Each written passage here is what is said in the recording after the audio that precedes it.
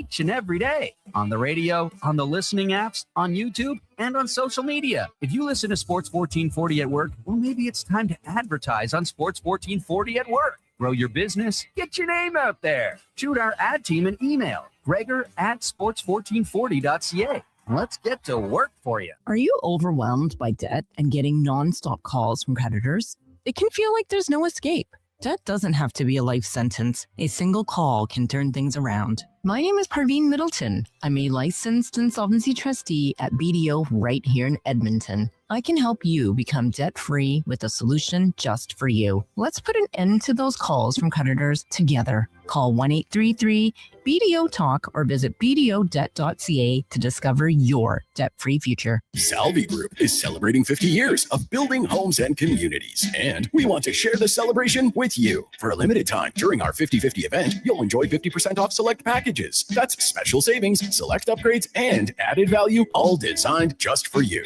Build new or move in sooner at Hillshire. There's never been a better time to call Hillshire home. Celebrate with Salvi Group and enjoy 50 years, 50% off. Visit Hillshire today. Salvi Group, 50 years of craftsmanship, quality, and commitment.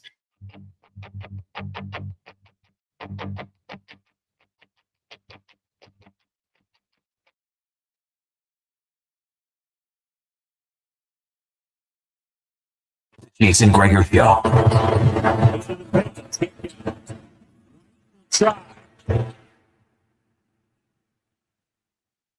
On Sports 1440. Presented by PlayAlberta.ca, Alberta's only regulated online gambling website. Back to McKenna. Little finesse. Couple tracks. Shoots. Overtime. Game winner.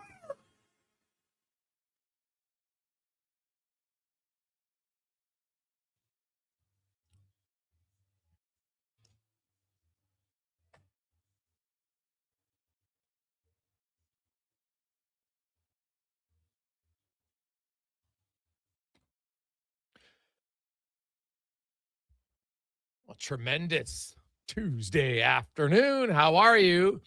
And welcome to the Jason Gregor Show. Sports 1440, sports1440.ca, YouTube, Facebook, X, Instagram.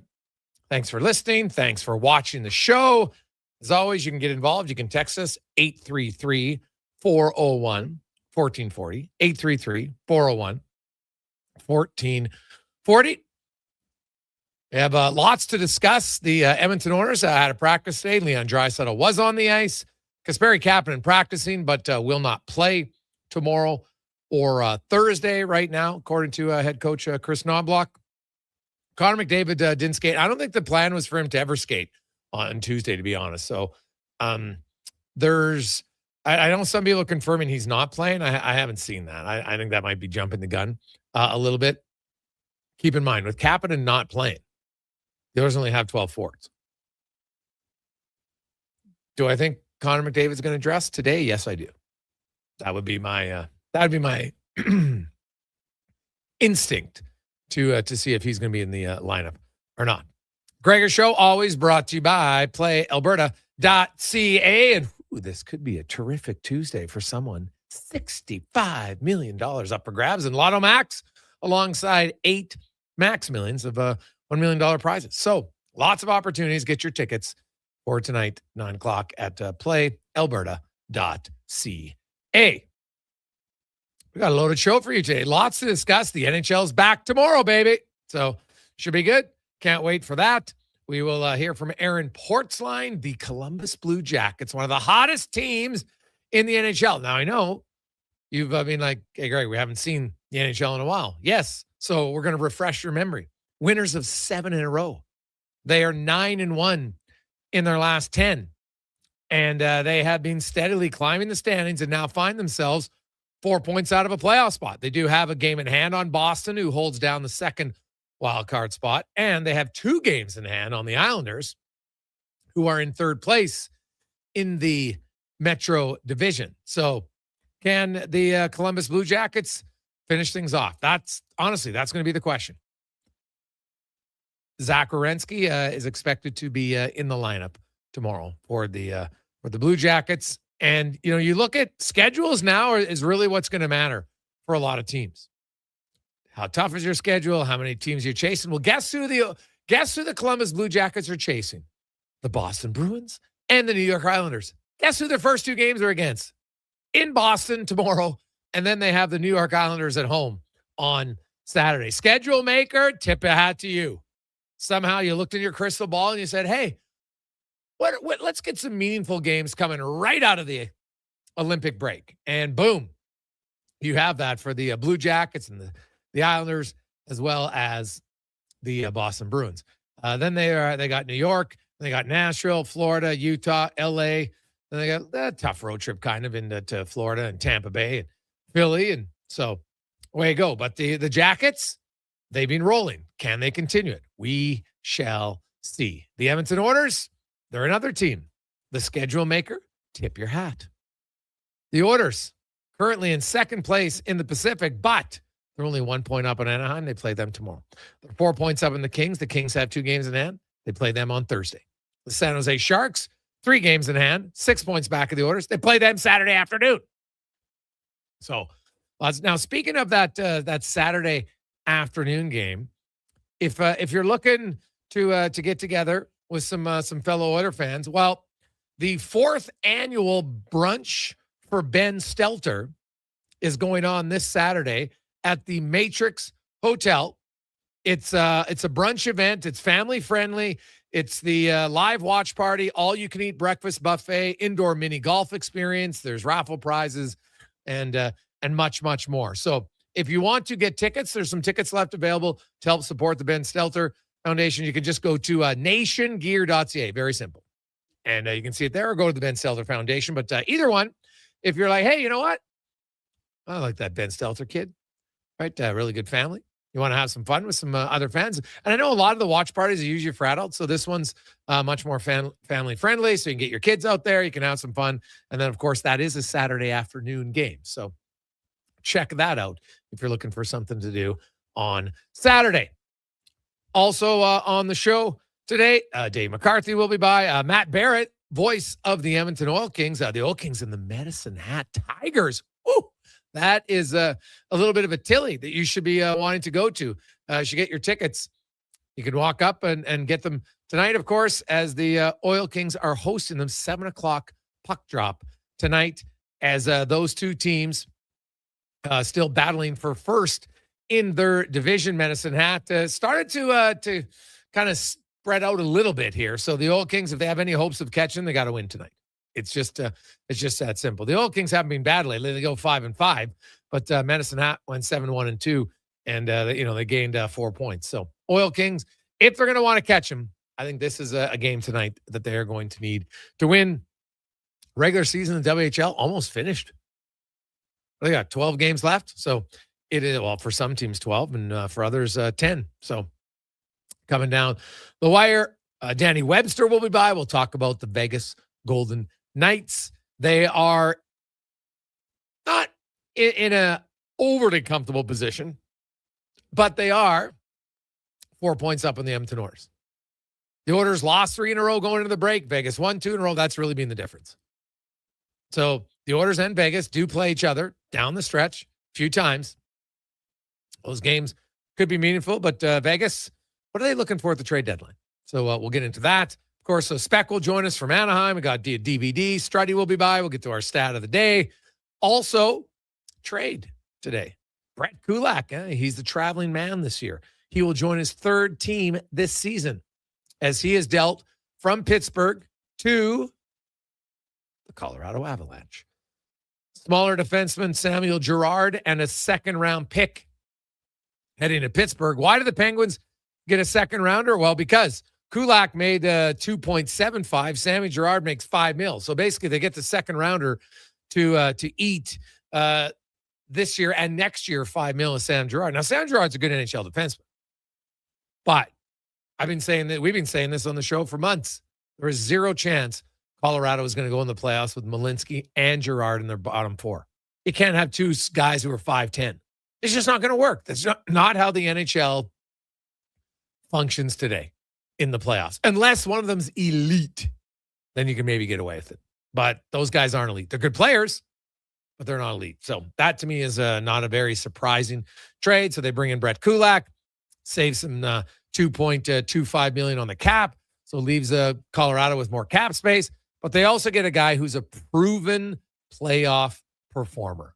And I like this trade for Colorado. Obviously, it's not a bad trade for Pittsburgh either because they get a second rounder and they get a regular NHL player in Sammy Girard. So there's nothing negative about that.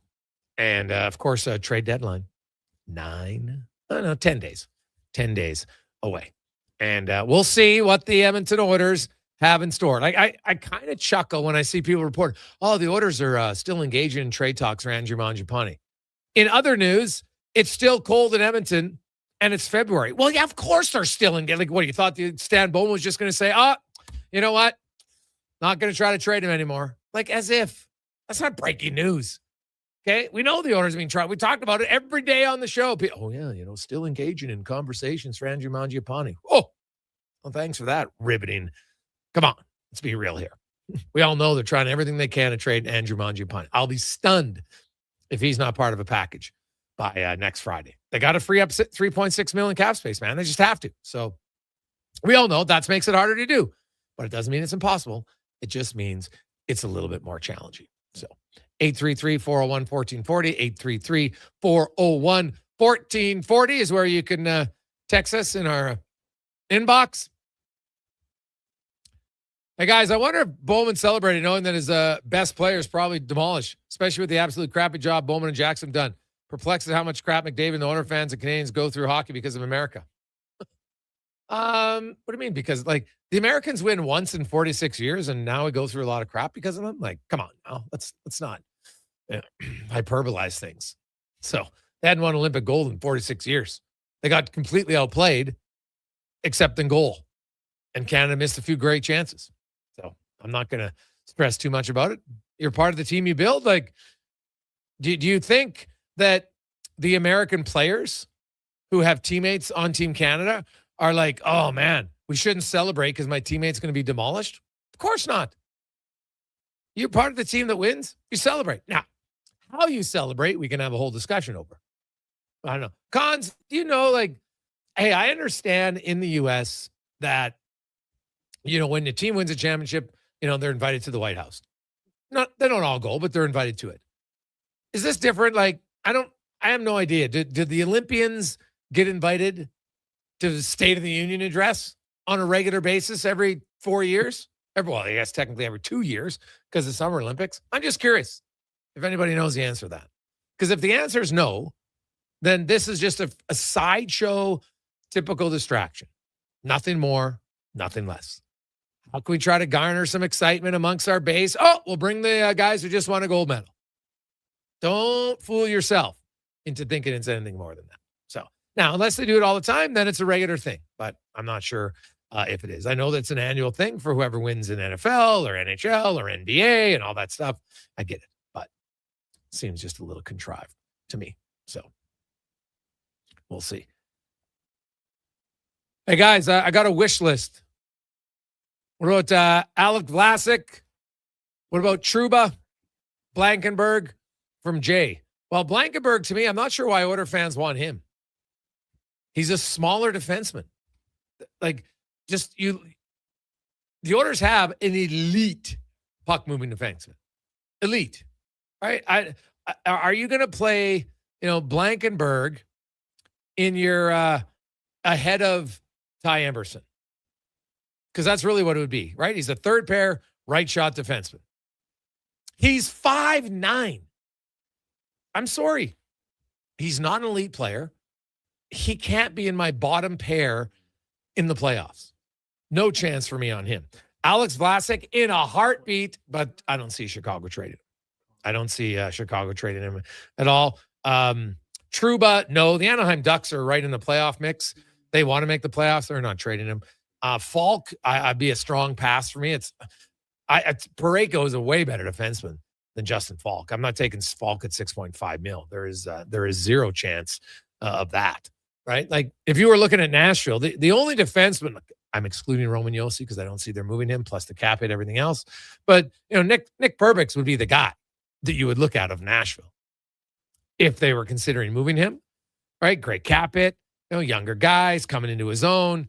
I'd be all over him, but Blankenberg, I've seen people talk about him and they, puck movement guy. Well, I think he can play on teams and he can help teams. You can have a long NHL career. I don't think you'll see him on a team that's having a deep playoff run going for the cup. Like, size matters on the back end of the playoffs. It just does. Unless you're like Quinn Hughes elite, size matters. Right? We've seen it year in and year out. Look at how big the blue lines are. It's just it's how it goes. So I don't see him at all. So take a quick break. When we come back, we will talk. Aaron Portzline will join us. One other thing, I'm curious from all of our audience. I got Invisalign because my bottom teeth were starting to bug me a little bit. So got Invisalign. No big deal. Luckily, they were worried that, maybe you'd have a lisp. Thankfully, I don't have one.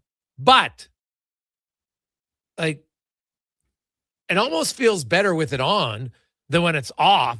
And all those numbness just feels like you got grain on your teeth. Do you get used to that, or is that just part of it? I guess maybe they do that because then you're supposed to wear it as long as you can. So that'll be easier. And the other thing is, I read up on it, is some people seem to lose weight on this because you can't snack as much. Unless you're because you got to take out your Invisalign every time to eat. So obviously you do it for big meals, but I wonder if this will limit my snacking. Maybe not a bad thing, Cons. You ever had Invisalign? No. I'm glad the speech isn't impacted too much, though. Didn't Struddy have a little bit of a lisp when he took that route? But that had to do with his teeth. Yeah.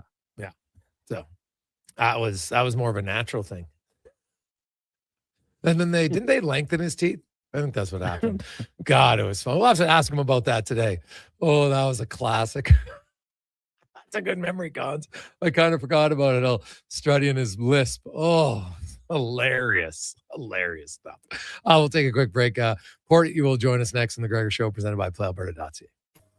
Hey, Edmonton, did you know a local Play Alberta winner scored over $500,000 on Mega Jackpots Ocean Bells? Think about the season tickets you could lock down with that kind of cash. From major casino winners every hour to jackpots worth millions and hundreds of popular games to money that stays in the province, there's never been a better time to sign up for Play Alberta. Download the app today to get started with casino, sports, and lottery all in one app. Must be 18 plus to play. When you gamble, use your game sense. You've got a go-to coffee spot, a trusted barber, even a lucky game day jersey. But when it's about looking your absolute best, there's only one name you need. Mr. Dirk. Family run since 1939, we're experts in crafting impeccable tailor-made suits and offering a wide variety of everyday styles. Pair that with personalized one-on-one fittings and the convenience of on-site tailoring. Mr. Dirk elevates your style game. Visit our Edmonton store or explore MrDirk.com. Score big on style with Mr. Dirk. Hi, Mike here from Northgate Chevrolet Buick GMC. Free trips, free iPads, a barbecue, a wood stove, the #1 dealer in the world. What? Who cares? How about no pressure, a great deal, finance rates as low as 0%, trade values you can be happy with, and an indoor showroom. And we're pretty good people. Stop in and see us today, 13215 97th Street, or visit us online at northgategm.com. Hello. You're never going to believe this. Booster Juice called your name today. You can get a free smoothie or acai bowl. No way. And they're now. Oh my gosh, you and my brother had the same name. Okay, I'm calling him next. I'm hanging up. Booster Juice Names of the Day is back. 2 names are selected each day, and if your name matches, you can get a free smoothie or an acai bowl. Watch for your name on the Booster Rewards app and social media. Must be an app member to qualify. Booster Juice, Canadian born, blending since 1999.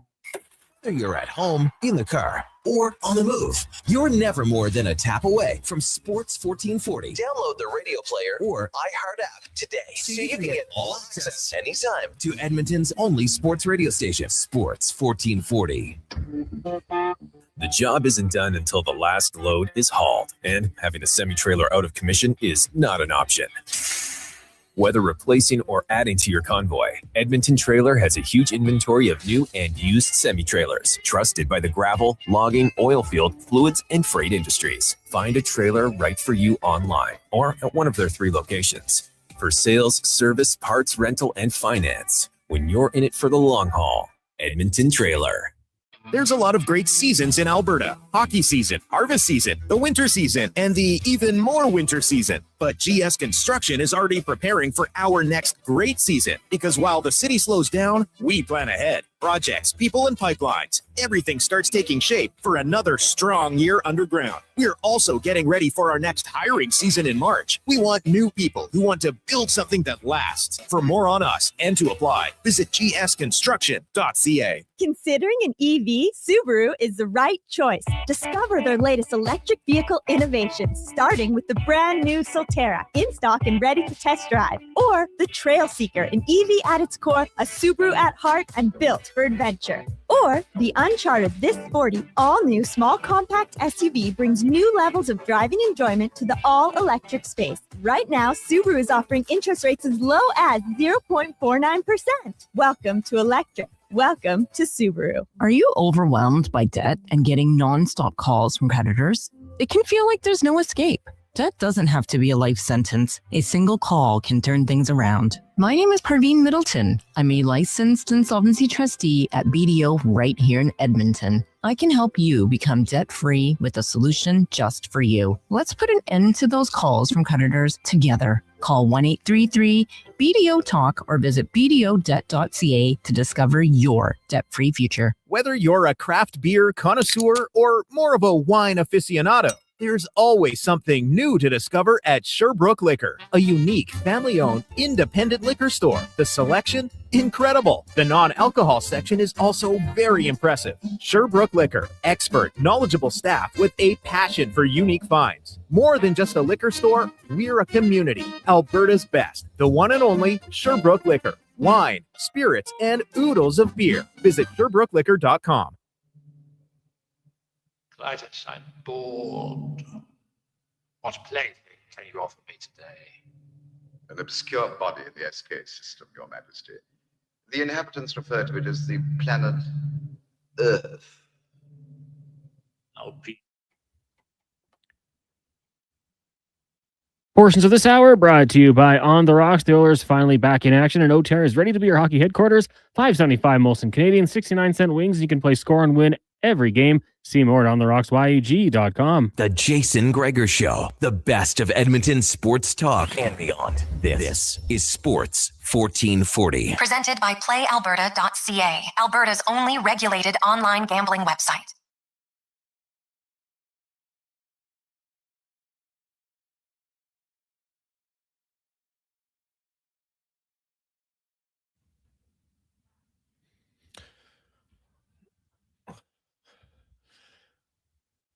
We roll through Tuesday afternoon on the eve of the return of NHL hockey. And oh, baby, once you come back in, it's going to be a race to the trade deadline and a race for many teams to a playoff spot. There's lots of playoff spots that are very much up for grabs, lots of seeding positions that were up for grabs. If we went through the league, okay, I think we can say Colorado, the Wild, Stars, those three teams, they're pretty safe.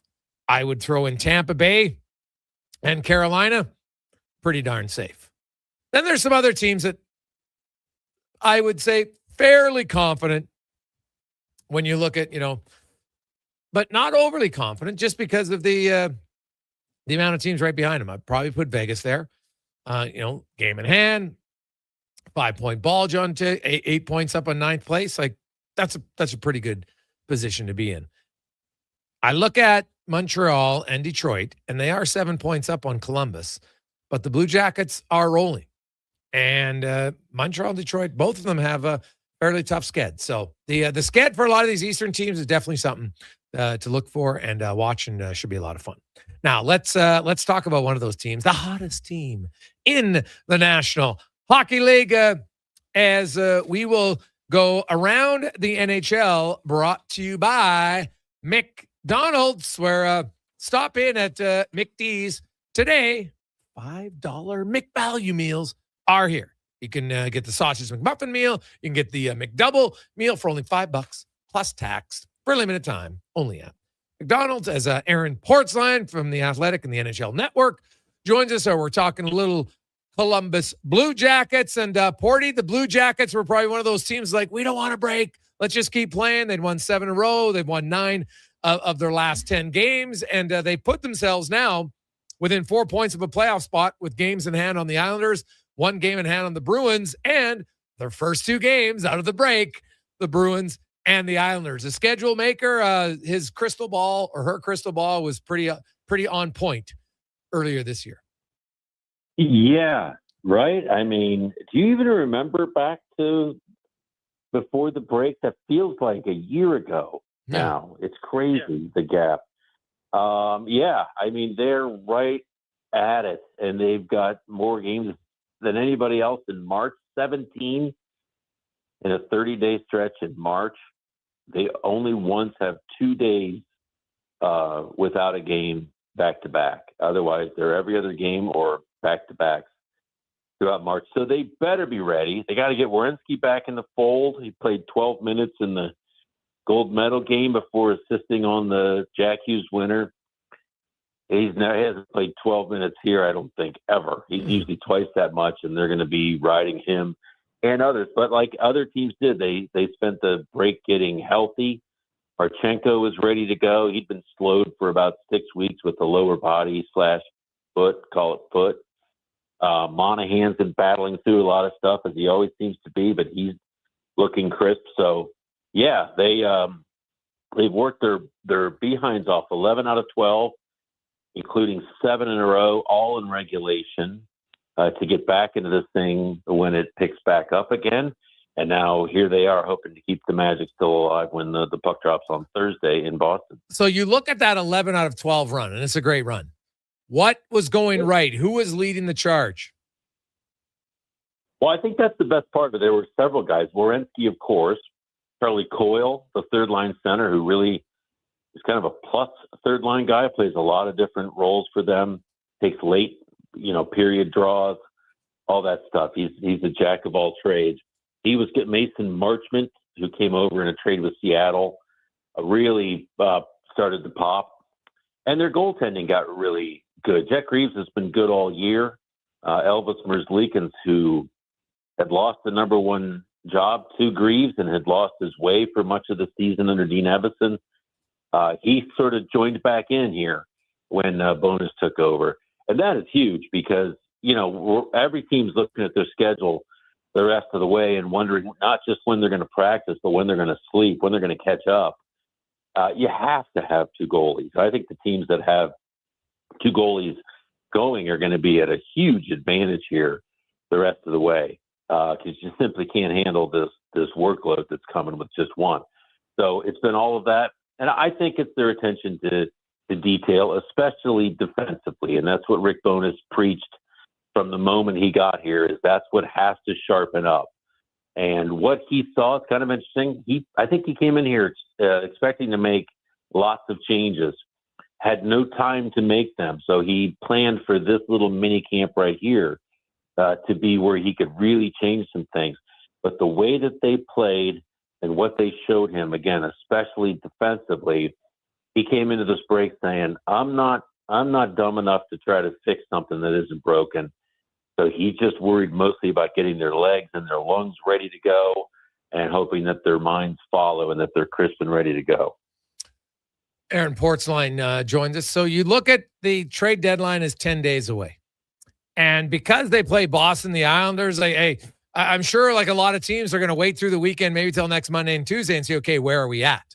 And because the Blue Jackets, this could be great. But if you lose those 2 games, Porty, the 2 teams you're chasing, suddenly by next Tuesday or Wednesday, you might be 6 points out. And maybe Don Waddell's like, I don't know if I'm going to swing big. Or do you think he's making a move regardless? So I don't know that he makes a move. I think the biggest concern here is what he does with his UFAs. And 3 of them are prominent forward UFAs: Charlie Coyle, Mason Marchment, Boone Jenner. Those guys, those are some heart and soul guys in the middle of this lineup for the Blue Jackets. As it stands right now, he will, my understanding, my belief is that he's going to carry them all through the trade deadline, even without contracts. Okay.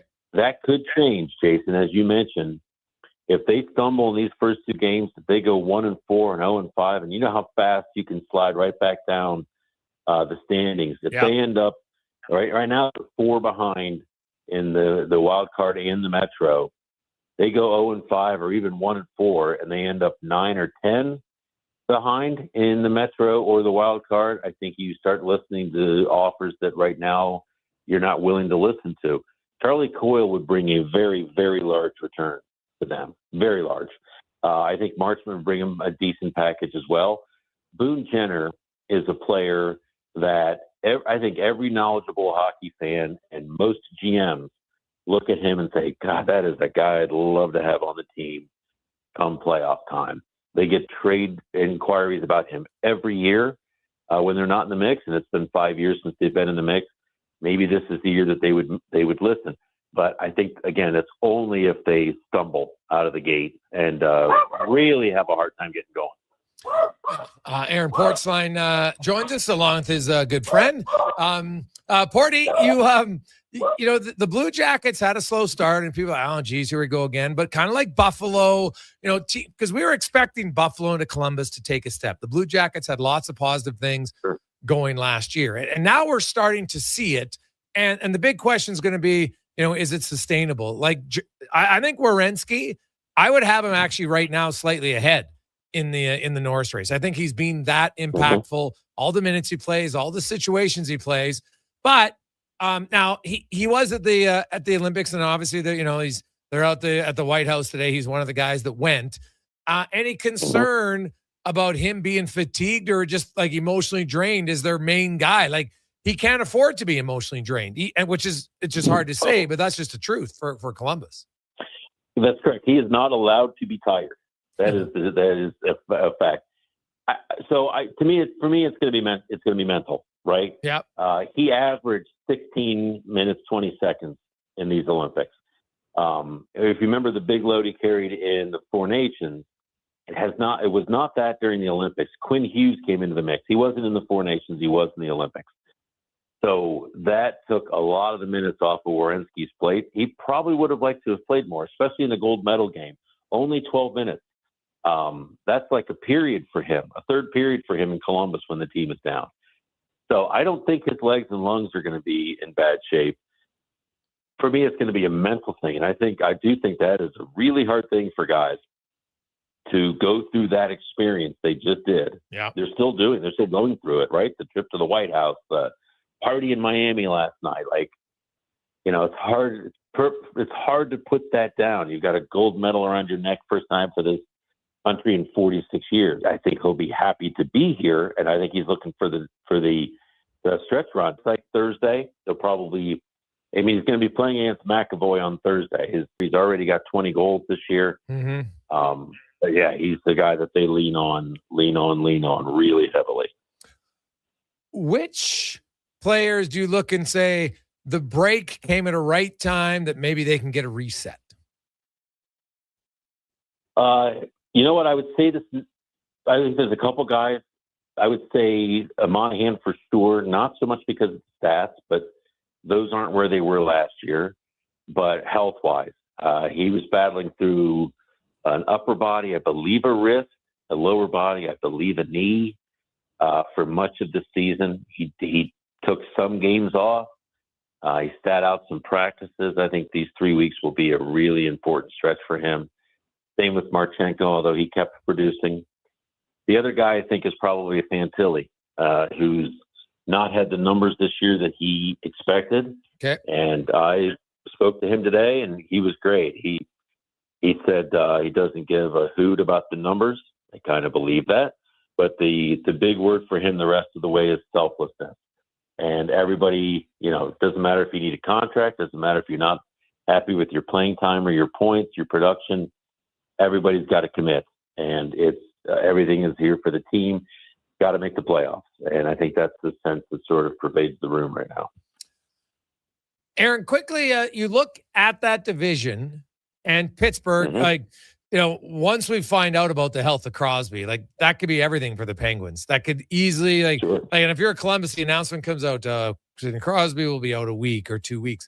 That literally could be the difference in Pittsburgh making the playoffs or not. So it's not only how it impacts them. You know, the teams chase them are like, okay, now we really got to take advantage of this. Yeah. And what an interesting trade today for Pittsburgh with Kulak. Yeah. Yeah, that one I didn't. I got to look further into that one. But you're right. I mean, what's that? Like, I wonder if that trade was a little foreshadowing that Crosby's injuries may be worse than we think, because Kulak is for a team that was now, because I don't think they lack in skill. Like, Girard's a better offensive player than Kulak, but Kulak's a way better defender. And like, I love that trade for Colorado. I don't mind it for Pittsburgh. You get a second rounder, sure. But like, when I saw that, I was like, do they know? They would know most likely what Crosby's status is, because that one kind of read to me like that's a little bit of a step back, isn't it? That's what I wondered about it as well. I think they are a possibility. Now, I was one of the few. I don't know if it was on your show or not, but before the season, I just didn't buy this talk about Pittsburgh being a lottery team and being in the mix for Gavin McKenna. That just seemed ridiculous to me. Any team with Malkin, Crosby, those guys, come on. Like that, I'm not sure they're a cup contender. I'm sure they're not, actually. But they're not a lottery team. That's a competitive team with those guys. What happens if he's not there, even as you said, for 2 weeks? I think the Jackets can catch the Islanders. They can. The other thing, though, I'm worried about is you look down and there's the Washington Capitals, right?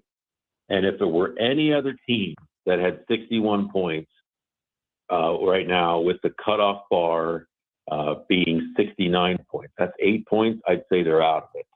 I would say they're out of it. I look at that Florida Panthers team and I go, boy, I don't want to say anything about them. I don't want to say anything about them because right now they are, 14th in the East. But I don't put it past them at all to go on a massive run here the rest of the way. Just to see how much room they can pick up. The Leafs have figured it out a little bit here for a while. So we'll see. I think if you're Columbus, you're still looking ahead. But you probably should keep an eye on the people right below you too, because the Capitals should scare you because they've a President's Trophy team of a year ago, and I don't think they're going to go down without much of a fight. So it should be a wild finish. Barty, great stuff, buddy. We'll probably be talking to you next week because I'm very curious to see. Columbus is one of those teams, like they're similar to Buffalo to me. They're a team from afar that I really root for. I hope that they get in. For their fans, because it's kind of been a little bit dry and well, not as bad as Columbus is in Buffalo, but you know what I mean. There's organizations that are looking for some success in the postseason for sure. Yeah, they're organizations without a common enemy. That's what they've become, right? Yeah, exactly. Yeah. When no one dislikes you, it's because you haven't had any success. That's just the truth. And there's the three code flops of the NHL, right? Yeah. You almost don't want to be there, so we'll see. Exactly. Well, thanks, man. Thanks for having me. You betcha. That is good to be with you. Awesome. That's Aaron Portsline joining us from Columbus. And man, the Blue Jackets are a team to watch. And like I said earlier, like here's some of the games, schedule maker that matter to teams that are, in a playoff race or just for playoff positioning. So Columbus plays Boston, New York. The two teams are chasing. Florida plays Toronto, Buffalo, and the Islanders. So if Florida and Toronto, they can't both make it, right? If somebody loses that game in regulation, that might be the difference of their GM being a seller. Ottawa plays Detroit and Toronto. And for Ottawa, you got to win those games or you're probably a seller. Toronto plays Tampa, Florida, and Ottawa. Edmonton plays Anaheim, LA, and San Jose. So for the Oilers, it's an opportunity to really separate yourself. Or you lose some of those games, and man, you put yourself deep in the mix for a battle. LA has Vegas and Edmonton. You got to win those games if you're the LA Kings. So this is going to be awesome. And a few of those, like obviously Edmonton and LA are both playing back-to-back nights, and as is Toronto and a few other teams here. So there'll be no rest for the weary, man. I know NHL fans, you've had a few weeks off, but now it's just going to be suddenly going from calm, and now you're just being like highlight after highlight. Where can I watch the game? Jeez, it's not 8 a.m. Yes, it'll be 8 p.m. So a little bit different. So get yourself acclimatized to it. And also the stretch run in the WHL. We'll talk about that. And hey, did you notice? What did we say, Connor, 2 months ago on the show? When everyone's like, Gavin McKenna this. And I'm like, yeah, the guy's adjusting to the league. Now, have you seen what Gavin McKenna's done lately? And all of a sudden, everyone's, Gavin McKenna's the number 1 overall pick. Like, people just like to make stories up. And I don't know. I just think it's kind of embarrassing. Anywho, we'll take a break. We'll return to the Gregor Show presented by PlayAlberta.ca. 60 years ago, we started selling trucks as Western GMC Buick. Today, we are Wolf GMC Buick. We're still located on the corner of 184th Street and Stony Plain Road with the same ownership for over 2 decades. Our customers have trusted our family-owned, community-driven business. And for that, we are thankful. If you're looking for a truck or SUV, pop in and one of our seasoned professionals will get you a great deal, hassle-free. Come trust our team at Wolf GMC Buick. Wolf GMC Buick. We're making it easy. Day or night, tasting just the right. You can order oodle noodle at oodle-noodle.ca. Delivering you the news almost right away. Remember, you can order oodle noodle at oodle-noodle.ca. So stay on your couch all day and order oodle-noodle.ca. Oodle noodle. Okay, how about you give us your star winger for a bag of pucks? What if I throw in some Will Hawk beef jerky? Yourself a trade.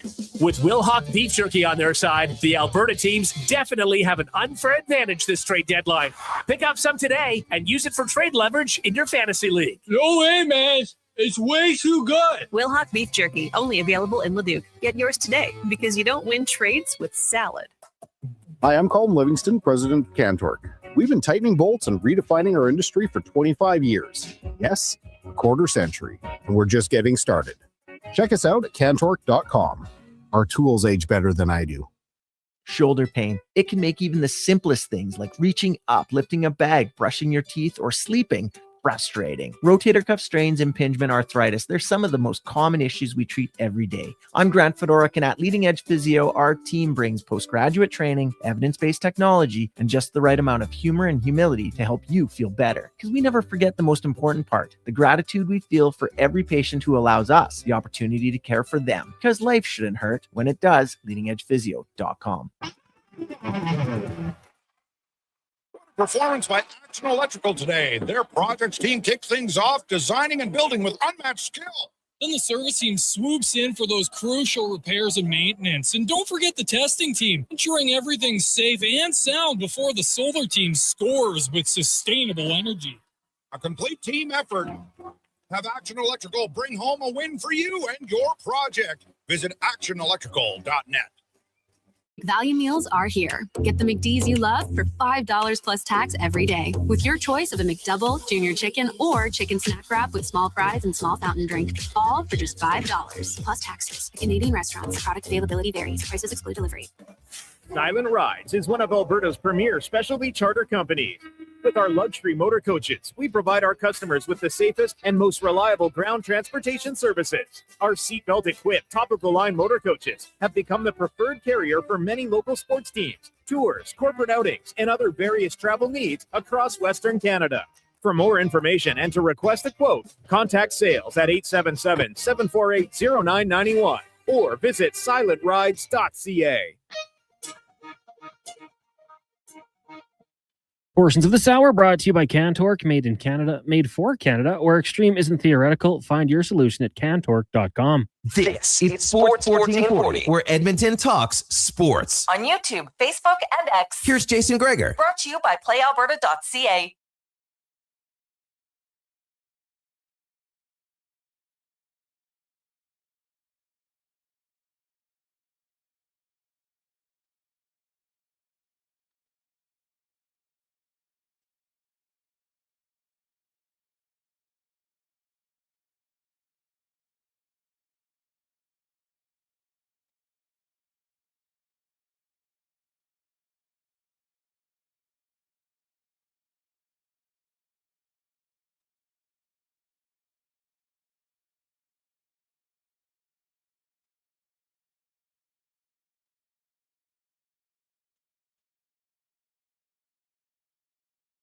Welcome back. Jason Gregor, Connor Halley, Declan Kruger with you on Sports 1440, sports1440.ca, YouTube, Facebook, X, and Instagram. Hope you are having a lovely, lovely Tuesday as we continue on. NHL returns tomorrow. The WHL is in the stretch drive, getting set for the playoffs. And tonight in Edmonton, a huge tilt as you have the Oil Kings, who, if they want to catch Medicine Hat in the standings, got to get a win. Like those teams have been battling all year long, and the Oil Kings go 5-5 in a 10-game stretch, and suddenly lose 4 or 5 points in the standings. So that's how tight it is. You really can't have any time off in the Eastern Conference at the top with the Raiders and the Tigers and the Oil Kings. And hey, don't count out the Calgary Hitmen, who have closed ground a little bit on the Oil Kings as well. So Medicine Hat in Edmonton right now.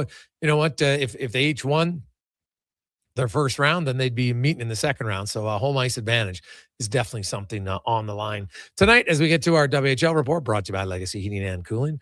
Only no payments, no interest for 1 year on your furnace. Stay warm all winter. LegacyHeating.ca. Voice of the Oil Kings, Matt Barrett, joins us once again. And Matt, man, it's quick. It's amazing how things change so quickly in the WHL standings. It's not like the Oil Kings have played bad by any stretch, but you go 5-5, and suddenly you're in significant chase mode now behind the Tigers. The Oil Kings are going to have to go on a pretty big run to catch them.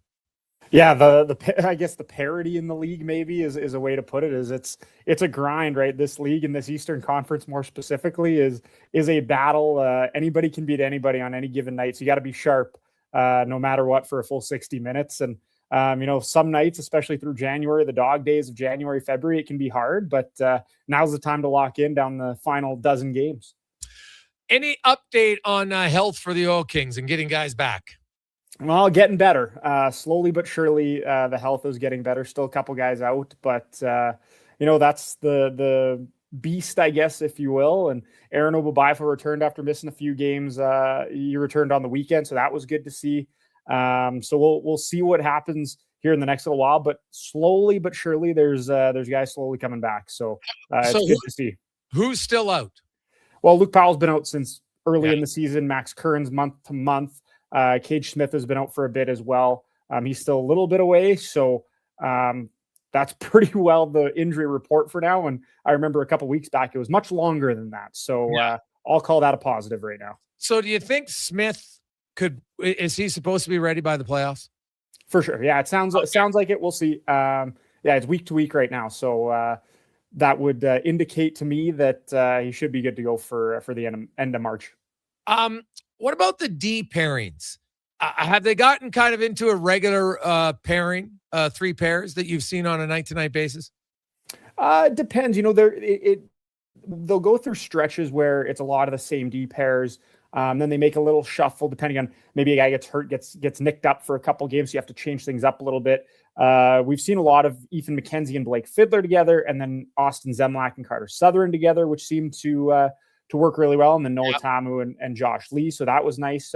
On Saturday, then they kind of shuffled it again a little bit just to maybe find a little bit of a spark. So we'll see tonight when the lineup comes in, whether they maybe go back to the well of what was working before. But I really liked what they were going with there with the 2 20-year-olds together, having McKenzie and Fiddler together. I like that. And the nice thing they have is they've got 6 really good defensemen that can kind of play in a bunch of different situations. So they can kind of mix and match when they want to, which is good for a team when you can kind of move things around.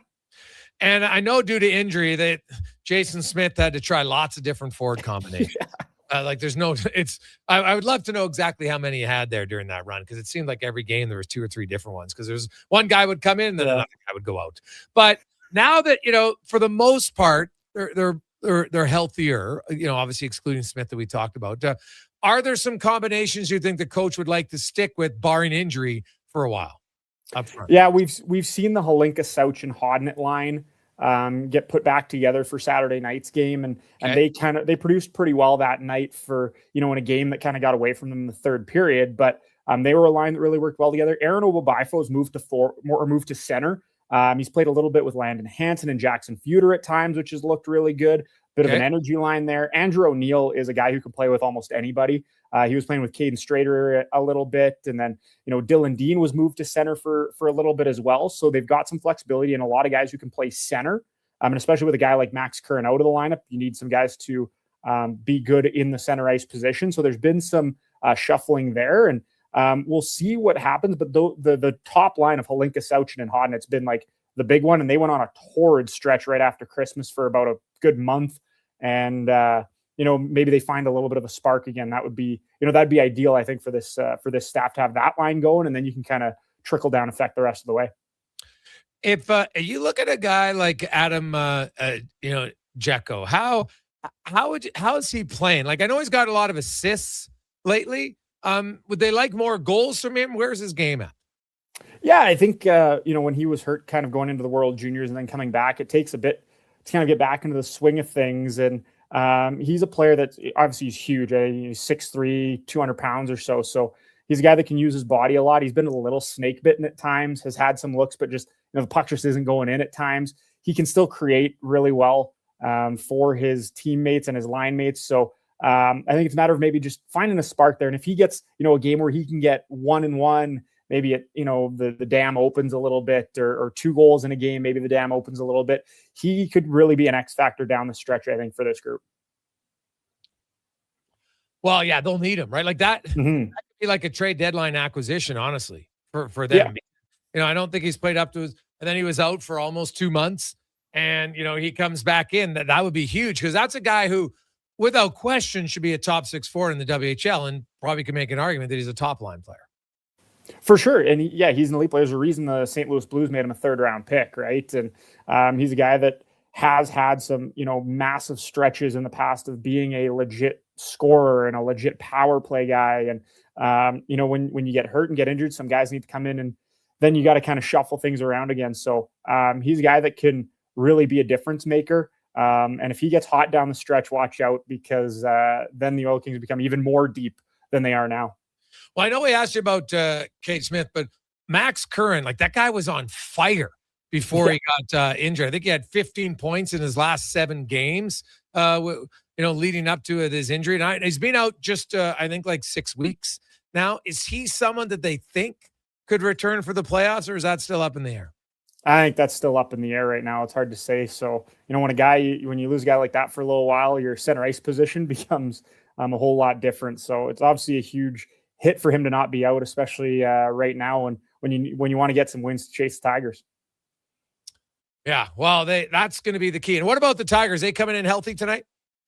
Well, they'll be missing a couple guys. It looks like they've been dealing with some injuries kind of in and out for the last month or so. They were missing Bryce Pickford for a little while there. He seems to be back now.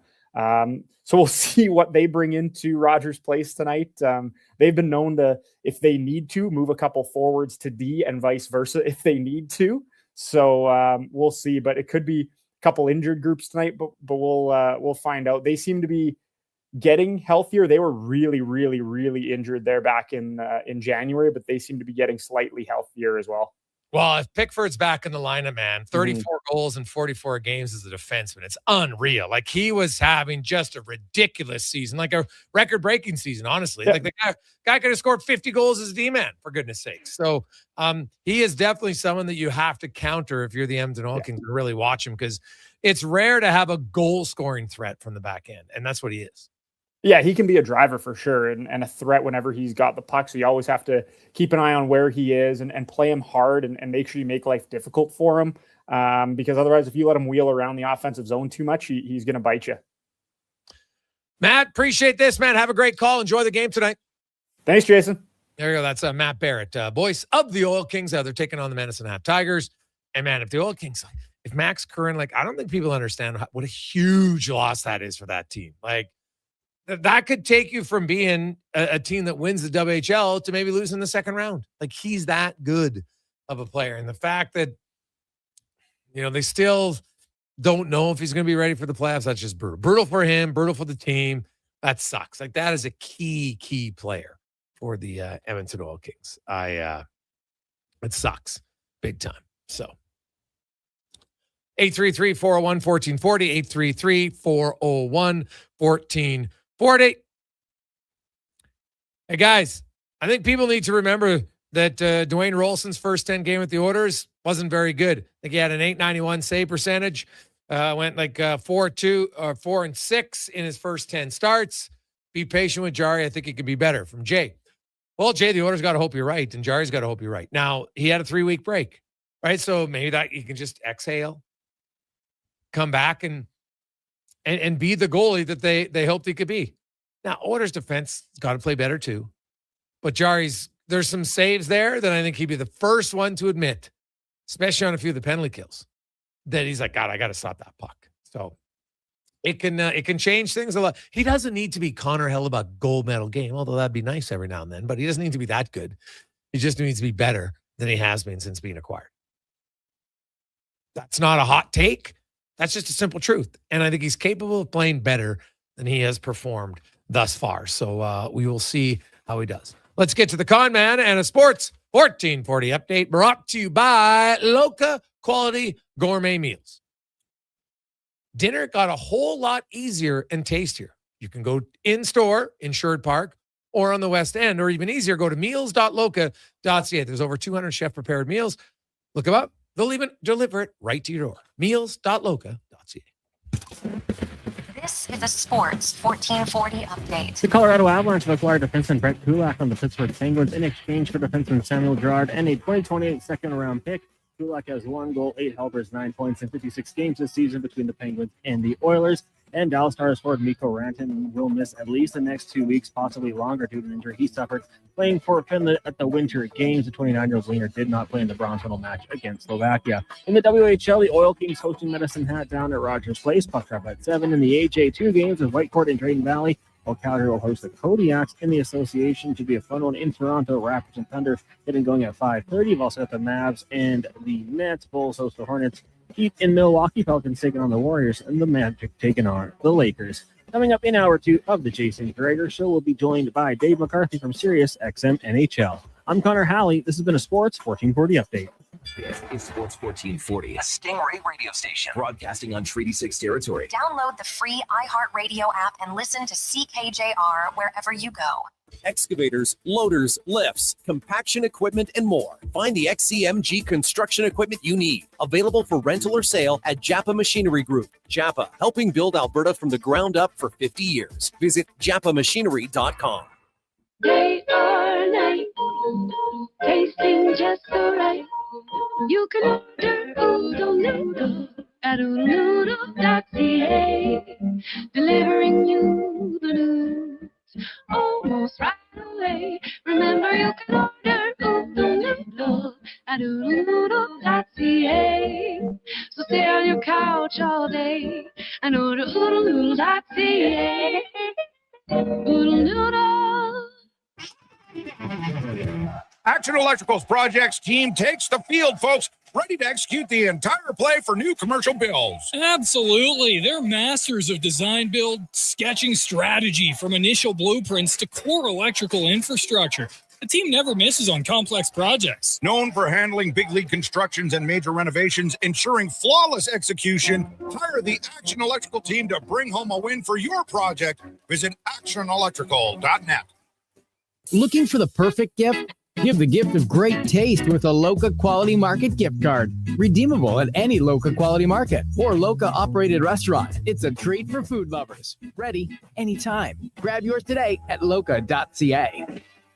Hi, Mike here from Northgate Chevrolet Buick GMC. Free trips, free iPads, a barbecue, a wood stove, the #1 dealer in the world. What? Who cares? How about no pressure, a great deal, finance rates as low as 0%, trade values you can be happy with, and an indoor showroom. And we're pretty good people. Stop in and see us today, 13215 97th Street, or visit us online at northgategm.com.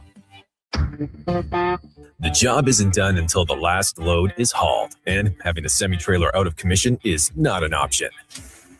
Whether replacing or adding to your convoy, Edmonton Trailer has a huge inventory of new and used semi-trailers, trusted by the gravel, logging, oil field, fluids, and freight industries. Find a trailer right for you online or at one of their 3 locations. For sales, service, parts, rental, and finance, when you're in it for the long haul, Edmonton Trailer.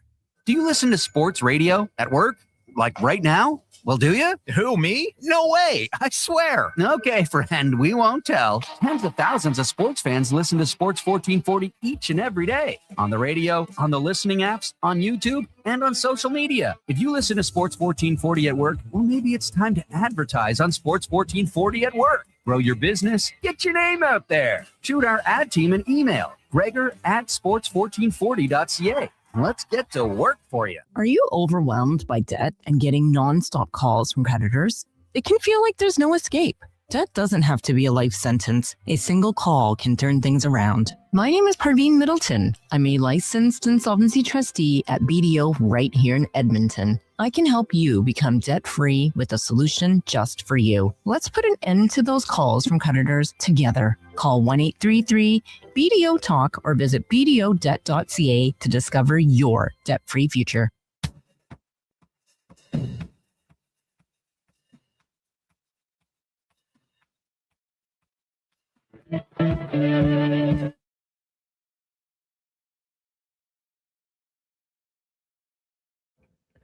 Portions of this hour brought to you by Culligan. For all your residential water needs, your local water treatment company, more than just big bottles, Culligan.com. The Jason Gregor Show, the best of Edmonton sports talk and beyond. This is Sports 1440. Presented by PlayAlberta.ca, Alberta's only regulated online gambling website.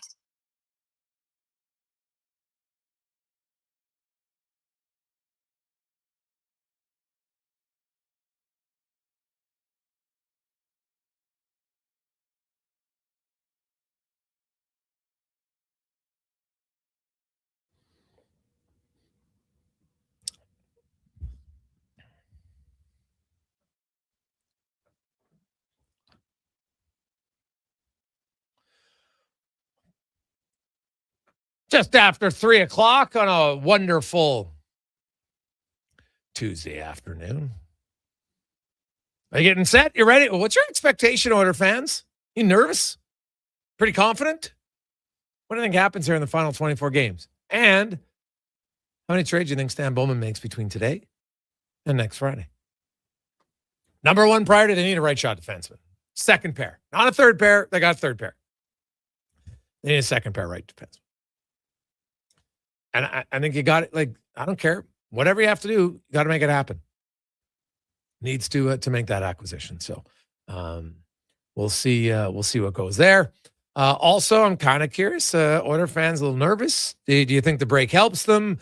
Does the return of Paul Coffey have the effect that they are hoping? What do you think? 833-401-1440, 833-401-1440. This is the Jason Gregor Show, presented by PlayAlberta.ca. Casino, sports, lottery, instance, library. They got it all in one shop. PlayAlberta.ca. And while you're there, you can check out the Jason Gregor Show. We give some odds boosts on different games. Of course, even a preview for the Oilers and the Quackers. So you can check that one out at PlayAlberta.ca. Let's get to the oil report. Brought to you by Go Auto. They have over 15,000 cars to choose from. But then that's one thing they do. But more important, what they do is how much they give back to local charities. They have donated over $25 million to local charities, and they take pride in supporting the communities that they live and work in. That is goauto.ca. Mr. Chris Knobloch talking today. And first of all, just, the urgency that he's going to need from his team down the stretch, and maybe how the break will allow that to come to the forefront more. Absolutely. Just as Leon said, we've only got 24 games left, and we are right on the line of making or not making playoffs, and especially this road trip. There's not a stretch of games that are probably more important than they are right now. Playing the California teams, so Anaheim being one of them. I believe they're healthy and they'll be ready to play, and it'll be an important game for us tomorrow. Yeah. It is an important game, man. Make no mistake. The Quacks now, Cons, I don't know if you've looked. We'll have to find out from Eric Stevens or not, if the Ducks are going to have some of their guys back into the lineup, because that will be that's going to be a key. You look at Erik Karlsson and some others to see who's in and maybe who's out, because that will be hey, if you don't have Karlsson, then I'm sorry, you're the Edmonton Oilers. You got to take advantage of that. Now, speaking of big time players, what's the parameters on McDavid playing, and do they have a sense of maybe how much he plays? We had some discussions in January about the possibility of what happens when the tournament ends, when he fly back, how he feels about coming back and playing immediately. I think a lot of it has to do with how he's feeling, injury-wise, health-wise, energy-wise, probably the biggest factor, and having that decision. So he's still traveling, so that obviously there's a lot up in the air still, and nothing's been ruled out. Yeah. I would, there's a chance he doesn't play. They only have 12 healthy forwards. Now, they can easily call up Regula too, right? Like they're going to recall Matt Savoy tomorrow. They're going to activate Adam Henrique from LTIR after the morning skate. And the reason why, because we've had people ask that, why wouldn't they just announce it now? Because maybe you have some freak weird accident and he gets injured and he's out a week or 2 weeks. If you take him off LTIR yesterday or today and something happens tomorrow before the game, well, now he's off LTIR. Now he's on IR, and that counts on your cap. So you do it specifically just to save yourself. Less chance of basically screwing yourself over of cap space. Because right now, he's in LTIR. I mean, you take him off of LTIR, unless he has an injury that will require him to go right back on it. Like, what if he's just out a week? Now you're in a little bit of trouble. So you would, now if it happens in a game, it happens in a game. You'll live with it, but you don't want to increase the odds afterwards. Is it difficult for Knobloch to envision his captain sitting in the press box tomorrow night? Yeah, I know Connor is a very competitive guy, and for him to come and, but also probably different if it was just a single. But with the fact that we're coming in and playing back-to-back and all the travel and the emotions of the Olympics. So, we'll make that decision tomorrow. There you go.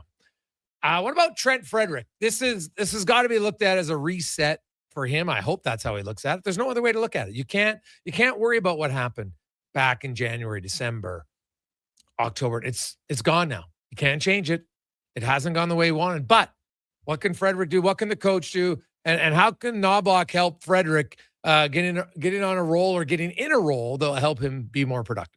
You see a lot of the time after breaks, or just this is almost like a new season, and you see players who've had terrible regular seasons, and then playoffs. Everyone starts playoffs, and everyone's got zeros, and they just find a different gear, and they play really well. So, treating this as a starting point for him. He's looked really good in practices, and I believe that he'll be a big part of our success down this stretch.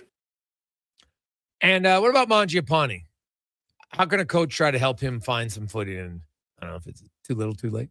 It absolutely is a team effort, but often when you give a guy an opportunity, you're also taking an opportunity or something that somebody's worked for, and you're taking away from them. So, when an injury happens, that's an excellent opportunity for a player to step up and get a chance. But if it's not an injury, it's tough giving them. And yes, you have to give them some opportunities for them to step up and find a game and find a opportunity to contribute to the team.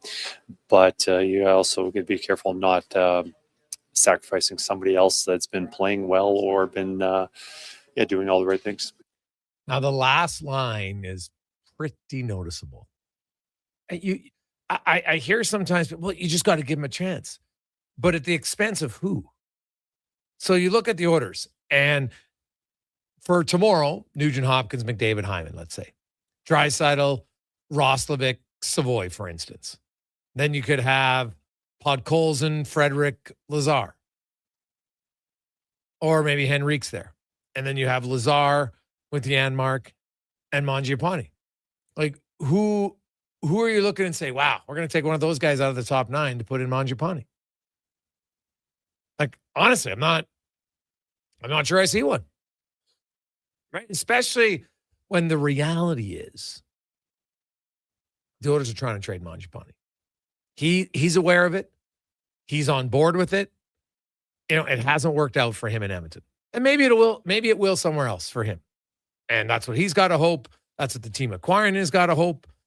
But I look at it, and it's pretty difficult to kind of see how that's going to go. I think honestly, the Oilers play tomorrow. Like if Kapanen was healthy, I'm not sure Mangiapane would even be in the lineup, if I'm being honest. So I don't. They've got what, 4 games before the deadline? Does Mangiapane play in more than 2 of them? We'll see. 833-401-1440, 833-401-1440. Hey, Gregor, can the Oilers hit 100 points to be comfortable seat in the playoffs? From Steven. Well, in order to do that, they need 36 points. So, we kind of do the math. They got, what do they got, 24 games? So you need 36 points. I assume they'll get some overtime losses. So let's say 2 there. Now you're down to 22 games. You already got to go 17, 5, and 2. Yeah, it's possible, but I would probably say a little bit unlikely that the Oilers reach the century mark now. Could they go 17, 5, and 2? Sure. Do I think they will? Unlikely. Although they do have a favorable schedule for sure. Hey, guys, what are the trade targets that are realistic for Mangiapane? Chris, Mangiapane is not – your teams aren't calling you to take – saying, hey, can we take Andrew Mangiapane? Right now, Bowman would say, yeah, what do you want? Here, just take him. Future considerations. That's where it's at for Andrew Mangiapane. So – Andrew Mangiapane is only involved in a trade where Edmonton's giving up other pieces. You get a player, and you're like, oh, and by the way, you got to take Mangiapane to make the trade work. That's what it is, right? That's what it is. So it's nothing more. It's not like, hey, Mangiapane can get you this. Mangiapane's not going to get you anybody himself. I'd be stunned. Unless the team's like, hey, we got a $3.5 million player that we don't like either. Let's just trade him. But that doesn't really help the Oilers. So Mangiapane now is going to be an addition to a trade, and the Oilers will likely have to add something for the team to take him. That's how I view it. I don't think there's any other way to view it. Hey, boys, are you saying the Oilers have to go 16-8 to make the playoffs? Well, that would give them what? 96 points? I don't think it has to be that high, because keep in mind, like, look at the teams that are chasing them. Right? So the LA Kings are currently in 9th place. So to make the playoffs, the LA Kings currently have 60 points in 56 games. So they have 26 games left. And for them to get to 95 points, right, they need 35 points in 26 games. So they got to go 17-8-1. Right? Edmonton goes Edmonton's 16-8, they're 17-8-1, and Edmonton's still at 96 points. So you always have to look at it. What's a realistic number for the Oilers? But what's a realistic number for the teams that are chasing them? So yeah, if the Kings play that well and go 16-8-1 in their games, actually, 16-8-2, my apologies, that would give them to 96 points. 16-8-2. The Oilers go 16-8. Then the Oilers actually, funny enough, they make the playoffs ahead of them. So, yeah, it's the Kings got to play really well. So it's hard to say what the Oilers have to do. The Oilers just got to take care of themselves. I think in an ideal world, they win at least 15 of their final 24 games. That's what I think they need to do. And when you look at their schedule, I don't think it's crazy to think that. But honestly, this week coming back could tell you a lot about Edmonton. Right? A lot of us think Edmonton at times is underachieved. So you play the Ducks, a team below them by 1 point in the standings. Younger team, no playoff experience. They're trying to get in. You could smack them around. That's good. Then you got the LA Kings. No Fiala, but they got Panarin. They're also playing second half of a back-to-back because the Kings take on Vegas tomorrow, and then the Oilers and the Kings play on Thursday. So fatigue, rest will be the same for both teams. And that's a massive game. And if you're the Oilers, I'm assuming that Kemper's going to play on Wednesday, so you'll get the backup in Forsberg. Slight advantage. Right? You're going to play your own backup in Ingram. So then the Oilers got the Sharks. And those are divisional games. They're massive. Then the next week, it's a pretty light sked. They only play 2 games in 7 days. Right? They have Sunday, Monday off. They play Tuesday against the Senators. They have Wednesday, Thursday off. Then on trade deadline night, they played the Carolina Hurricanes, who the Oilers, for whatever reason, in Edmonton have had a fair amount of success against Carolina. Then the Oilers go on, really their last tough road trip of the year. And they got some good teams. They play Vegas on Sunday the 8th. They play Colorado on Tuesday the 10th. In Dallas on the 12th. Those are 3 good teams. And then they got the Blues on the 13th. And that's it. After that, the Oilers, then they come home for 4. Then they got a short road trip with some days off, Utah and Vegas. And they're back home where, they got 2 more days off in between games a few times. And the Oilers schedule after that is like rest is pretty good. And, they play Colorado. They play Vegas. They play... No, the only teams that they play in April currently they're ahead of them are Vegas and Colorado. And you've got Vegas again in March. You have Tampa Bay's ahead of them. Dallas, Colorado, Vegas are ahead of them. Carolina's ahead of them. So they don't have a ton of games against teams ahead of them in the standings. It's a pretty favorable schedule. Now they just have to take advantage of it. So, hey guys, what's your take on the Kulak trade? We could have gotten Girard, but gave Kulak away for nothing. Brandon, why the hell would you want Girard? Why do you want Sammy Girard? He's a $5 million player who's 5'9", and he plays with bordering on a souvenir stick. Look at how short his stick is. In the playoffs, taking away time and space is one of the biggest attributes you want from your defenseman. When you're 5'9", you play the short stick, you're not taking away time and space. There's a reason Colorado traded him. Right? They were never going into the playoffs with Malinsky and Girard. And remember, the year they won the Cup, Sammy Girard only played 7 games in the playoffs. You had Cale Makar, you had Taves, but then you had Beast, you had Manson, huge. Johnson, huge. They had Big D-men. So, no, Edmonton would have zero interest in Samuel Girard. At least I would hope they would. I like Samuel Girard as an NHL player. I don't like him as a player who's going to help me try to win a Stanley Cup. Okay? He's not that dynamic offensively to overcome his size. So for me, he's had a great career. Don't get me wrong. Guy's probably going to play 800 games. It's unreal. But he is not at all somebody the Edmonton Oilers should be looking at. Plus, he's a left shot defenseman. Why the hell do they need another left shot defenseman, my man? Come on. Just because a player gets traded doesn't mean the Oilers needed him or could have had him. They have no interest or no need for Girard. All right. Girard was a salary dump. They paid a second rounder for Pittsburgh, and they got Brett Kulak in the deal. I love that trade for Colorado because I like Brett Kulak on your third pair. I really like him a lot. I take him over Sammy Girard in the playoffs all day, every day, twice on Sunday. No questions asked. Quick break. We'll come back. Dave McCarthy will join us. We got lots of Eastern hockey talk to get to. Struddy's coming up later on. We'll remember his time with the Lisp, Connor Halley, so accurately reminded us of earlier today. So we'll get to that and more on the Gregor Show, presented by PlayAlberta.ca. Actions speak louder than words. Japa Machinery Group puts your construction plan into action with XCMG construction machinery you need. Available for rental or sale. Learn more at japamachinery.com. Sometimes you think about what you're going to do in the day. Go to work, pick up the kids from school, make supper. But at GS Construction, we think a little differently. Winter is our season to think, to plan, and to improve. We study, we innovate, we train. So when the thaw comes, we're ready to dig, build, and deliver even better, which means we need people like you. If you're thinking about joining the team at GS Construction, now's the time to do it. To apply and to see how we think, visit gsconstruction.ca. Hello. You're never going to believe this. Booster Juice called your name today. You can get a free smoothie or acai bowl. No way. I'm heading there now. Oh my gosh. You and my brother have the same name. Okay, I'm calling him next. I'm hanging up. Booster Juice Names of the Day is back. 2 names are selected each day, and if your name matches, you can get a free smoothie or an acai bowl. Watch for your name on the Booster Rewards app and social media. Must be an app member to qualify. Booster Juice. Canadian born. Blending since 1999.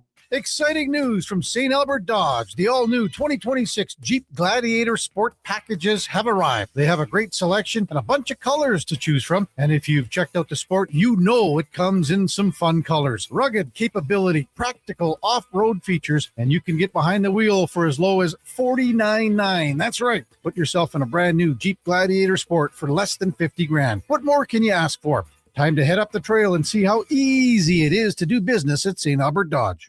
At Hughes, it's all about getting in and out quick and clean. No cash, no problem. With Hughes' new tap and wash system, all you need is your debit or credit card to get your vehicle sparkling clean. Find us at HughesCarWash.com.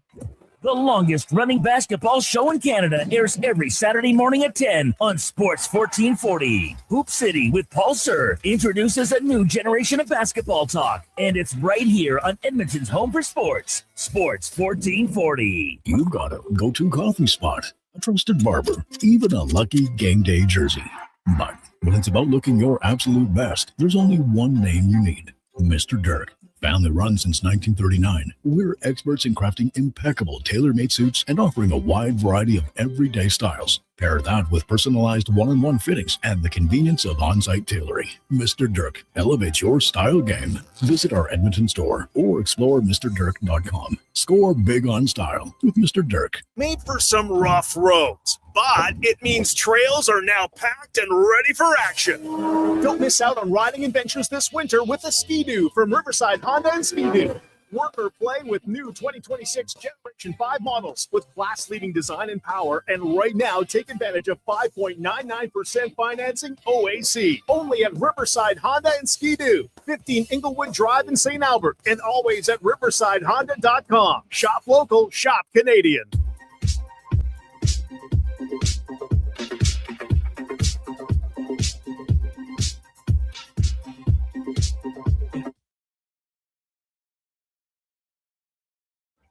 Portions of this hour brought to you by Leading Edge Physio. We treat pain and injuries head to toe and some other issues that might surprise you, like incontinence, vertigo, neuropathy, and cognitive issues. We invest in the technology, techniques, skills, and people that know how and what to fix.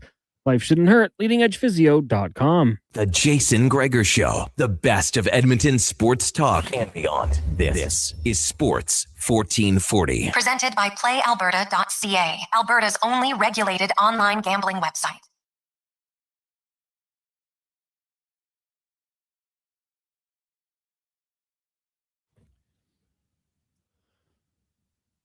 Oh, the weekend. Talented dude, man.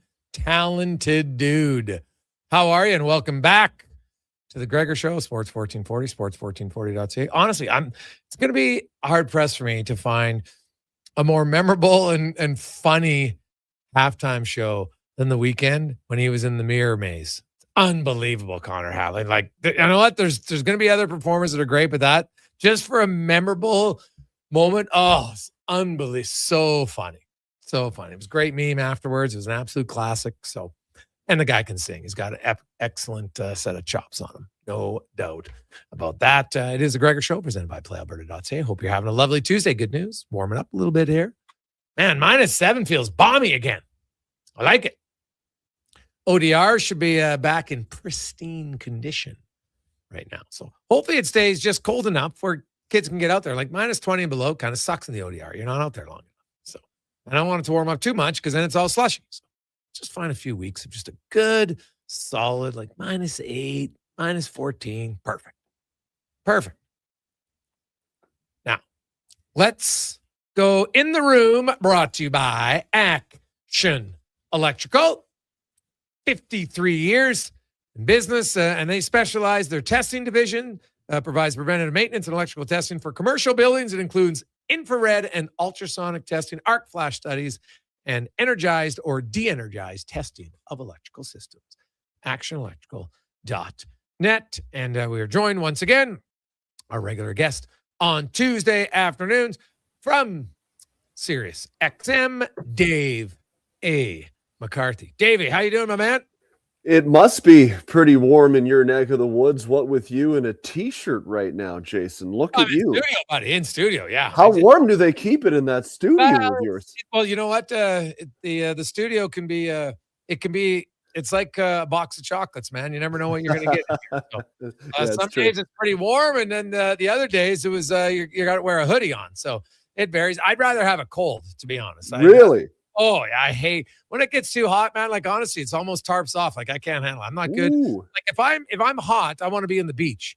Yeah. I don't like sitting in the studio, and it probably goes back when I worked in the oil field, man. Like the worst was summertime. You got to wear your long coveralls. It's the worst. So yeah, I hate working in heat. I don't like it. Yeah, no, I get what you're saying. When you're in the sun and you got to be wearing coveralls, it's a little bit too much. But I don't know if I'm sitting doing a raid. Like I was considering doing the brunch from practice the other day.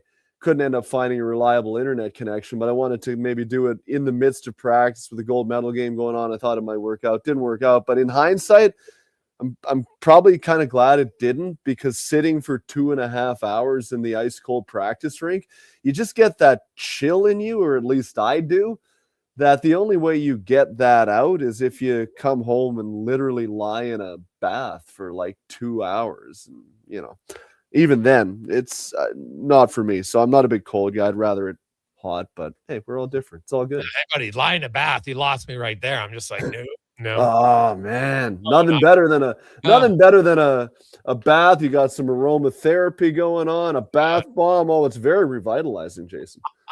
Hey, speaking of revitalizing, there's few teams that want to try to revitalize their playoff hopes. And I will say, hat tip to the schedule maker, because there's some unbelievable games here before the trade deadline. They're going to help some teams basically say, hey, the schedule maker is going to help us decide if we're even going to try to acquire something, or maybe we're going to sell off some assets. And a few of those teams specifically reside in Canada, but also in the Atlantic Division. And you have Toronto.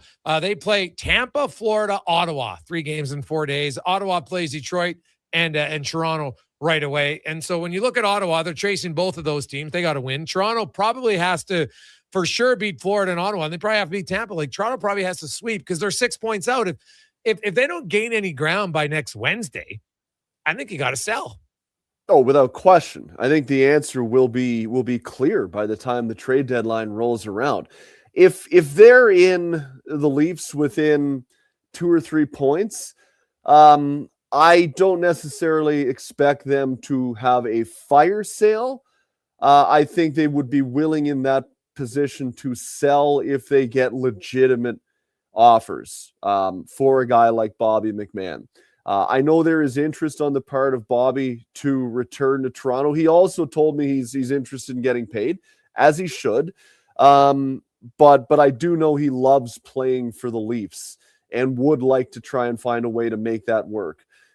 Reports have suggested somewhere in the neighborhood of $5 million a year times 4 or 5 years. Is that too much cake for the Leafs standpoint? How much would he be willing to come down from that? It's a difficult decision, because as much as I love Bobby McMahon, I think you love Bobby McMahon at the price that he's at right now, which is just over $1 million. And it's the same thing I said about, Nikita Zadorov when he signed in Boston. Man, you loved him out west in Calgary and in Vancouver when he was making, not very much money. When you're making 5+, then there's another component of your game that fans will expect you to provide that I'm not sure he can provide. And he's been okay in Boston, but it's a lot of money. Same thing with Bobby McMahon. So we'll see if there's a deal there to be made. I do know he would like to stay, but he's also earned the right to get paid. But if the Leafs are within 2 or 3 points, unless you blow their socks off with a deal, I don't think they're going to throw guys overboard. I think they'll look and say, look at who we have to catch. Does Pittsburgh crater with Sidney Crosby's potential a lack of availability here? Can the Islanders hold on? Does Boston slide out? Does Buffalo, slide out? I think there could be some teams that are vulnerable there. So if they're within a stone's throw, I think they might hold. If they lose all 3 out of the break, then I think they'd be more willing to be more aggressive sellers. Another guy is Oliver Ekman-Larsson, who would have interest for teams that are in a position to contend. He's had a great year. He's reasonable at just over $4 million. He's got another year left after this.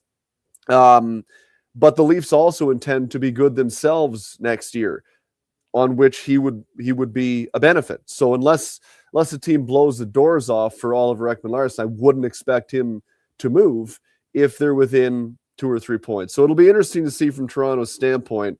But what I will say also, Jason, is that it's going to be important to have Austin Matthews in the lineup starting on Wednesday, which Craig Berube suggested he will be if they're going to get rolling. Yeah. Looking at the let's start with the Panthers. They had lots of guys playing at the Olympics. They're even farther out than the Maple Leafs are right now. They're an old team. They've yet to re-sign their goaltender Bobrovsky. There's some rumblings. Jeff Merrick had mentioned that he heard some rumblings that maybe they'll consider moving him, which is kind of wild to me. But do you see them looking and saying, hey, maybe that we just kind of reset and come back next year when Barkov's healthy and Kachuk's healthy to start the year? And you know what? As much as you'd love to win every year, this might not be our year, more so due to injury. And a guy like Evan Rodrigues suddenly gets moved. Yeah, I could see that. I mean, look, if you're being a prudent management group, which Bill Zito has shown himself to be over the last number of years, sometimes you got to make some unpopular decisions. And quite frankly, I don't think they're getting in the playoffs this year. They're 8 points back. We'll see what level Matthew Tkachuk is at here coming down the stretch. Alex Barkov is not a part of the program, nor would I expect him to be to any degree of consequence down the stretch. How are you going to make up that kind of ground? So, look, Sergei Bobrovsky's an unrestricted free agent at the end of the year. He's also going to be 38 next season. If you're a team looking for a goalie in a rental situation, we've seen what he can do the last couple of playoffs.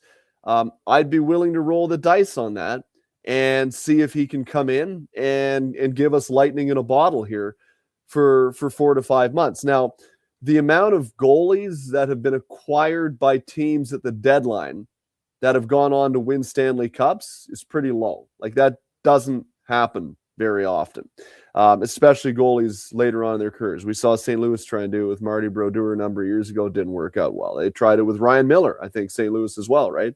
Didn't work out very well. But who's to say somebody wouldn't look at Bobrovsky's last 2, even 3 playoff years, really, and say, man, why can't we get 4 or 5 good months out of him? And if you're Florida, I think they already have to be looking ahead to who their goaltending is going to be provided by starting next year. And I don't know if it's a guarantee that it's going to be Sergei Bobrovsky. Guy's going to be 38. Like, that's getting up there, right? He might still be good, but once you get to that point in a guy's career, and a guy who's played a lot of hockey, right, as well over the last, throughout the bulk of his career, he's closing in on 800 games, but certainly the last 3, that's a lot of mileage on that chassis. So I think they've got to be looking ahead at who their goalie is going to be. Will it be Bobrovsky? If it is him, how much are they willing to sign him for at that age? How much is he looking for if he wants to continue to play, which I think he does. And he should be looking for a lot of money on a probably two-year deal, given how he's played the last number of years. Why wouldn't he? I could see something happening there. I really do. I think that would be a prudent move from Florida's standpoint. And look, even if they move him and they still like him and he doesn't sign an extension, there's no reason why he can't be re-signed in the offseason as an unrestricted free agent. I know he likes it down in Florida. There's a really strong Russian community down in that area of the country, in that area of the state. I think he'd have interest in returning. But if you can move him along, get assets, he can get a chance to try and win another Stanley Cup. Yeah, I'm going to look long and hard at this one, because I would put the percentage of him being moved certainly a hell of a lot more than 0. I would maybe say 35% at this point. Okay.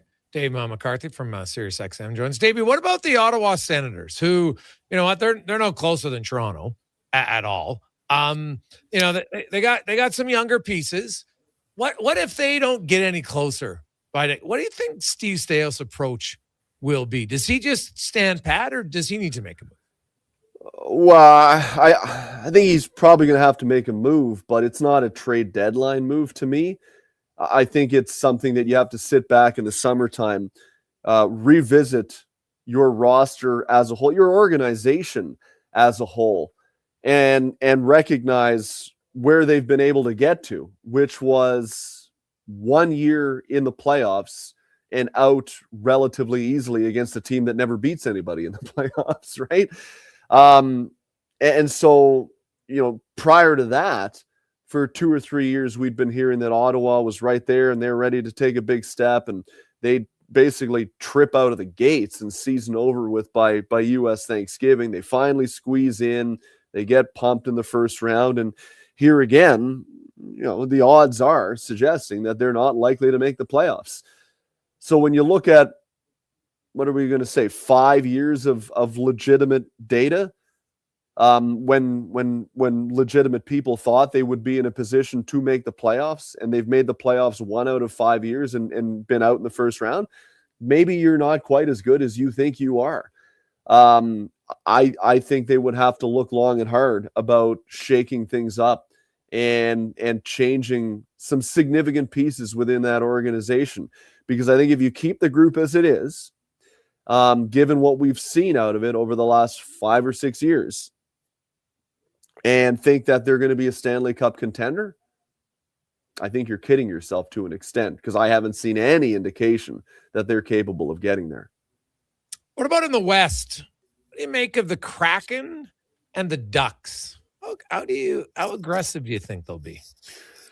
The Ducks I like, but not for this year, if that makes any sense. They might squeeze in. Yeah. And that'd be good for them. That'd be a win. 100%. That's a win if they can get in. Like, they kind of remind me, just to use an example I'm abundantly familiar with, the 16-17 Leafs. After they were no good for a decade, they brought in a lot of young talent.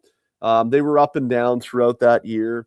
And then ultimately they found a way to squeeze in with some really good play down the stretch. And they gave Washington a run that year. And that was considered a really good year, as it should have been, because nobody expected them to make the playoffs coming into that season. And I think the same thing applies to the Ducks this time around. You got a real good collection of young talent.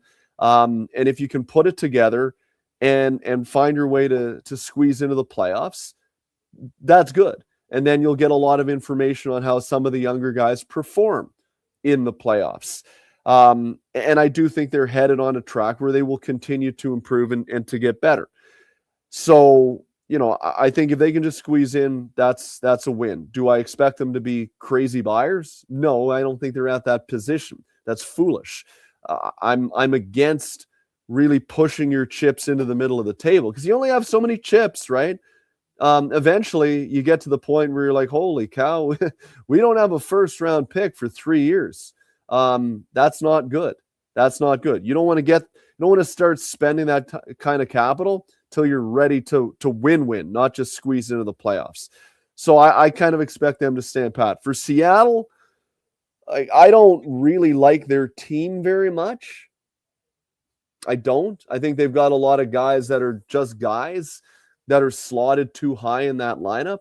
Like, I think Chandler Stevenson, Matty Beniers, Shane Wright, you probably need 2 of those guys at most, not 3, because none of them are first line centers in my mind.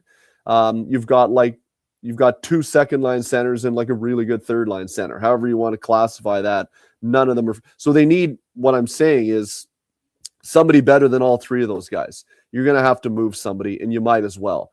I don't see them as a Stanley Cup contender. I see them as a collection of fine players that might make the playoffs some years, might not make the playoffs other years, but is never a Stanley Cup contender. And to me, like, that's not how you want to build your team. You want to try and build your team so you got a chance to win a Stanley Cup. I don't see it in Seattle. Do I think it means something to them to make the playoffs from an organizational standpoint, a revenue standpoint, a fan base engagement standpoint? Yes, I also do.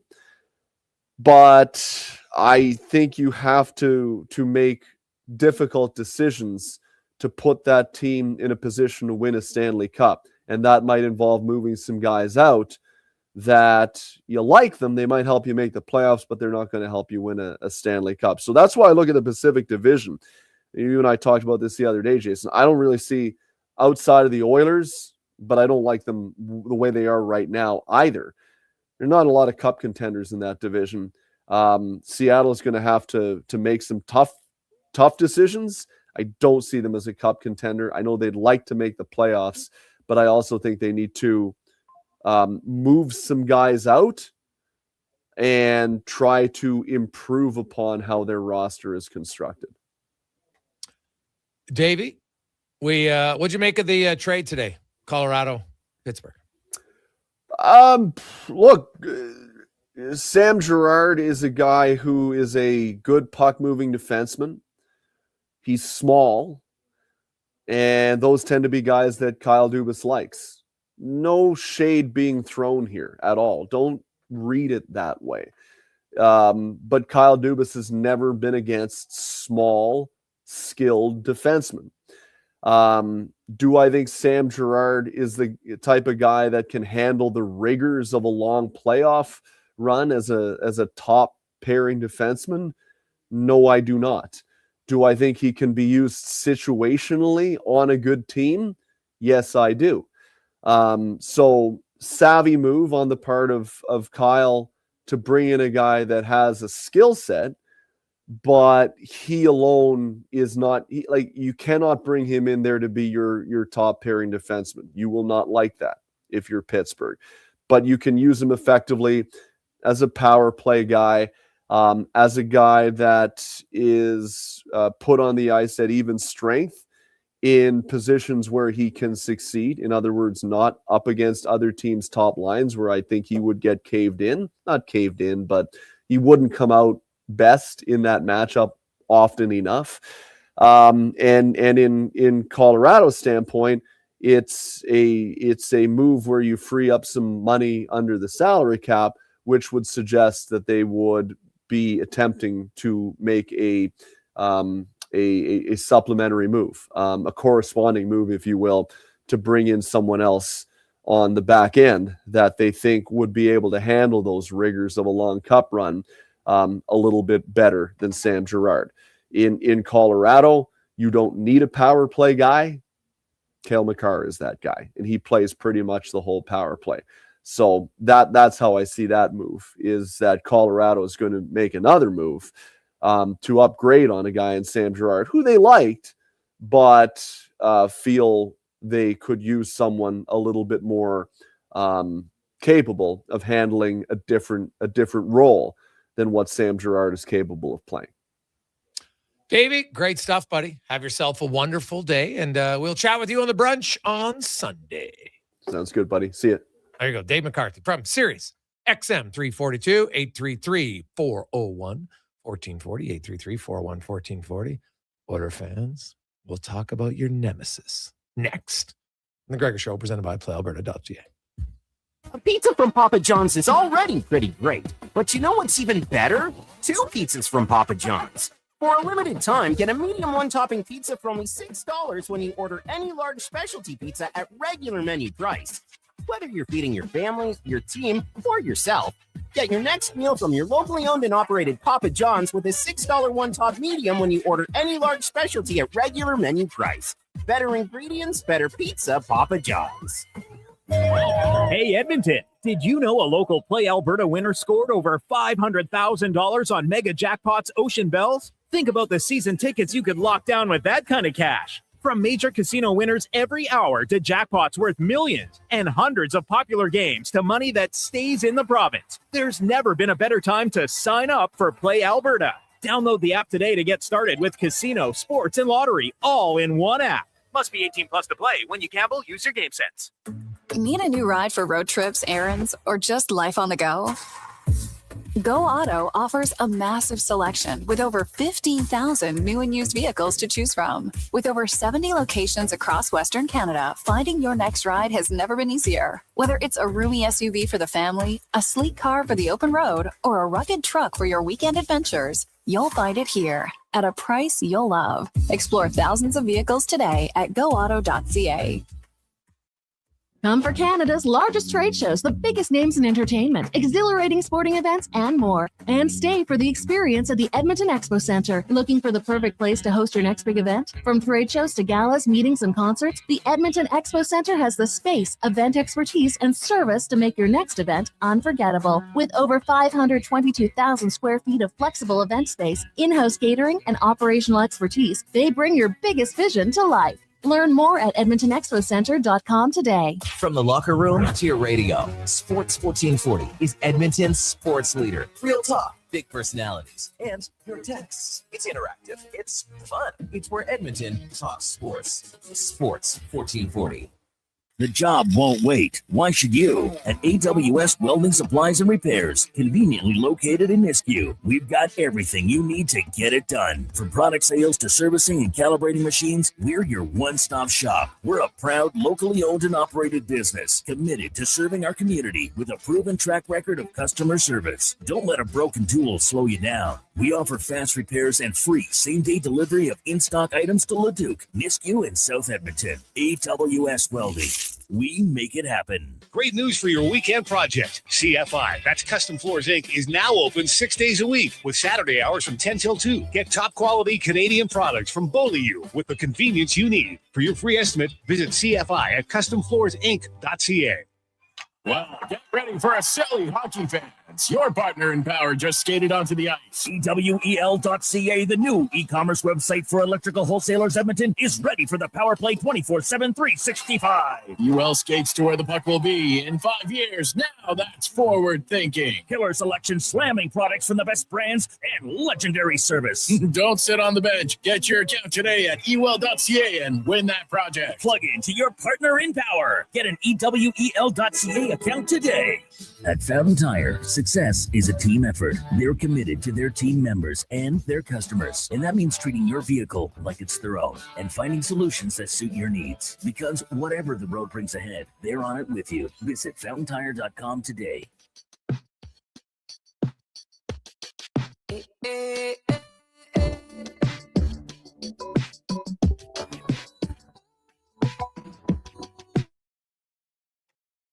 Portions of this hour are brought to you by UL. Get your power play amped up with UL, supplying the City of Champions and Alberta with quality electrical gear since 1975. UL.ca is your partner in power. This is Sports 1440, where Edmonton talks sports. On YouTube, Facebook, and X. Here's Jason Gregor. Brought to you by PlayAlberta.ca.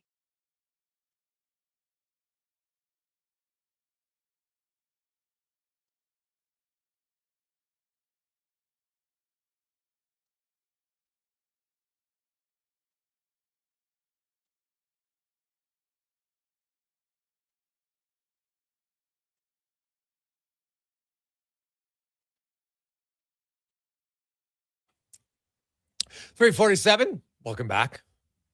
Jason Gregor, Connor Halley, Sports 1440, sports1440.ca, YouTube, Facebook, X, Instagram. Hope you're having a fantastic Tuesday. Hey, Taco Tuesday. Who doesn't like that? Also, you can check out playalberta.ca. $65 million. The Eric Carlson of lotteries today.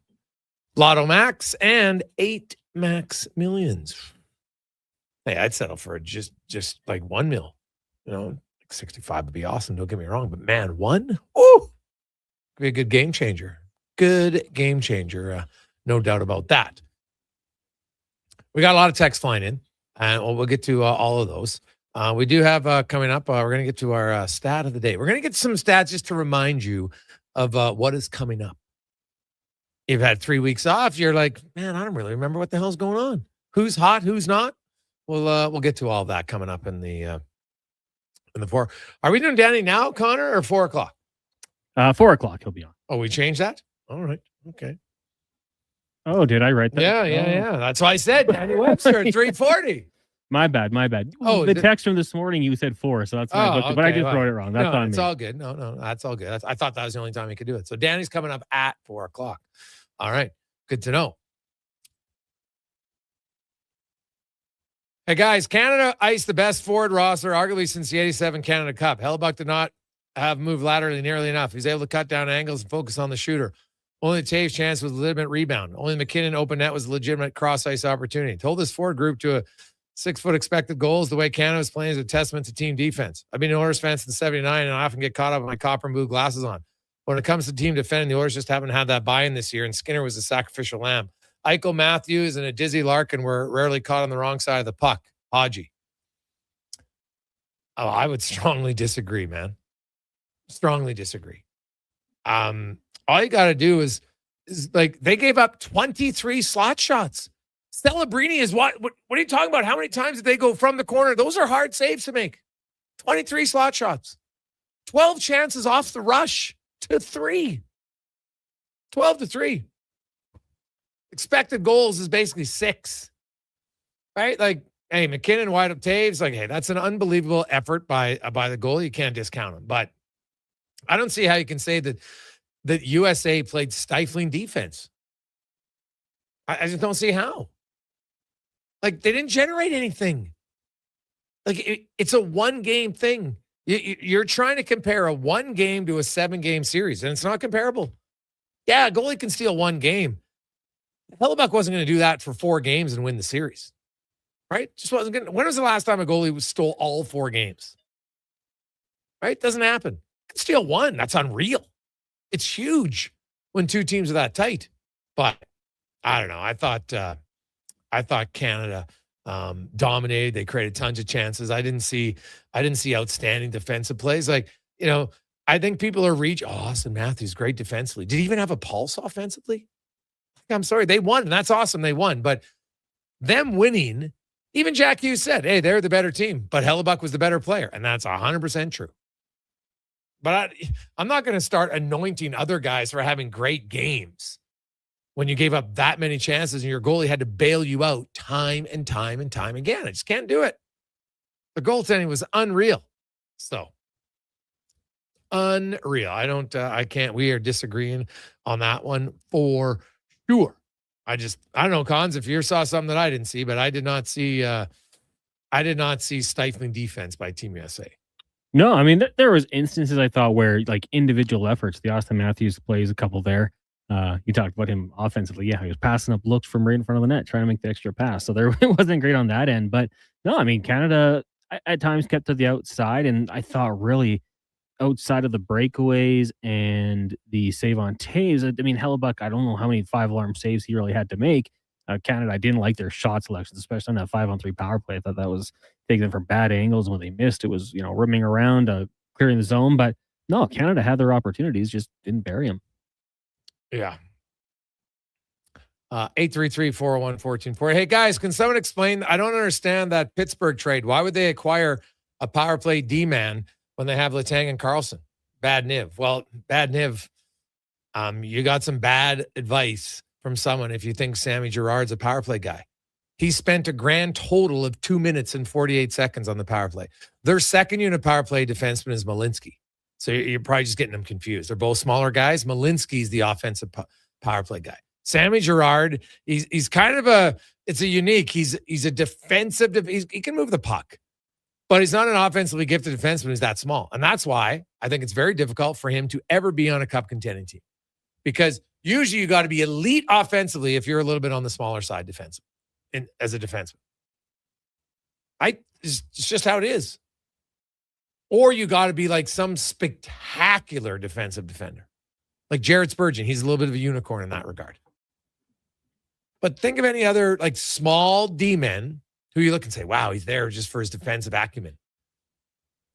But Sammy Girard is not a power play guy at all. So that trade, it's an interesting one. I'm a little perplexed in what like obviously they want to keep acquiring draft picks in Pittsburgh.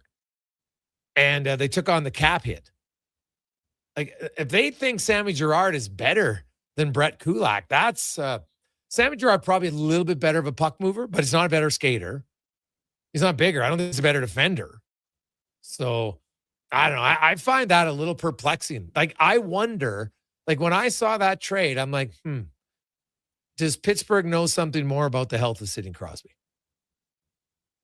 And because I look at that trade as I don't think their team's better today, regardless of the draft pick. I don't think Kulak for Girard makes them a better team.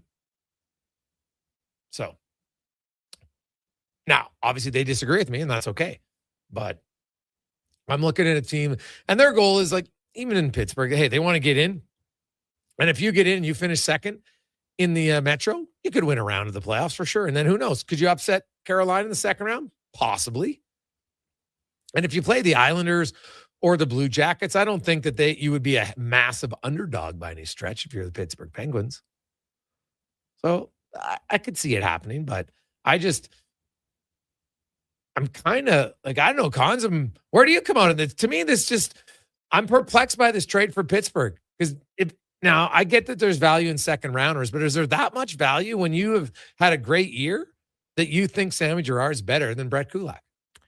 Yeah, I mean, I love it for Colorado. Like a 2028 second rounder, you don't worry about that one right now. You're getting a guy who has tons of playoff experience the last couple of years and a guy who's elevated his game, like playoff Kulak. That's a thing for a reason. He's been really good when it matters the most.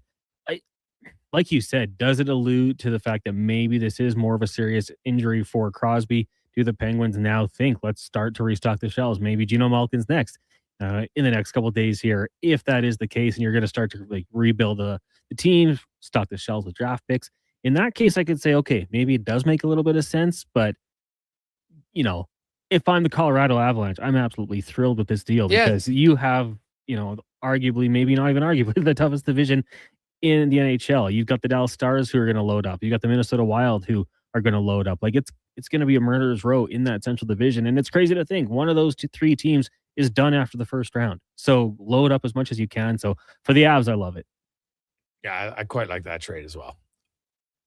833-401-1440. We'll get to Vegas and Struddy in hour number 3. But first, let's get to the con man and a sports 1440 update brought to you by Fountain Tire. Fountain Tire, they like to focus on one thing, your vehicle. From wheels, tires, oil change, and vehicle repairs, they have you covered. Visit fountaintire.com. The Sports 1440 update. The Colorado Avalanche have acquired defenseman Brett Kulak from the Pittsburgh Penguins in exchange for defenseman Samuel Girard and a 2028 second-round pick. Kulak has 1 goal, 8 assists for 9 points in 56 games between the Penguins and the Oilers, and the Dallas Stars announcing forward Mikko Rantanen will miss at least the next 2 weeks, possibly more, due to the injury he suffered while playing for Finland at the Winter Games. The WHL tonight, Oil Kings hosting the Medicine Hat Tigers. Puck drop 7 o'clock in the AJ. 2 games, Whitecourt and Drayton Valley, while Calgary will host the Kodiaks. In the Association, Toronto taking on the Thunder. Tip-off 5:30. Both for the Heat and Bucks. Pelicans host the Warriors. Celtics in the desert taking on the Suns. And the Trailblazers meet the Timberwolves from the NFL. New Atlanta Falcons general manager Ian Cunningham informed quarterback Kirk Cousins recently that the team would release him on the first day of the league year. If the Falcons release Cousins next month with a June 1st designation, they'd save $2.1 million in the salary cap this season. The dead money would be in 2026 at $22.5 million and then $12.5 in 2027. Coming up in hour 3 of the Jason Gregor Show, we'll be joined by Golden Knights beat reporter Danny Webster, former NHL'er Jason Strudwick, and we'll ask 5 questions. I'm Connor Halley. This has been a Sports 1440 update. Sports 1440, Stingray radio station. CKJR broadcasts from West Edmonton Mall and Wetaskiwin. Download the free Stingray music app and listen wherever you go. Are you looking for safe and professional transportation solutions for your group events and sports teams? Look no further than Silent Rides, Alberta's premier charter bus company. Whether your group is big or small, Silent Rides has you covered. We offer state-of-the-art motor coaches, first-class service, and affordable rates. Get your quote today. For more information and to request a quote, contact sales at 877-748-0991 or visit silentrides.ca. They're not just a grocery store. They're a butcher, a baker, a cafe, deli, rotisserie pizza, and restaurant, all under one roof. Loca Quality Market does food differently with 2 locations to serve you. Edmonton and Sherwood Park. Visit loca.ca. Hey, sports fans, we've got a clear choice for you. At Crystal Glass, we provide customers with the perfect glass for any job. From home to auto and even commercial, installation or repairs, we're your team. Call 310-GLASS or visit crystalglass.ca. Crystal Glass. Hot coffee, hotter takes, and the sports stories that matter. Check out Kevin Carrions weekday mornings from 7 to 11 on Edmonton's sports leader, Sports 1440. Be part of the conversation. 833-401-1440. It's the iconic Jasper Ave Patty Party that's on the rocks. We're turning Jasper Avenue green. Your 5-day St. Patty's Day party kicks off Friday at OTR. With live entertainment every day. Including the Feelin' Lucky burlesque show on Sunday. Plus pipers, Irish dancers, and doors open at 9 a.m. on the 17th. We got more green beer than Marco has fancy shirts. And trust me, that's a lot. Lucky the Leprechaun will be there. Will you? It's the iconic Jasper Ave Patty Party that's on the rocks. Next round's on me. Woohoo! McValue meals are here. Get the McD's you love for $5 plus tax every day. With your choice of a McDouble, junior chicken, or chicken snack wrap with small fries and small fountain drink. All for just $5 plus taxes. Canadian restaurants. Product availability varies. Prices exclude delivery. 1 in 3 adults don't get enough sleep. The Brick is here to help with deals on your entire bedroom. Save up to 50% off clearance mattresses, 50% off beds when you buy any 3 matching pieces. Buy one, get one half price on ceiling memory foam pillows, and save $100 off any adjustable power base when you buy a mattress over $9.99. Plus, check out other incredible savings in every department. Some exclusions apply. Check out The Brick in South Common, West Ed Mall, North Side, and downtown. Hey, Edmonton, did you know a local Play Alberta winner scored over $500,000 on Mega Jackpots Ocean Bells? Think about the season tickets you could lock down with that kind of cash. From major casino winners every hour to jackpots worth millions and hundreds of popular games to money that stays in the province, there's never been a better time to sign up for Play Alberta. Download the app today to get started with casino, sports, and lottery all in one app. Must be 18 plus to play. When you gamble, use your game sense. McValue meals are here. Get the McD's you love for $5 plus tax every day. With your choice of a McDouble, junior chicken, or chicken snack wrap with small fries and small fountain drink. All for just $5 plus taxes. Canadian restaurants. Product availability varies. Prices exclude delivery.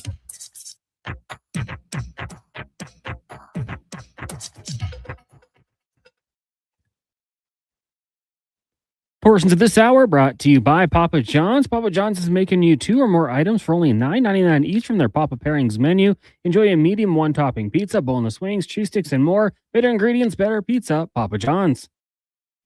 This is Sports 1440, where Edmonton talks sports. On YouTube, Facebook, and X. Here's Jason Gregor. Brought to you by playalberta.ca.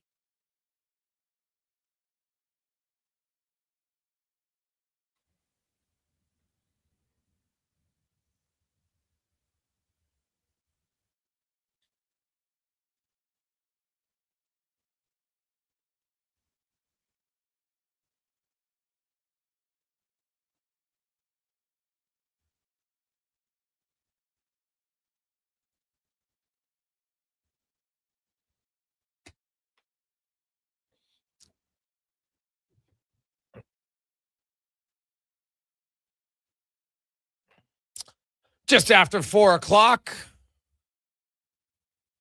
Jason Gregor, Connor Halley, Sports 1440, sports1440.ca, YouTube, Facebook, X, Instagram. Thanks for listening. Thanks for watching the show. Lots going on in the sporting world. Some big games again in the NBA last night. Man, did you see the Spurs and the Pistons? And Spurs look good. Spurs look good. And hey, Cons, the drought ended last night.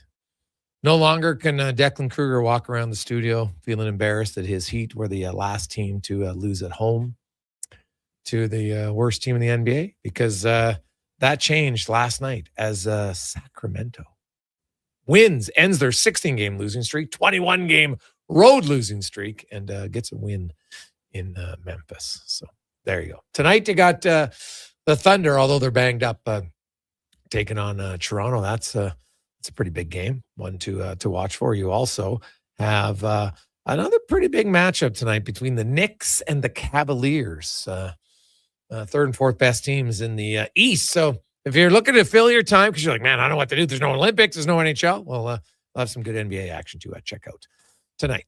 833-401-1440, 833-401-1440. Let's get to our big guest of the day today, brought to you by the Summit Restaurant, located in the heart of Silent Ice Center, just minutes outside of South Edmonton. It's your destination for exceptional house-made pizza, delicious entrees, and expertly crafted cocktails. That is Summit Restaurant. As we are joined, we're going to talk a little Vegas Golden Knights. Them and the Oilers were close, but then the Oilers lost 3 in a row. Vegas won their last 2 games going into the break, and now they got a 4-point lead on the Oilers for first in the Pacific Division. Those two teams will meet later on in March and then again in April. Danny Webster, beat reporter for the Golden Knights, writes at the Las Vegas Review-Journal, joins us now. And Danny, I guess let's start with Vegas. Are you expecting, do they got a healthy lineup returning from the Olympic break? About as healthy as it was maybe a few weeks ago, right? I mean, they activated Brady McNabb, Colton Sissons, and Brandon Saad off IR. They're all expected to be available tomorrow in LA.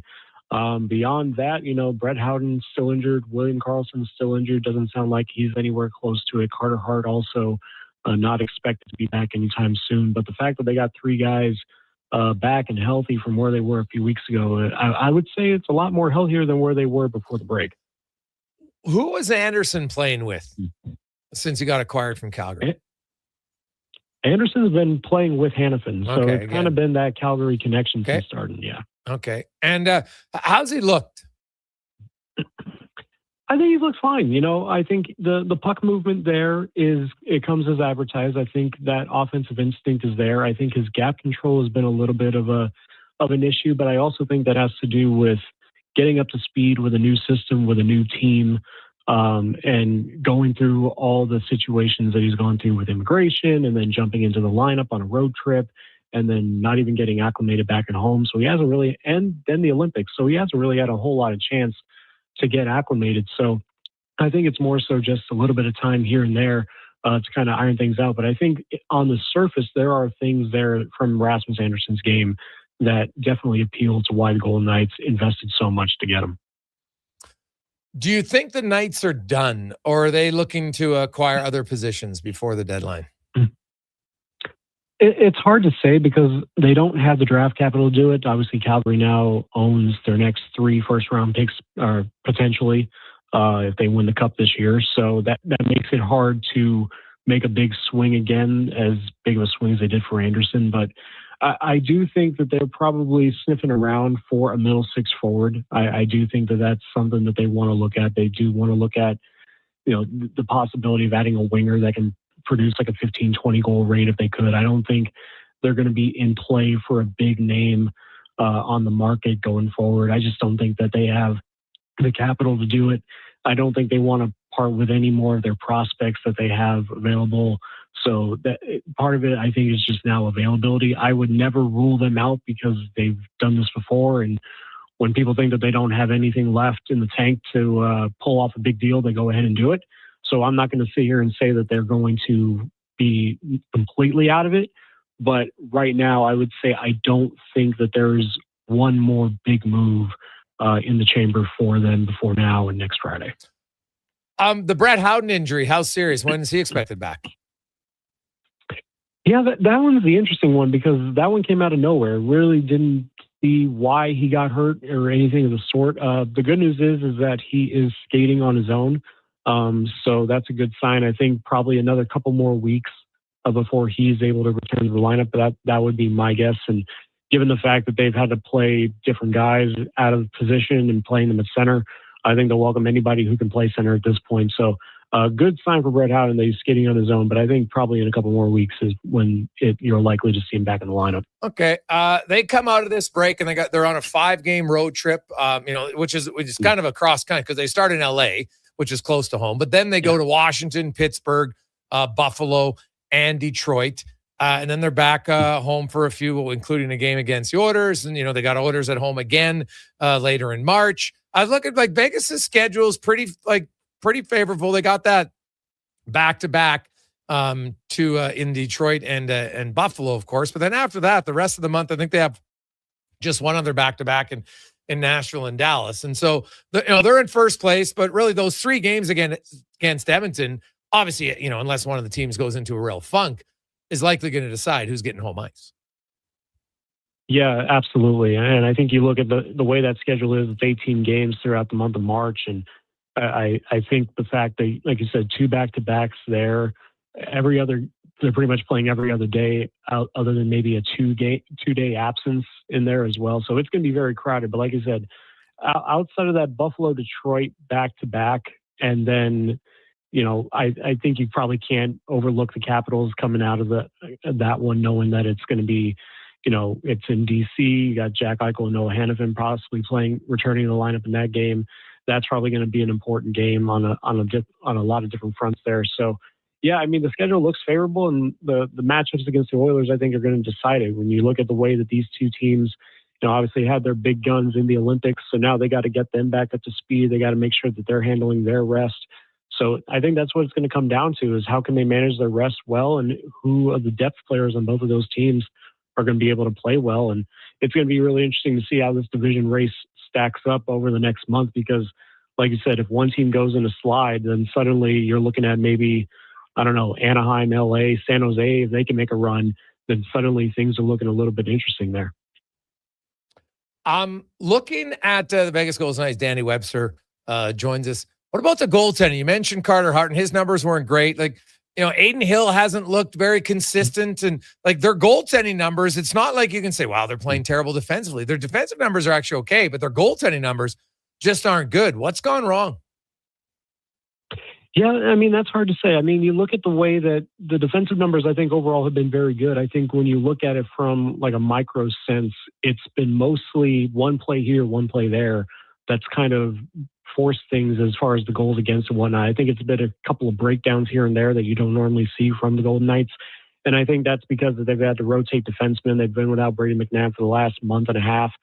They were out without Noah Hannafin for the first 14, 15 games of the season. So, and then I think, and now if I can remember it, because, the winter break or the winter Olympic break, you pretty much forget everything. Shea Theodore missed time as well. So there is a lot of rotating defensemen in there, and you're trying to, make sure that you have, the right system in place for that. But, overall, I think when you look at the goaltending situation, Akira Schmidt's obviously been their most consistent. He's been the one that's been winning games. He's been the one that has been able to stop the most pucks. When you look at how Aiden Hill's season has gone, I think the fact that he's missed time also has not helped in that instance. And then Carter Hart, like you said, throwing him in there after 2 years away. And I think his numbers are probably what everyone would have expected by this point. So I think the expectation would be, especially with Aiden Hill, he got the win at the very end of before the break, and he played very well. And I think that's that's a big confidence booster for him. So I would expect, especially with the rest that that two goalies especially got, I would like to think that they probably come out and play a lot better, especially knowing that they're going to get a lot of starts between now and the next couple of weeks. Looking at Mark Stone, man, I thought he played quite well at the Olympics. Shea Theodore was fine. Mitch Marner obviously scored a huge goal for Canada. How does Marner fit in? And have they found, what do you think in an ideal world? What are the top two lines in Vegas when everyone's healthy? I think the top two lines, when you look at everyone that's healthy, is Eichel, Barbashev, and I have to think about that, because I think ultimately what works best is Mitch Marner and Mark Stone. I think have developed such great chemistry, but you don't want to take Stone off that top line, because he and Eichel have just had great chemistry for the last couple of years. So there is that to factor in. And then Marner has been pretty much good, I think, with whoever they put with him, especially since they've had to move him to center at most aspects. So it'll be interesting to see once everyone gets healthy, where those lines stack up. But in terms of where Marner is fitting in, I think he's fitting really well. He's been a very good addition to that locker room. All the guys seem to get along with him very well. I think it's a little bit more relaxed, obviously, compared to Toronto. And I think he's welcomed that, as far as maybe the media presence, as well as just having an overall environment in the locker room. I think he's been fitting in very well. It's been a very quiet point per game season for Mitch Marner. But you'd like to think, coming out of the Olympics, where he played, or I thought he played fairly well, that it's going to motivate him, especially since, losing in the game the way that the Canadians did. I would expect for really all three Canadians on that roster to have a really big second half. And I think Mitch Marner is probably going to be the one to kind of spearhead that. Danny, great stuff, man. We appreciate it. Enjoy the run here down the stretch, and we'll be talking to you a lot, because Oilers and Vegas 3 times in the month of March and April down the stretch, which could ultimately decide first place in the Pacific Division. Sounds good. Thanks a lot, Jason. Appreciate it. You betcha. There's Danny Webster from the Las Vegas Review-Journal. And hey, that Rasmus Anderson deal obviously helps them. You got Shea Theodore, McNabb, Hannafin, Anderson, and then you've got Korzak, Lazon, and Hutton kind of rotate around on their third pair. Pretty solid top six with Marner and Eichel and Stone and Tomas Hertl and Ivan Barbashev, Riley Smith probably. Oh, no, sorry. Dorofeev is their other top six guy. But the William Karlsson injury, that's a big blow to them. He's a really solid third line center. I think Colton Sissons, if he's your fourth line guy, like you got an unreal center position. He can play the third line, but he's not William Karlsson. So I think that's a big blow for them. And that's why I still wouldn't rule out Vegas. Can never count them out at the trade deadline. They're always lurking. They're always looking to make some moves. And, they obviously, they've still got a decent amount of cap space. So I wouldn't be surprised at all if we see them look to go get a center between now and next Friday. So we'll see how it goes. 833-401-1440, 833-401-1440. Hey guys, when do the Oilers and Vegas meet? Any of the games in Edmonton, I'd like to go. One is in Edmonton, two are in Vegas. They're in Vegas on Sunday the 8th and Thursday the 26th of March. And then Vegas comes to Edmonton on a Saturday night, the first Saturday in April, the 4th. So there you have it. Vegas, just like Edmonton, they have a really busy March, but their April, they only have 7 games in 7 games, I guess, in 15 days, because they end their season on Wednesday the 15th. Oilers end their season on the 16th. Oilers, unlike the previous few years where they had a lot of games condensed down the stretch, like remember they had the one where they played 6 games in the last 9 days of the regular season. That was brutal, but that didn't happen. So not this year. So much better schedule. Even coming out of this break for the Edmonton Oilers, they got 3 and 4 games, but you'll never be more rested than how the Oilers are outside McDavid. I get it. But even Draisaitl, he's had a week off. How often does he get a week off? And like Anaheim's had some guys who played in the at the Olympics. They didn't go to the final. Jackson Coleman's there, but didn't play. So, I think they'll be ready to roll.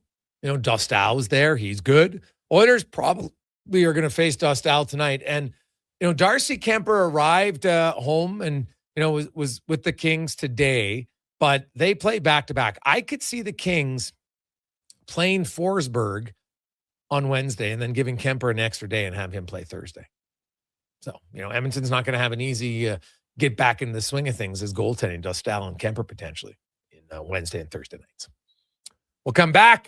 Jason Strudwick will join us. The Gregor Show, presented by PlayAlberta.ca. Legacy Heating and Cooling offers no payments and no interest for 1 year on your new furnace. So when you wake up to no heat, call Legacy. If you need it immediately with no overtime rates, if you need it immediately and want to combo it with AC, call Legacy. Call Legacy. No payments and no interest for 1 year on your new furnace. It could only be Legacy Heating and Cooling. Get the lowdown with Low Tide. Weekdays from noon to 2 on Sports 1440. He's seen it all and then some. From stats to stories, he breaks it down like no one else. Proud to be Edmonton's sports leader. Sports 1440. At Fountain Tire, success is a team effort. They're committed to their team members and their customers. And that means treating your vehicle like it's their own and finding solutions that suit your needs. Because whatever the road brings ahead, they're on it with you. Visit FountainTire.com today. Who's that working on the underground utilities over there? All-Star Construction, that's who. What about the street lighting? Yep, All-Star Construction. And the directional drilling, hydrovacking, neighborhood renewal, and telecommunication work? Yep. Since 2009, All-Star Construction has been doing all that and more, shaping and building Edmonton communities for land developers all around Edmonton. That's what All-Star Construction is all about. Hey, Edmonton, did you know a local Play Alberta winner scored over $500,000 on Mega Jackpots Ocean Bells? Think about the season tickets you could lock down with that kind of cash. From major casino winners every hour to jackpots worth millions and hundreds of popular games to money that stays in the province, there's never been a better time to sign up for Play Alberta. Download the app today to get started with casino, sports, and lottery all in one app. Must be 18 plus to play. When you gamble, use your game sense. The future of female hockey is here. It's season 2 of the Female Super League, the first ever female-only independent hockey division in Western Canada, with teams from British Columbia, Alberta, Saskatchewan, and Manitoba. Featuring 16U, 14U, and 12U divisions, the FSL brings showcase weekends packed with thrilling games, and our 14U and 16U have been pioneering the advanced body checking rule, empowering young players. The Female Super League, where the best in female hockey takes center ice. Details at femalesuperleague.com. Debt can take over your life. The stress, the constant worry, it can feel like you're drowning. When people come to see me, they're often anxious and feeling hopeless. But when I explain how I can help them get out of debt, those feelings melt away. I'm Parveen Middleton, licensed insolvency trustee at BDO here in Edmonton. I will create a personalized debt relief plan so you can move forward with confidence. Call 1-833-BDO-TALK or visit bdodebt.ca to discover your debt-free future. A pizza from Papa John's is already pretty great. But you know what's even better? 2 pizzas from Papa John's.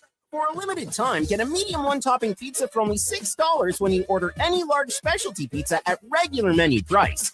Whether you're feeding your family, your team, or yourself, get your next meal from your locally owned and operated Papa John's with a $6 one-top medium when you order any large specialty at regular menu price. Better ingredients, better pizza, Papa John's.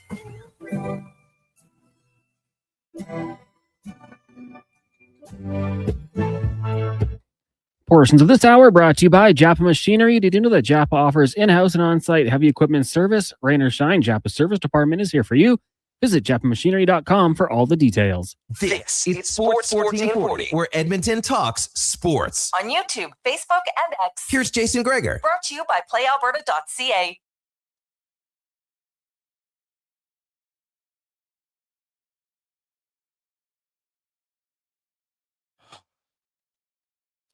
We continue through a Tuesday afternoon. How are you as you make your way home, maybe leaving the office? Take a little extra time. The good news. It's light out after 6 o'clock now. Oh, man. That's like when we can walk out of the building when the show's over and it's light out. That's when you start to feel good, baby. You know that spring is coming. It's awesome.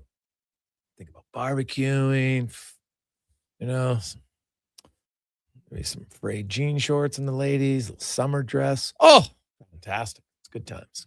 Good times.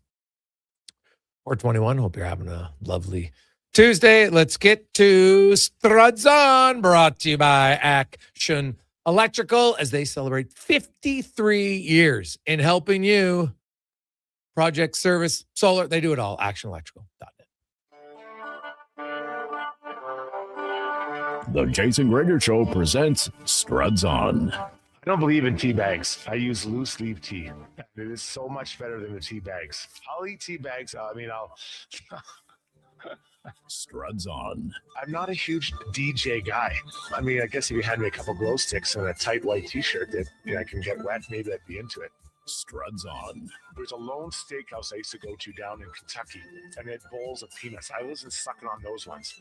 I mean, you need to have clean nut. I'm talking about the kind you get in a bag at an Elks game. You know what I mean? It's time for Struds On. Strutty! How you doing, man? I've got the Olympic blues, buddy. I'm not going to lie. I am missing it. I turned on my TV this morning. I'm like, why isn't this on at whatever, 5 or 6 in the morning? I'm missing it, bud. That's fair. That is totally fair. Looking at the Olympics outside of hockey, what was the sport that you enjoyed the most? I got into cross-country skiing, seeing that Norwegian guy, Finski just tear the Olympics a new one. He just put a clinic on. And yeah. I kind of watched a lot of those. They seem to be on in the morning when I would live, when I was getting up. He was unreal. I respect their athleticism, but the endurance to carry some of those out. Like I'm a very bad cross-country skier, but I go for an hour and I'm feeling the old pins. I can't imagine keeping that pace at the same time they do. Incredible athletes. Yeah, he was what's he got? 11 gold medals now in his, or 12. Like, he had 6 gold medals and 1 Olympics. Like, it's ridiculous. He could be in his own country, and he would have finished in the top 10 in medal, because they count golds first. So that was pretty impressive, man. Like, to dominate like that is that's you just don't see that very often, right? Like, no, you don't. And hearing the guys talk about him, like they said, I think it was our Canadian guys saying, you know what, I'm honored to compete against him, but I hate competing against him because he's so good. Mm-hmm. But he said he's very professional. Like, the way he prepares, he's like a professional athlete, which, you know, I don't know all the ins and out of, you know, kind of more amateur athletes, but the way he prepares, like, he was head and shoulders above everybody else. He was incredible. So yeah, it's tough because everyone's racing for second, but he's in the race this year. When you watch him run up a hill in skis, that the part where I was just, and how he would just pull away from guys. Like, it was ridiculous. You know, they're doing, I think it was the 50K, and he's got his teammate like right with him. And they're going there, and he's actually in second place. And they come to one of the final hills, and by the top of the hill, he's got like a 20-second lead. Like, it's not a little bit, it is massive to just blow away. And you just watch him go up this, and his cardio is just, and how he's moving. Like, obviously skiing, like every other sport, they've made advancements. They figure out how to do things better, but just, you watch him, and then you see the other guys like, oh yeah, he's just different. It's like watching McDavid skate. Like, guys can't skate like him. No, they can't. And, you know, I remember what you're talking about there, because it's stride by stride. Yeah. He was catching and or pulling away from whoever was around him. Yeah. And these are the leadest of the athletes. Mm-hmm. And your comparison with McDavid's a really fair one. Yeah. So, yeah. Quickly, give me your thoughts on the Avs. Now, the Oilers and the Avs wouldn't meet until the third round, but Brett Kulak for Sammy Girard, man, I think this is a huge win for the Edmonton Oilers. For the Colorado Avalanche. Yeah, you know, Sammy Girard is a guy I kind of had on my radar to be traded. You know, he's a skilled player, a little bit smaller, but I think with Kulak now, they have another big body that can really skate well, has a lot of experience in the playoffs, obviously. But the real winner is the Pittsburgh Penguins. Like, let's give credit to Kyle Dubas with that trade. You know, he gets a guy who he still has control for one more year, really skilled, moves the puck, and he gets a second rounder all in there as well. So, you know, Kyle Dubas has shown in the past he's really good at kind of mixing things up and getting his teams back to contention. We haven't seen him yet put a team over the top, but man, when it comes to retooling or refueling, whatever you want to call it, Greg, give the man credit. He does a pretty good job of that. Yeah, well, we'll probably disagree a little bit. I don't love this trade for Pittsburgh. You're trying to make the playoffs, and I think you got the worst player in the trade who makes $2.25 million more. Like, that's a lot just to get a second round pick. But I think he also have him for next year. I think he's a good little puck mover, right? I don't like that he's small. I don't love small defensemen unless their last name is Hughes. But he does move the puck pretty well. So I don't know if it's that massive a drop off. It's a different type of player for sure. But he's got an eye towards the future. So let's say the drop off is whatever, 10%, 50, whatever it is. But you add that second, and maybe you can flip that something later to add to his team. So, you know, I think he's trying to, you know, talk out of both sides of his mouth, where he's trying to make sure this team is competitive, but also look towards the future. And I think when it came to that, I like this move for Kyle. Well, for the Penguins. Yeah, I guess I look at the Penguins, and like, I wondered though, when I see this move, Struddy, if they know that Crosby's maybe not, who knows? Maybe I'm totally wrong, but my first reaction was, Jesus, it's like, you didn't make your team better today. Like, Brett Kulak, especially in the playoffs, and I was looking up their number, like, Brett Kulak in the playoffs is a better player. You know, better goals for against, right? Plays bigger minutes. Yeah. He's bigger, right? Like, when you 5'9" is one thing, Struddy, but Girard might have the shortest stick in the league by about 6 inches. Time and space is the one thing you want to take away when you're a defenseman, right? And so taller guys can take up more space, and then their time if they're reaching their stick. Well, this guy can't do that. And hey, he's a skilled NHL player, but to me, this shows me that Pittsburgh truly doesn't believe that they can go very far in the playoffs. And I agree with that. And I think they're right. You know, so I think he's trying to like add assets, but still make it look like they're trying to win. You know, he's in a tough spot. You know, whatever Sid has left, 2, 4, 5, whatever number of years he has left, when he leaves, they don't. It's not. There's not a lot there, right? Malkin will be gone. Letang will be gone. They have some youngish players they're good, but I don't know. There's a Sidney Crosby sitting there ready to be a number one center. So I think he's trying to reach on the fly, but I don't think they're going to win, the Stanley Cup this year. So I think he's trying to do it on the fly. And for that, I give him credit, because at the start of the year, I thought Pittsburgh would be a lottery team, lock it. And I've been proven wrong so far. Yeah. Let's get to the, quickly give me your thoughts on watching that gold medal game and what went through your mind. Well, they did everything except win the game, right? Like they were all over them. They were playing hard. They got a lot of chances. I mean, whether it's Celebrini, McDavid with breakaways, you've got a backdoor. McKinnon probably hits that 95 out of 100 times. There was a lot of things that happened. Even, Boldy splitting the top pairing for Colorado, and Devontae's and Makar. Like those things, does it happen again? I'm not sure. But as I was watching the game, I'm like, can you not find more ice time for Reinhart? Reinhart's a guy who scored a lot of goals, scored some big goals. Unfortunately, Oilers fans, we know that. Could you not find him a few extra minutes? I think he was like 7.5 minutes in that final game. Yeah, no, that's fair. Right. Man, I just look at Canada though, like you outchance him, dominate. And you just, frankly, like when a goalie allows a bad goal, Struddy, we rip on him. Defenseman gets walked, you rip on him. A forward misses a wide open net, and it's like, oh, yeah. I'm like, no, that is just as egregious. Like, I'm sorry.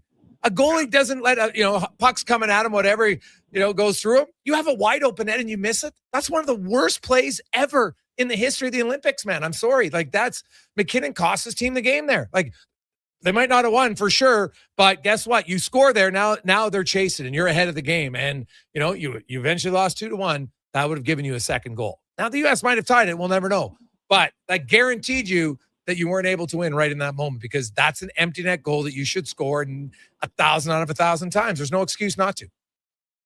Yeah, and he's done it so many times. In fact, he did it earlier, right, on the power play. Yeah. He had that one that got by UC Soros. So that was a little bit further out, but that maybe makes it a harder shot. So, they did everything except win. And unfortunately, it's 4 years. These guys have to wait to try to redeem that. And for, quite a few of them, they may not be there. Like, is Sidney Crosby going to be there? I don't know. Drew Doughty, I don't know about that. And some of these other guys. So you might not ever get that chance to kick the U.S. like they kicked you. Because, the U.S. is loving it. I get it. Double gold in hockey, that's a big deal, man. Like, we'd be doing victory laps just like they are. Oh, well, hey. And they should be celebrating. Don't get me wrong. I don't mind them celebrating. I question who they're celebrating with. I think you can't be immune to what's going on. And I'm sorry, when you're a pedophile protector, I have an issue. But look into the Edmonton Oilers, Struds. They, Kasperi Kapanen, just the guy can't catch a break. He seems to be catching ruts because now he's out. He's practicing again today, which is good. But it's like gets up to speed, gets nicked up. Gets up to speed, gets nicked up. It's just been a tough year for him. I feel for him because the opportunity is there for him to become a full-time top 9 forward. Right? He's always flirted with it. He's had some good seasons. I know that. But they're giving him every opportunity to be that guy. Even a top 6 if you want to really break it down. And, every time he gets rolling, he has to step back. And that's hard because you can't solidify yourself as that guy if that guy's not playing. And he isn't playing. So I really feel bad for him. I feel bad for the team because they need him.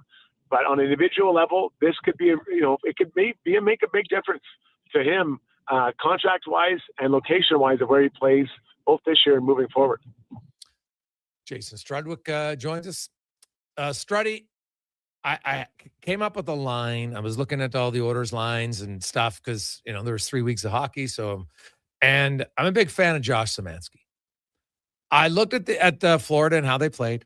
I looked at Canada's maybe their second most consistent line in the tournament was a line that no one thought would be a line, but you put Bennett and you put Wilson and you put Marchand. Up and down. Now, they got more skill than what Edmonton has, but they're up and down. They just play heavy.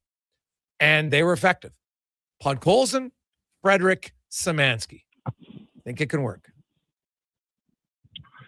Well, what that line was for the Canada is they had a clear identity of what they're supposed to do. Yes. And I think one of the challenges for the coaching staff of this Oilers team is getting players on a line that work together and it fits together and they have an identity. So what you're talking about is a clear identity line. Like that is as clear as you can be. We want you. You're big. You guys are all defensive responsible. You're going to get in the offensive zone and you're ground and pounding. So I'm willing. I'm like, yeah, let's try it. Let's see what it looks like, because it's clear. This is what you guys are there for. This is what you're going to do. You've had Podkolzin's had a good year. Now you're pulling him off of Leon's line. Then you have to figure out I guess the center would be Szymanski in this trio, buddy. Yeah, I have Szymanski play in the middle. Yeah, with Podkolzin and then on the other side. So I'd be willing to try, because that's a clear line. And I think a heavy line like that, I think there's value to it. But then it's clear, boys, we're getting the puck. We're going to chip it behind their D. We're going to get it. If we can carry it, great. But we're going to hold in their zone. Then you set the table for the next line. The next line is either Connor or Leon, most likely. So, yes, I would like to see that, because they're having trouble right now getting identity in that bottom six. Yeah. Oh, no, it's fair. Right. And then, you've got a line. Then I could play Henrique with Savoy. And I know some people are like, what are you talking about? Because I have Roslovic, Kapanen, and Draisaitl. And I play Henrique with Savoy because, they're their best penalty-killing duo. I looked up the numbers. Do you know Matt Savoy, as a rookie, has played the most penalty-killing minutes of any order forward? And the second most, Adam Henrique. When they played together, they suppressed shots at like a rate of 41 shots per 60. When they weren't on the ice, the Oilers gave up 64 shots per 60. They've been a good duo in the penalty kill, so I play them on the penalty kill. They're also on the second unit power play together. And because they're always together, Struds, it's easy to keep their line in the rotation, right? Because you're going to say, okay, these guys are out. Now they go as a line again. So that's why I'm thinking you can have Henrique with Savoy. And I firmly believe that Adam Henrique can give you a little bit more offense than what he's given you through the first 40 games. Oh, yeah, I think that's for sure. And I wonder he's got some fresh legs now. But what you're talking about is familiarity, buddy. And I think that does make a difference. When you're with someone and you're playing with them regularly, you kind of get that familiarity. And now this is my guy, right? This is my guy. And then whomever they put as a third member of that trio, he knows, like, this is how these two guys play. I'm playing with them. This is what we're doing. But familiarity matters. And then I didn't play. I played some forward, but I played with a couple guys, Chris Simon and Korolev in Chicago. Korolev was our center, and he told us exactly how he wanted us to play. He recognized maybe the lack of skill on the other wing. My slide was pretty skilled, but he said, this is how we're going to have success, guys, and this is how we're going to play. And we played together for a handful of games, and we did pretty well because we were big, we liked to hang on the puck, we were fearless, and no one was going to touch our centerman. He could do whatever he wanted. So it was a lot of fun, and I liked that familiarity, and there was some consistency in that trio.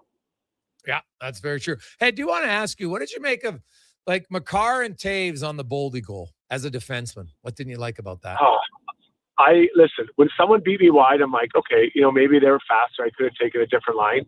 But when someone split my D partner and I, was sleep over it. Like I really had a hard time. Now, Matt Boldy, I still don't think people understand how good he is. He is one of my favorite players in the league and has been. He's so strong. He's fast. And he kind of chips it up, and it's hard for the D-man. Like, who's taking this? Who's doing what? Someone had to get in front of his body. They did it. They couldn't close the door in time, and he's right through.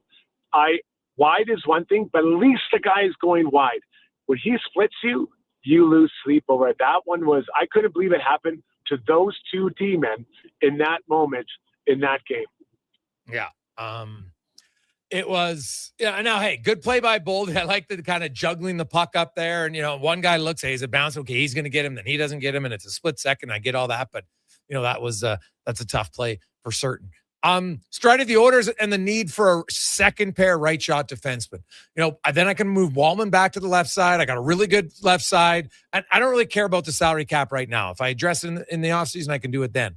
But I think the Oilers' number one need here in the next 10 days, has to be a second pair right defenseman. So I'm going to give you some guys.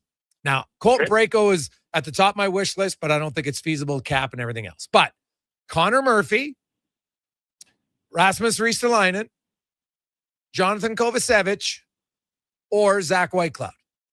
Who do you like?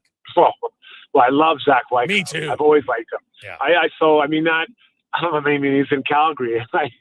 I want my hair to grow back too, but I'm not sure that's going to happen, right? Like that's fairly optimistic that they're going to trade him. If they are, you're going to pay through your nose. And he's a good player. He was hitting a bit down there. And I think Vegas they've had a really good decor. And that's one of their successes of their whole team is that's that part of it. Now, as far as, so I'm going to take him off this because I don't think he can do it. Yeah, Parayko's really good. Who was the second guy you said now? I it said was not Connor Murphy. Connor Murphy, Rasmus Ristolainen, and Kovacevic are the other three. Yeah, Ristolainen. What I like about him is he's big.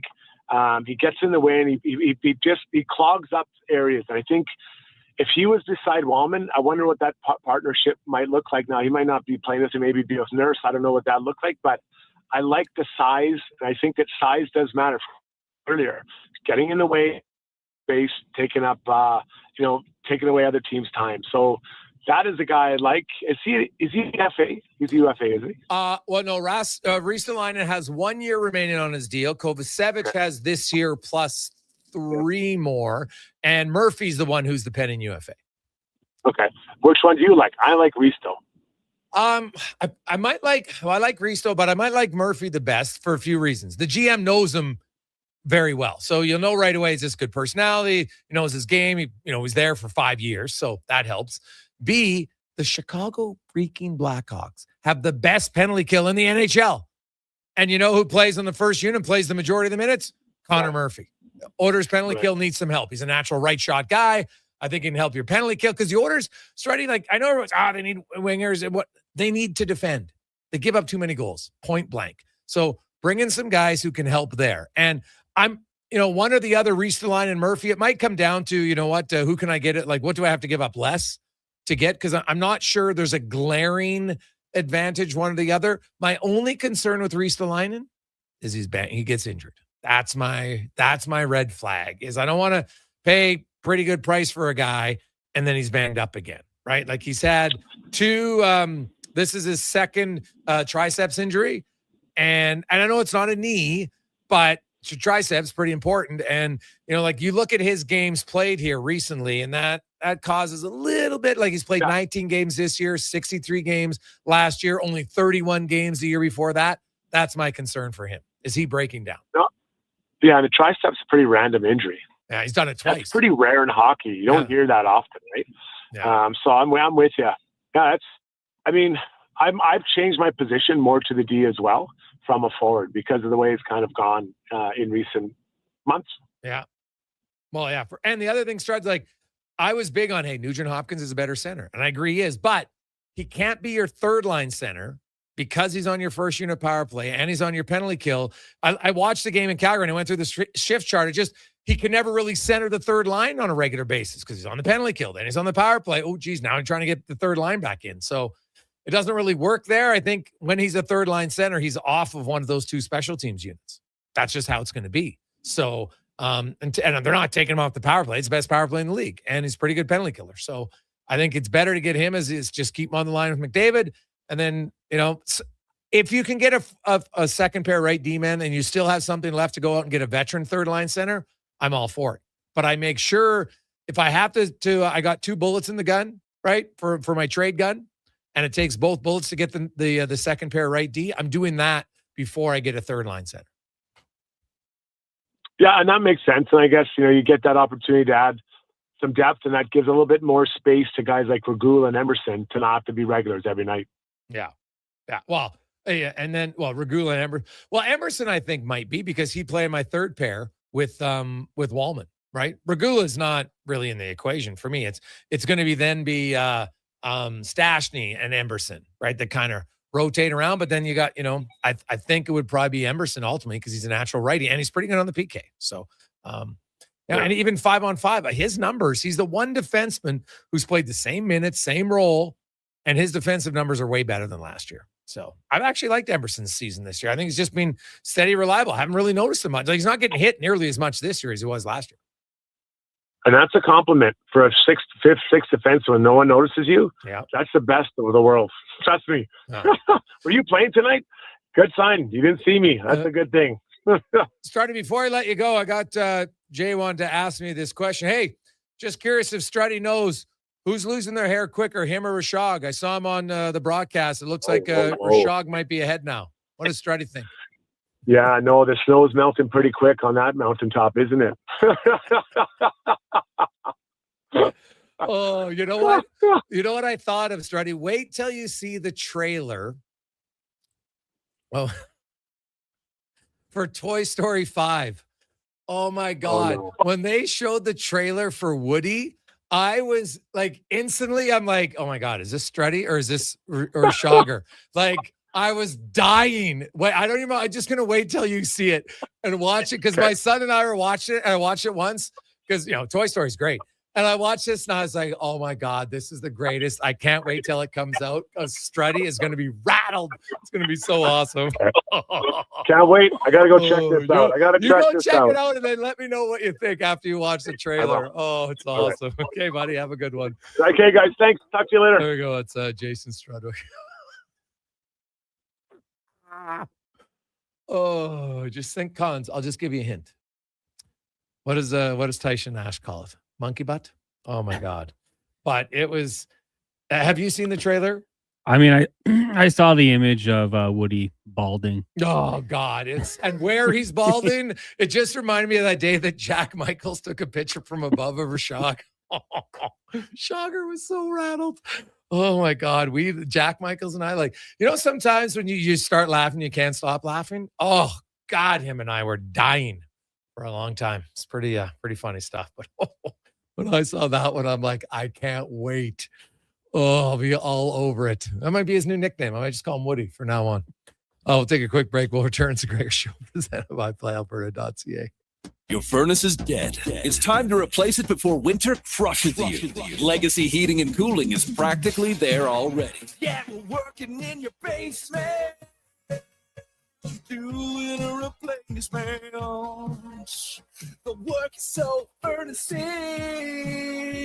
building your legacy. With no payments and no interest for 1 year, you gotta call Legacy. Replacing your dying furnace before it's too late, that's how you build your legacy. Legacy Heating and Cooling.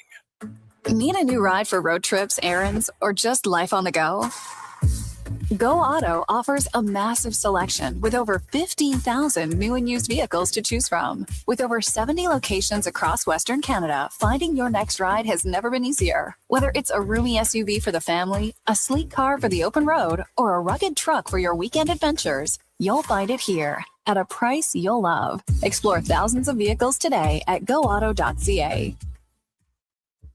It's the iconic Jasper Ave Patty Party. That's on the rocks. We're turning Jasper Avenue green. Your 5-day St. Patty's Day party kicks off Friday at OTR. With live entertainment every day. Including the Feelin' Lucky burlesque show on Sunday. Plus pipers, Irish dancers, and doors open at 9 a.m. on the 17th. We got more green beer than Marco has fancy shirts. And trust me, that's a lot. Lucky the Leprechaun will be there. Will you? It's the iconic Jasper Ave Patty Party. That's on the rocks. Next round's on me. Woohoo! Big guests, bigger takes. Jason Gregor brings the names you know and the stories you don't. Weekdays, 2 to 6 on Sports 1440. Don't miss a minute of the action on Edmonton Sports Leader. Sports 1440.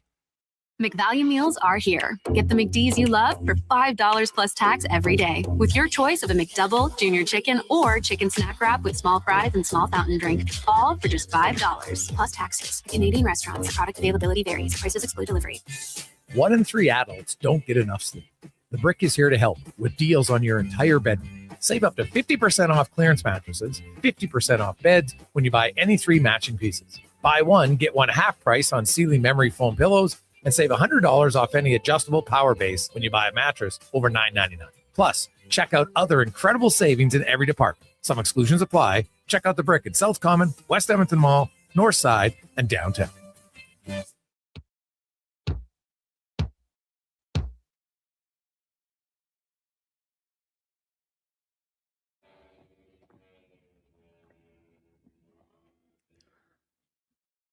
Portions of this hour brought to you by Riverside Honda, 59 years and counting as St. Albert and surrounding areas' premier Honda and Can-Am dealer. It's your dream. Ride it at riversidehonda.com. The Jason Gregor Show, the best of Edmonton sports talk and beyond. This is Sports 1440. Presented by PlayAlberta.ca, Alberta's only regulated online gambling website.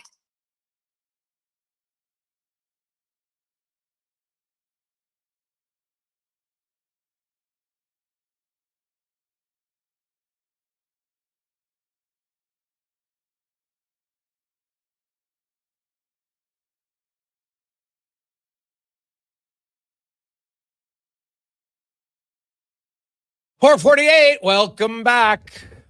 Connor Halley, Jason Gregor. Declan Kruger, of course, running things over on our YouTube chats. Say hi to the D-man. Ask him a basketball question. Get him fired up. Something about just tell him that the Heat suck, and that'll get him really ramped up. If you want to have a little fun in the chat room, you can do that. In the meantime, let's get to 5 questions brought to you by The Brick. Where did you know 1 in 3 of you adults don't get enough sleep? So right now, The Brick, lots of opportunity to get a better mattress. 50% off clearance mattresses. Also, you can get a sofa. Maybe you need a good sleep in the sofa. $4.99 and up at The Brick and thebrick.com. It's time for 5 questions on the Jason Gregor Show. All right, Jason. Question number 1. The Oilers, 24 games left in the regular season. Let's say for top spot in the first, even second in the Pacific Division. How many of those games do you think they need to win? So, if you look at what they're on pace for right now, because, in order, you need somebody to go, the Oilers, they're on pace, I think, for 90, I think it's 93, 94 points, and that's second. So I'll say if they get to McDavid's number of points, 97, which is 33.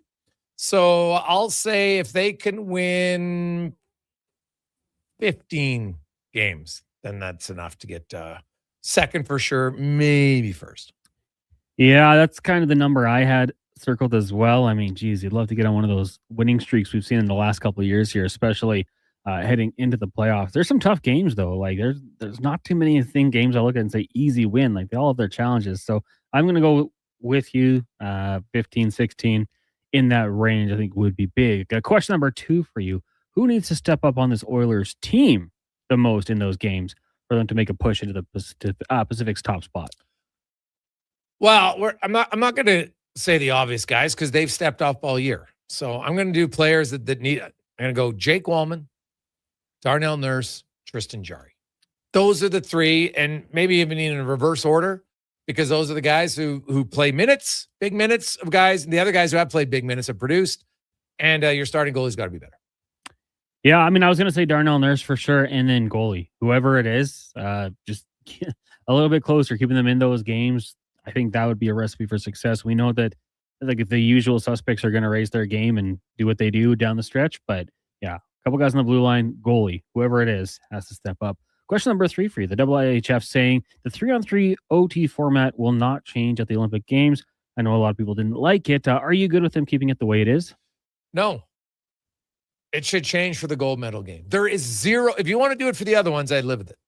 What? Name another sport that changes how the rest of the game is played for the last portion of the game. When they go to curling for extra ends, does it change? Right? So why are you changing in hockey? I would just go 20 minutes. I get why you have to do it in the quarterfinals. There's multiple games on the ice. Okay, I understand that. But in the gold medal game, no, there isn't. You have 20 minutes planned to play 3-on-3, so play 20 minutes of 5-on-5 and then go to a shootout. What's the problem? Totally agree with you. I mean, geez, if it runs long, whatever. You're starting events before the opening ceremonies anyways. It's not like there's just magic rule where things have to be finishing at a certain point. But it wouldn't run long anyways, because as you mentioned, you're already scheduling the 3-on-3 20 minutes. You could make it 5-on-5. It doesn't change anything. And for the medal rounds, I would be okay with it. I would be fine with it doing for the bronze game as well as the gold medal game. But yeah, just like you said, no other sport does it. It's a little bit weird. Question number 4 for you. Flava Flav has offered to host the U.S. women's hockey team in Vegas after they won gold. From what I've seen, it looks like they've accepted. If you could party with one celebrity in Las Vegas for one night, who would you pick? Are we picking right now, today? If I'm going to Vegas tomorrow? Yeah, right now, today. Okay, so that changes things because could I rip it up for a night? Yeah. Could I do it for 2 nights in a row?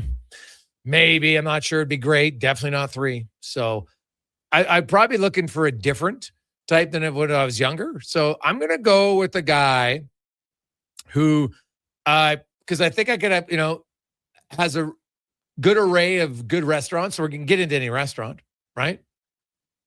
Can have some fun, pretty talented dude, but I think would have really good stories. I'm going Matt Damon. Yeah, that'd be a good one. I also kind of factored in age a little bit here. I thought at first like Morgan Freeman because he just could tell you stories forever, but that's, I'm not that old yet. Give me Snoop Dogg. Go hang around with Snoop and his crew for a little bit. Similar to Matt Damon, you're going to get in anywhere with Snoop, and it'd be a good time. So that's probably the route I would take. Final question for you. I was looking on this day in history, and multiple times, the Academy Awards have fallen on the 24th of February. So when you go and look at the Academy Awards for Best Picture, of the winners, what would you say is your favorite movie? Go ahead. So many good ones as I scroll through here. For me, when people ask me what my favorite movie is, it's one that I always have to bring up. I would go Gladiator with Russell Crowe. I still haven't seen the second one, but for me, Gladiator won it in the year 2000, and that would be my pick. It's a good pick, man. Trying to think who's won. God, well, there was a run there in the 90s where you had like Schindler's List, Silence of the Lambs, Dances with Wolves, Forrest Gump, Braveheart. Like, what a run, man. So I still might go with Forrest Gump. I love that movie, man. It was unreal. So now, going back, Cons, if I was younger, who I'd want to go party with? Let's say like this is 25 years ago. So they'd be similar age to me. I'd want to go with Elizabeth Hurley because she's a great wingman. So if you're there and you're having a party and you're partying with Vegas, right? And all of a sudden, because I experienced this once in my life, with the group, and all of a sudden, like you're with the super attractive woman, all the other women are like, well, who's this guy? What's going on here? What's happening? So Elizabeth Hurley, plus she'd be funny and pretty sexy. So, but she'd be the ultimate wingman. I can tell you that. Trying to think. Austin Powers is what I know her from, right? Oh, yeah. Yeah. But think about that run of films in the 90s that I listed. Like, honestly, like you look at some of the best films lately, like just a wide array. So 1990, you had Dances with Wolves. 91 was Silence of the Lambs. Now I'm looking it up because I don't remember the years. Unforgiven was in 92. I forgot them. Schindler's List, Forrest Gump, Braveheart, The English Patient, then Titanic, right? Then you had a few years. Then American Beauty came in the final year. And there's movies that didn't win. Good Will Hunting, Saving Private Ryan, Fargo, Pulp Fiction, Four Weddings and a Funeral, The Fugitive, Scent of a Woman, Hoo-yah! Like A Few Good Men. God, that was like the 90s had some sick films, man. Now, you look at 2000s, Gladiator, A Beautiful Mind, Chicago, Gangs of New York Lost. That was a sick movie. Lord of the Rings, $1 Million Baby, Crash, The Departed, No Country for Old Men, great movie. Slumdog Millionaire, fantastic movie. The Hurt Locker, yeah, pretty good. That's a good 5-year run for me. Yeah. So like, then you go into like, they had a run of Argo in 2012, 12 Years a Slave in 2013, Birdman. I didn't really like Birdman, just for me. Spotlight, Moonlight, The Shape of Water. Like, it kind of changed a little bit. Like Parasite. I watched Parasite. Like, it's kind of annoying. Like I don't know. It just seems like it's changed maybe a little bit into what kind of look that they're looking for. Because those are some like movies that you would watch over and over again because they're that good. So, like, I don't know. I wouldn't. Parasite's not a movie where I'm like, oh, I'm going to go watch that again. Right? Like, I watched it once. I thought it was good. Like The Shape of Water. No, I'm never watching that movie again. Like, you couldn't pay me to watch that movie again. Anybody out there is like, oh, what do you want to check out? Shape of Water. Let's go watch it again. Like, has anybody in humankind other than the people in the movie said that? Just be curious. Anybody? Are you a big fan of The Shape of Water? Like, that's one of your movies that I'd want to watch again and again? I haven't seen it once. No, okay. There was a run of Academy Award winning movies that I have not seen. Maybe not a surprise. Parasite ran a little long for me. I did watch it. Like, but Parasite was really good. Yeah. It wouldn't be a movie that I'd watch over and over again. it's not Braveheart where you're like, I'll sit down and watch this again. Yeah. Or No Country for Old Men. The Departed I've watched tons of times. $1 Million Baby, classic. I would agree with you. I think like the 2000s, the 90s had some really good runs, and it's like they went more artsy as of late. Oppenheimer, I guess, would have been kind of that summer blockbuster that did win a couple of years ago. Yeah, fair. But man, that was that 90s run, man. I totally forgot about that till you showed that question. Had to look it up. Like, whoo, sick run. Who do you think wins this year? Bugonia, F1, Frankenstein, Hamnet, Marty Supreme, One Battle After Another, The Secret Agent, Sentimental Value, Sinners, and Train Dreams. Well, who do I think? Well, I don't know who's going to win Sinners I might pick. I've heard it's great. Oh, it's really good. So, really good. Let's take a quick break. When we come back, Spec will join us from Anaheim, talking about the Oilers, who's going to be in the lineup tomorrow night. Some people might have jumped the gun suggesting McDavid is out. The Oilers only have 12 healthy forwards. Captain's not playing tomorrow. They could go 11-7, but I think we'll see 97 in the lineup. Just my hunch. Let's get to the con man and a sports 1440 update brought to you by Northgate Chevrolet Buick GMC. Spring is coming, baby. And so are the Corvettes. Come see the vets inside Northgate showroom and get 0% financing. See more at northgategm.com. The Sports 1440 update.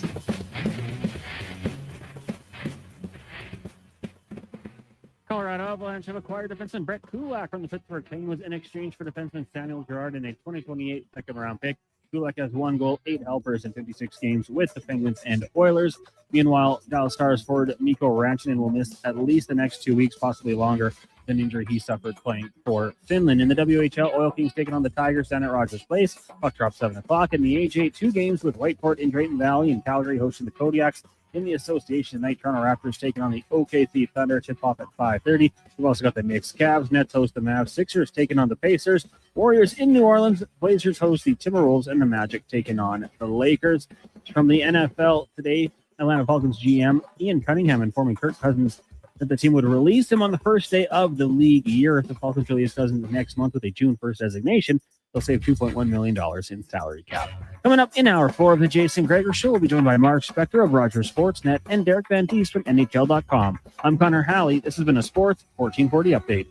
Sports 1440 in West Edmonton Mall and Wetaskiwin. CKJR is a Stingray radio station. Download the free radio player app and listen wherever you go.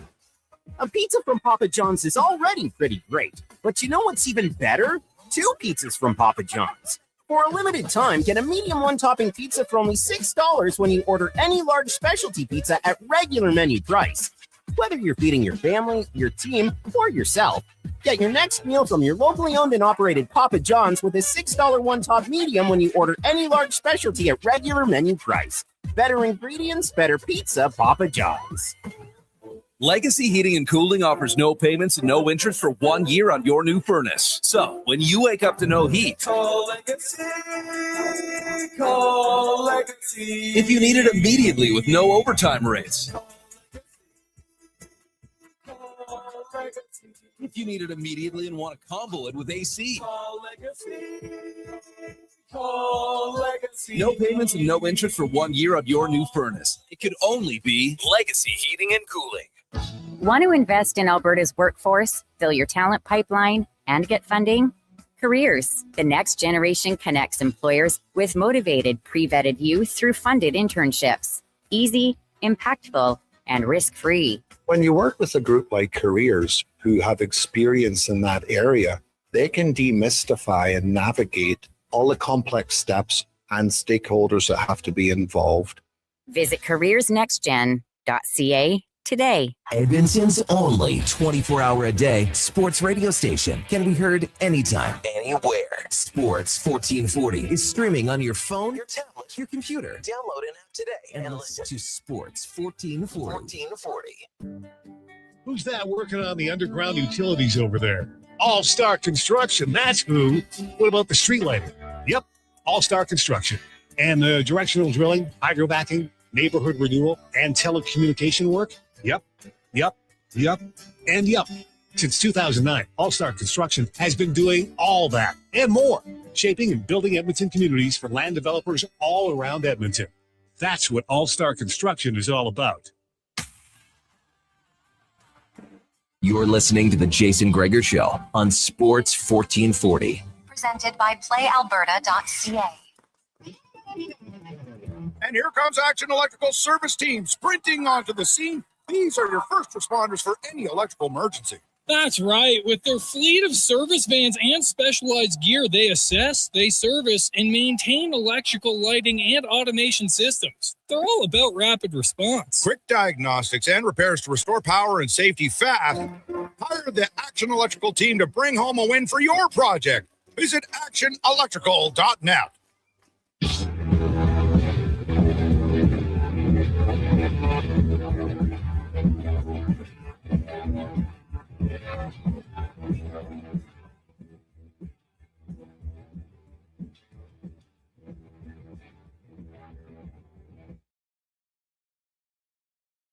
Portions of this hour brought to you by Can Torque. We offer sale, rental, repair, and calibration of hydraulic, pneumatic, and battery-powered torque wrenches, stud tensioners, and flange maintenance equipment. Order today at cantorque.com. The Jason Gregor Show, the best of Edmonton sports talk and beyond. This is Sports 1440. Presented by PlayAlberta.ca, Alberta's only regulated online gambling website.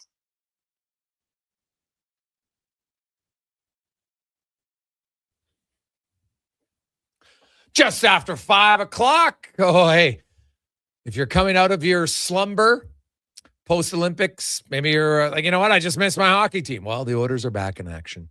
Tomorrow, the NHL resumes with 8 games on a Wednesday night schedule, and then they will have 10 on Thursday. Edmonton will be playing, 12 on Thursday, and Edmonton will be playing both nights, and there's 13 games on Saturday. Oilers playing then as well in the afternoon. Welcome back. It is the Gregor Show, presented by our title sponsor, PlayAlberta.ca, where you can get in the games, whether it's lottery, instants, casino, sports, live dealer, all in one place at Alberta's only regulated online gambling website, where 100% of the revenue stays right here in the province at PlayAlberta.ca. 833-401-1440, 833-401-1440. That's where you can text us as we get to the spec report, brought to you by GS Construction, your underground infrastructure specialist. And you can look for over 50 years.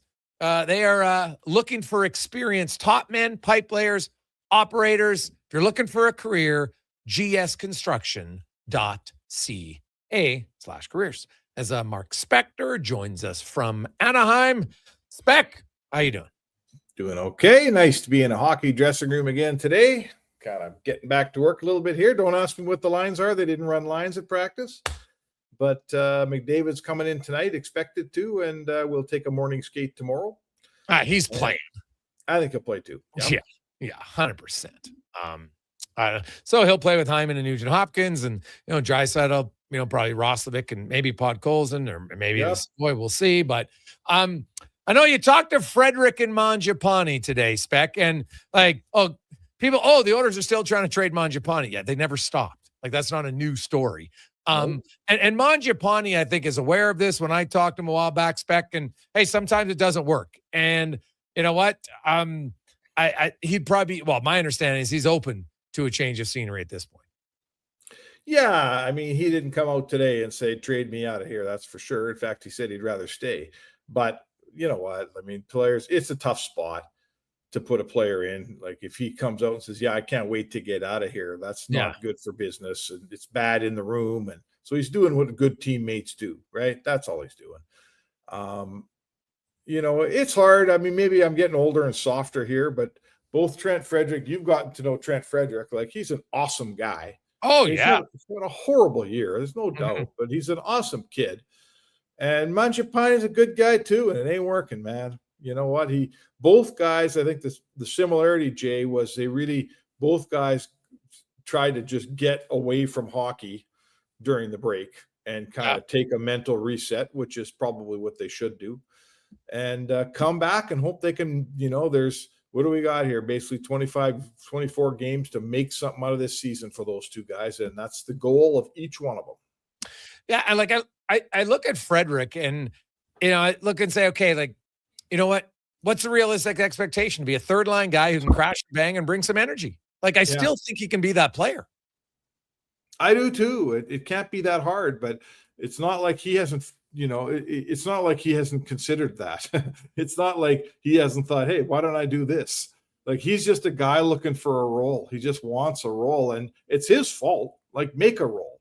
They don't just give you roles. Like, I talked to Knobloch afterwards, and he kind of raised two perspectives about helping these guys. I said, what's the coach's role in helping these guys salvage their season? And he says, well, it is my job to find those guys a foothold, find them a place to feel good about and put them in a position to succeed. But he said the other thing is you start just giving away ice time to guys who hasn't earned it, and that ice time comes at the expense of guys who have earned it, right?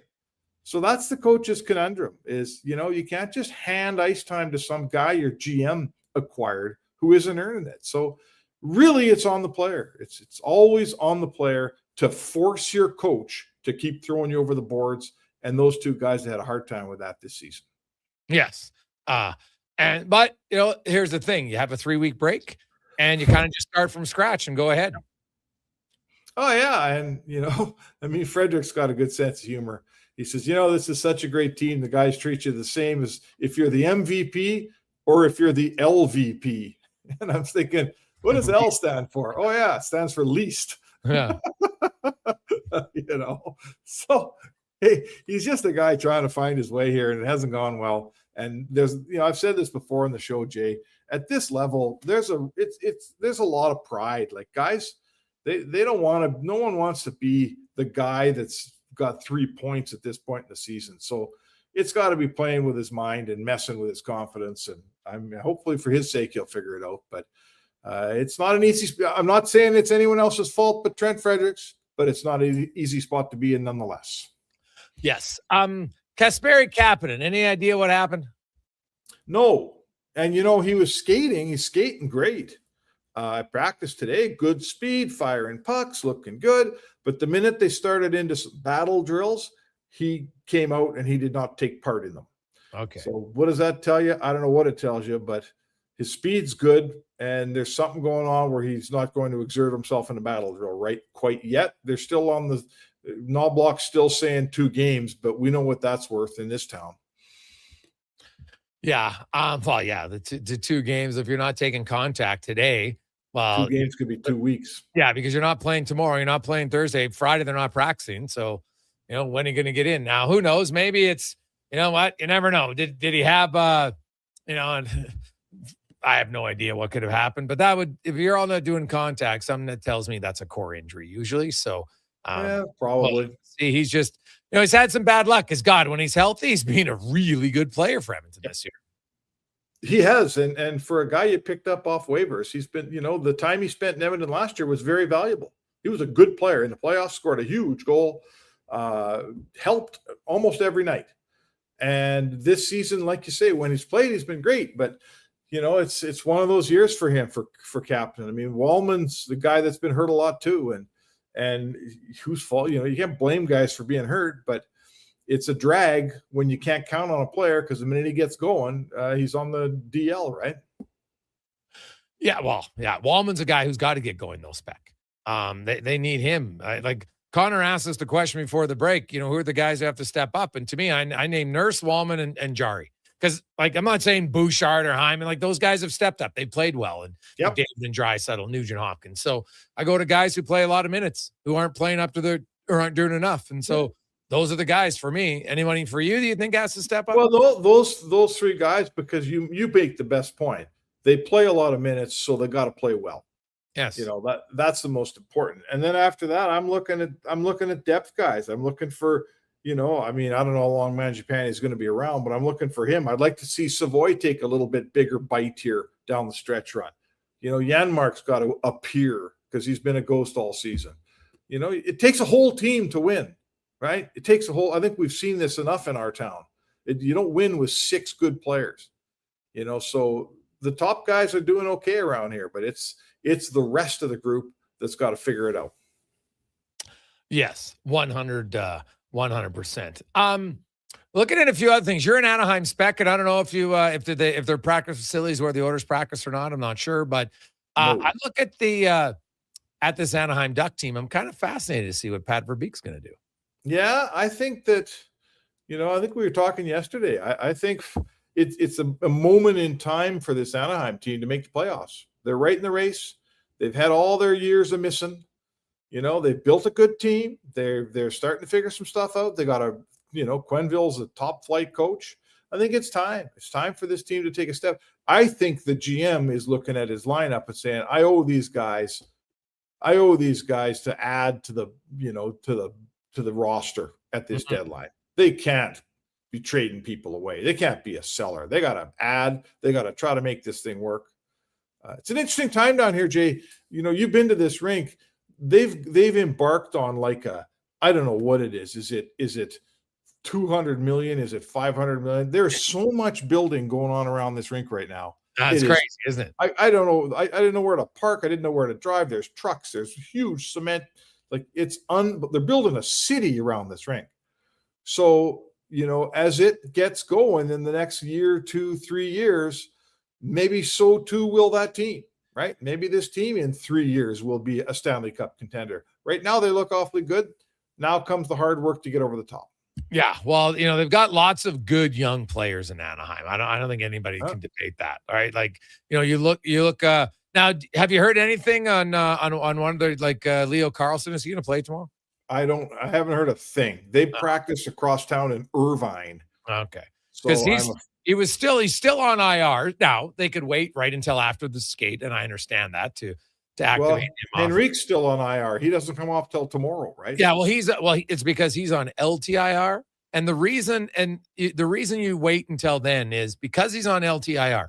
You have some freak capping an injury, right? Pull him up. So what happens if they would have pulled Henrique off of because the Oilers aren't in LTIR, they're actually accruing cap space. That's why Savoy's in the minors, but he's still on LTIR. And if let's say they would have activated him yesterday, it doesn't change anything because he just goes out of LTIR. But then let's say Spec, I don't know, he twists his ankle in warm up, right? Or sorry, in the morning skate. Well, now he's hurt for a week, but you don't have any space. He counts on your cap because he's on IR. So that's why teams always wait to activate guys from LTIR after the morning skate or that afternoon before the game, because then it's like, hey, if he gets hurt in a game, he gets hurt in a game. It's nothing we can do. But you don't want to freak injury to somehow derail you, because let's say Adam Henrique for fun was taken off. He got hurt in the morning skate. Well, now they're down to 11 forwards, and they don't have any cap space. They couldn't call anybody up. They could put him back unless it was an injury that put him back on LTIR. But if it was just, twisted his ankle, he's out a week. Well, now they're screwed. So that's why they always wait. All right. And they'll call Savoy up officially tomorrow as well. Yes. Yeah. Because of the cap space, they had to keep him on there an extra day to accrue cap space. So now they can fit him in. Like, that's how close they are to the cap. And I do wonder, they might just wait, but I'd like to see Josh Szymanski back here sooner than later. That's just me. I know you said give those guys 3 games to maybe see, and maybe they will, but man, like, there's a few guys, Spec, who have to be looking over their shoulder here. Like, I think Chris Knobloch has given me, like, Matthias Janmark, good soldier, has done a lot for the team, good teammate, all that stuff. But at some point, the coach is like, I need some results. I think that's where he's at. I'm going to be fascinated to watch Janmark's, not only his ice time, but his spot in the lineup once Kapanen and these other guys are healthy, to see if he's a regular. Because I'm not sold he's going to be a regular anymore. Well, all of this is going to coincide with the addition of players at the trade deadline, likely. Like, for instance, do you end up just trading Mangiapane for nothing and attaching a draft pick to him? In which case you just lose a player, nothing comes back, and Szymanski walks into that spot, right? Maybe that's what you do. What else is going to happen at the trade deadline here in terms of people coming in? It's I don't know how he's going to pull this off, because I just wrote a piece today about sort of Frederick and Mangiapane and the second consecutive July 1st that they're digging out of it here at the deadline. That's what they're doing. Bowman's digging out of his July 1st. And, I don't know how it's going to work. I don't know how many assets they're willing to give up to make things work. But he's really he doesn't have any cap space to bring good players in. He's got to go cap space out, and I'm not sure how that's all going to go down.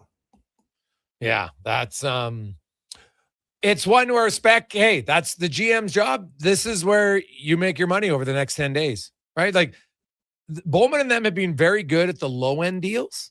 Yes, they have. Podkolzin, excellent. Roslovic, excellent. Ty Emberson, solid acquisition. Szymanski, found him for nothing.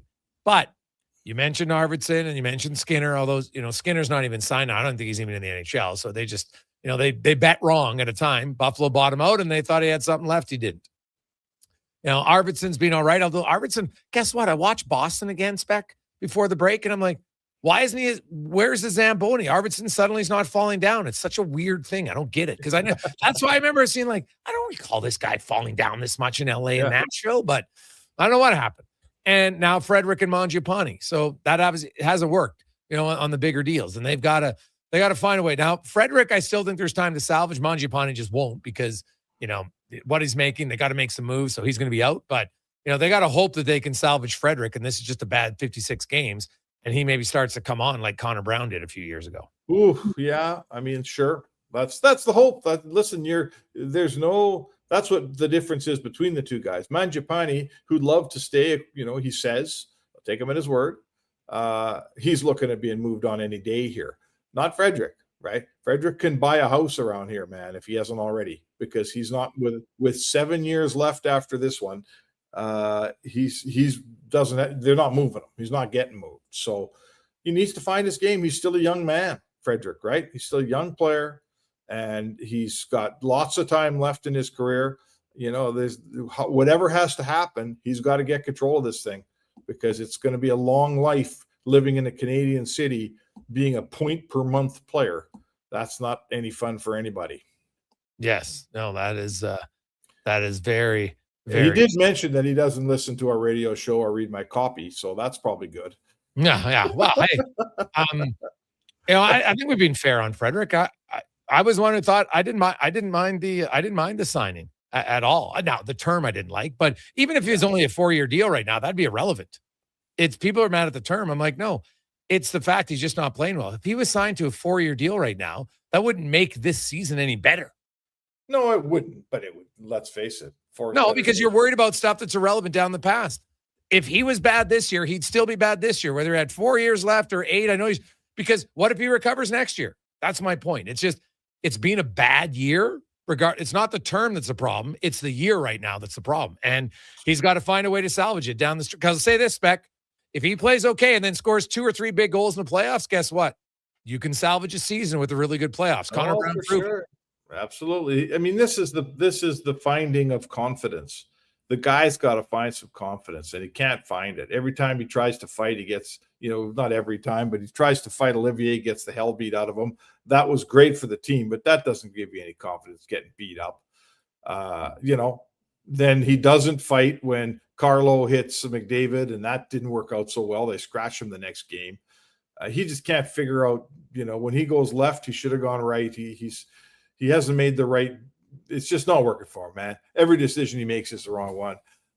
Something's got to turn for the kid. He's like I say, he's a good kid and he works hard and he's not fat and lazy and he's doing all the right things. At some point, the sun's got to shine on that dog's rear end at some point, doesn't it?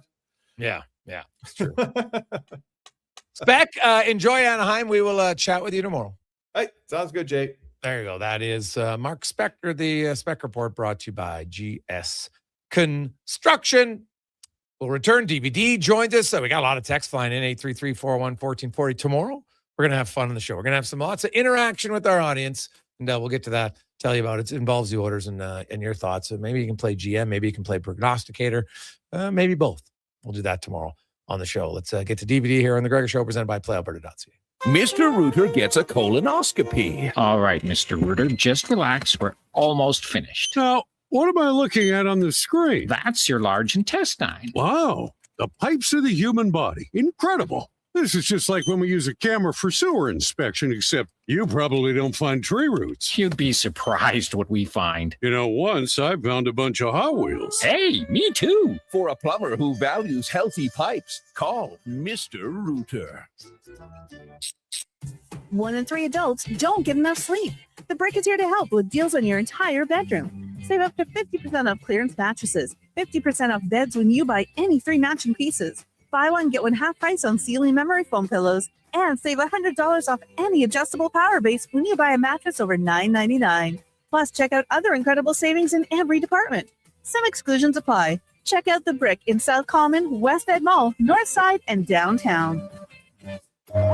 Hey, Edmonton, did you know a local Play Alberta winner scored over $500,000 on Mega Jackpots Ocean Bells? Think about the season tickets you could lock down with that kind of cash. From major casino winners every hour to jackpots worth millions and hundreds of popular games to money that stays in the province, there's never been a better time to sign up for Play Alberta. Download the app today to get started with casino, sports, and lottery all in one app. Must be 18 plus to play. When you gamble, use your game sense. The future of female hockey is here. It's season 2 of the Female Super League, the first ever female-only independent hockey division in Western Canada, with teams from British Columbia, Alberta, Saskatchewan, and Manitoba. Featuring 16U, 14U, and 12U divisions, the FSL brings showcase weekends packed with thrilling games, and our 14U and 16U have been pioneering the advanced body checking rule, empowering young players. The Female Super League, where the best in female hockey takes center ice. Details at femalesuperleague.com. Want sports talk on the go? You can listen to 1440 on the AM dial or stream us on your mobile device through apps like Radio Player, iHeart, and Stingray Music. Edmonton sports fans, turn to Sports 1440. 1440. McValue meals are here. Get the McD's you love for $5 plus tax every day with your choice of a McDouble, Junior Chicken, or Chicken Snack Wrap with small fries and small fountain drink. All for just $5 plus taxes. Canadian restaurants. Product availability varies. Prices exclude delivery.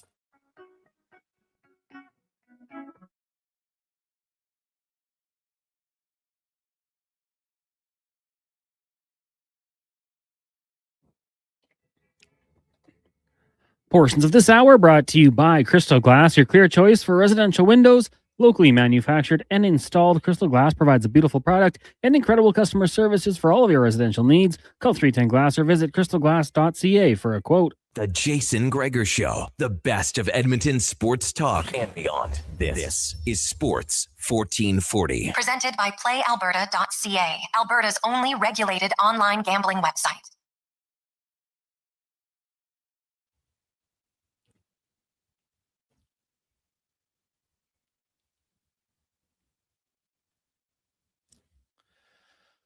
$5:26 as we continue on Sports 1440, sports1440.ca, YouTube, Facebook, X, and Instagram. Hope you are having a lovely, lovely day.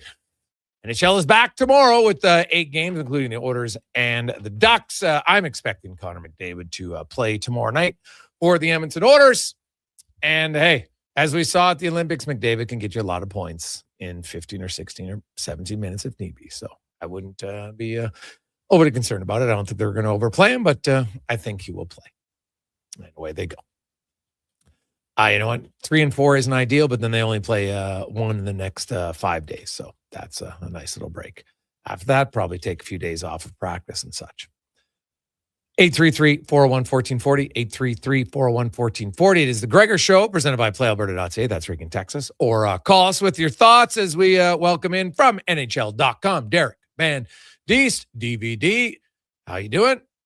Good. How are you doing today? Oh, I am pretty good. I look at a few things. You're a big soccer guy. Mm-hmm. And soccer at their big events, you know what? They get to overtime, and then eventually they have a shootout because you can't play forever. Yeah. And like I know the IHF today said they weren't going to change the 3-on-3 overtime. I just don't understand. Like, I can actually understand why they do it in quarterfinals because they got multiple games on the ice, so they got to do it. But I really see no reason why you have to do. I would go 20 minutes of 5-on-5 in the gold medal game. I see no reason why you can't do it. No, I agree. I don't see a problem with that either. 20 minutes 5-on-5, and then cut it down to 3-on-3. I have no problem. I know that they wanted to have that gold medal ceremony and everything wrapped up, before the closing ceremony. Yeah, and it still would yeah. be. Yeah, it still would have been because remember they have planned 20 minutes of 3-on-3. Now we all knew it would never do that, but it didn't happen. So yeah, so yeah, you can, everyone knew the rules going in though, Jason. Like everybody knew, and it's not the great way to decide a gold medal. You're right, but you look at the way things broke down. Canada probably should have won that game in regulation. That game should never have gone in overtime, just the way Canada played. But yeah, it's a time constraint thing. It's the same thing in soccer. There's always been the argument. Argentina won the World Cup in a penalty shootout. I don't think anyone in Argentina is complaining about that. That's just the rules. The Dutch knew the rules. The France knew the rules. Argentina knew the rules. That's just the way it is. It's you can't play forever. I know in the NHL you can go on, and especially in the playoffs, and that's proper. That's the proper way to kind of win a game. But unfortunately, everyone knew the rules going in, and when you're the better team, as Canada was in that final, you don't want that game going overtime because then a break or a mistake or a bad goal costs you the gold medal. So, and I think that's what I was thinking when that game was winding down. I'm like, Canada does not want this game to go in overtime. They don't want to, play at the edge, on the edge of a cliff. But yeah, that's the way things go, and it's better than a shootout. It's better than remember when they lost in '98 and there was a shootout. It's better than that, I think. Just keep playing until someone scores a goal, even if it's 3-on-3. So, but yeah, it's for TV, time constraints, other events, whatever going on. Those were the rules, and we'll see. We'll see if the NHL lobbies or someone lobbies to change them. We'll see what happens with that. Looking ahead now, the Oilers, and obviously, hey, Captain Obvious, they got to end the losing streak, 3-game losing streak against some teams they shouldn't have lost to. Now they come out, they got Anaheim nipping at their heels. Kings aren't far back. Neither are the Sharks. They play all three of them in 3.5 days. You know what? They need their defensive game, their penalty kill, their goaltending has all got to step up. Offense, I don't really worry about the offense. They've been a good offensive team for years. So, they might have a game or two, sure, but overall they'll score. To me, I just look at their defensive game goaltending. Is there one thing for you or one player that you feel, okay, this is the guy who's got to be infinitely better? Well, I think Darnell Nurse falls into that category. He's got to be more consistent. I think this is a guy that we know that he's got a high end and he can play at that high end, but he just doesn't do it enough, in my opinion. And he's got to be better. So you look at the back end, Nurse has got to be better. Wallman's got to be better. Wallman said that himself. I was down at practice earlier last week, and he said, "Yeah, I got to be better. We gotta play better as a team." So I think defensively, Bouchard's got to play more consistent, better defense. He's okay on the offensive side of the puck, but defensively sometimes it's just absolutely brutal. Some of the giveaways or misreads or bad plays he makes in his own end. So he's got to step it up, and but Matthias Ekholm is coming around. I think he's not the same player that we saw 2 years ago, but he's getting older and he's coming off some injuries. But I think this rest probably did him wonders. Sweden probably did the Oilers a favor by not taking Ekholm to the Olympics. So now he had time to spend with his family and relax and get healed up and get ready for a good stretch drive here. But yeah, on the back end, individually, you have to be better. And then goaltending, Tristan Jarry, they were brought in here to make the big saves. And early on, he was doing that, making the big saves. And now he's not so much in this last little while. So he's got to be a lot better than he's been. So as a team, as a whole, they got to play better defensively. They got to be better on their own end. And they got to do the little things. They weren't breaking up the cycle. They weren't getting the puck out on the first opportunity. And I think those are the things that they got to go back to doing. Derek Van Diest joins us. Can Trent Frederick salvage his season? I think so. If he has a good last little stretch here, and then he becomes a really effective player in the playoffs. And I know this is an unfair comparison, but I think the owners thought Trent Frederick might be their Tom Wilson, and he's not there yet. Tom Wilson is an incredibly effective player. He gets the game. He's physical. He can score. He can do all these things. But you look at like the physicality of Trent Frederick, you look at the skill set there, and you're thinking, okay, he might be our guy. He might be that guy for the Edmonton Oilers, and he hasn't been that guy. And I just think part of the problem is he doesn't read the game well. He doesn't read situations well. He's not sure when to go in, when to mix it up, when to not mix it up, when to kind of He does. It seems like the game's flying by and he's kind of on there with blinders. And you can't teach that. You have to have those instincts. And I think that's the one thing with him, and things aren't going well and he's in and out of the lineup and the coach is telling him one thing and he's trying to play another way. And I think for him, he's got a chance here if he goes out and is that physical player. And if I was the coaching staff, I would have said, look the way Tom Wilson plays. Watch the way he plays. Watch the way he goes into he knows when to go into a scrum, when to stay out of a scrum. He knows when to grab a guy by the scruff of the neck. And I think the owners envisioned, okay, this guy could be our version of him, but he's not there yet. But I think if he has a good 20-some games here and has a solid playoff, he could be able to salvage a season. He's not going anywhere. They signed him for 8 years, so he, make himself comfortable. He's got to find his role on this team, and he hasn't done that yet. Yeah, well, you know what? And hey, maybe it's sit in the third line spot and just play a physical game up and down, get your 12 minutes, 13 minutes, and away you go. And I think Frederick's got to be a guy who's like, hey, what can I do more? I think he's just got to get a little bit more intensity and nastiness to his game, right? Like get more emotion. And I'm not saying fight Olivier for goodness sakes. I'm just saying, be more aggressive, be more physical, like get into a scrum, face wash a guy, try to elevate the energy of your team a little bit. Yeah. And, some guys that come about naturally, some guys do that naturally and some guys don't. And, it's sometimes when you're a bigger guy growing up, people leave you alone. And so you don't develop that animosity. You don't develop that nastiness. Usually it's the little guys that are the chippy guys, the guys that are getting your face, that do those things. The bigger guys growing up, they just get left alone and they don't develop that. That sometimes has to come naturally, but he's got to recognize the situations on the ice. He's got to recognize when Connor McDavid gets hit, he's got to find out the guy who hit him and do something about it. You can't have Darnell Nurse coming over the boards and then trying to do something about it. And I think that's the issue right now. He's not situationally aware of what's going on around him. I think maybe he's too focused on worrying about what he has to do. But what he has to do is he's got to go in there. He's got to be involved in the scrum. He's got to be involved in everything that's going on, kind of like a Chucks are. They're in the middle of everything. And he's got to be that guy that, there's, Frederick again in the middle of the scrum or in the middle of a tussle or something's going on with him. And he just doesn't do that.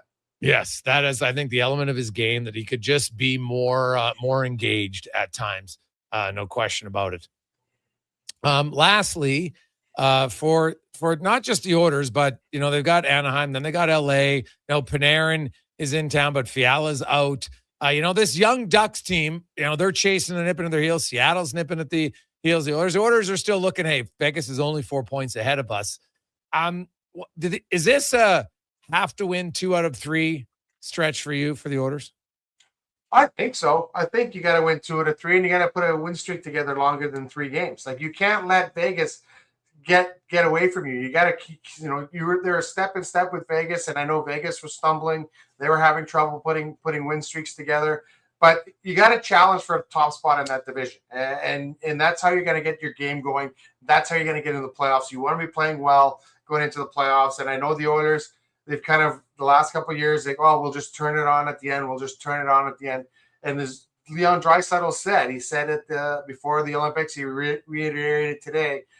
We can't just turn it on. Like we have to start playing. It's a different team than we had last year and the year before. We have different guys. So the guys that they brought in, they have to make a contribution. And he said it starts from the top on down. He didn't want to throw anyone under the bus. He says everyone's got to be better. And if everyone is better, then that'll raise the level of play for this hockey team. This is still a championship caliber team in my opinion, but people aren't going to lie down for them. They got to go out there and they got to take it, and they got to be better from top to bottom. And everyone needs to be pulling on the rope. Everyone needs to be contributing, and I think that's what the Oilers need to do. They need to get some wins against Anaheim's a good young up and coming team. They were what the Oilers were 5 years ago. They're young. Their core is young. They're exciting players. They're well coached. So there's a lot of good things going on in Anaheim, and they're not going to be intimidated by the Edmonton Oilers, maybe like they were 2-3 years ago. Neither are the San Jose Sharks. Neither are the Los Angeles Kings. So this is going to be a really, really, really tough road trip for the Edmonton Oilers. But it's those guys that don't get the 20 minutes a night.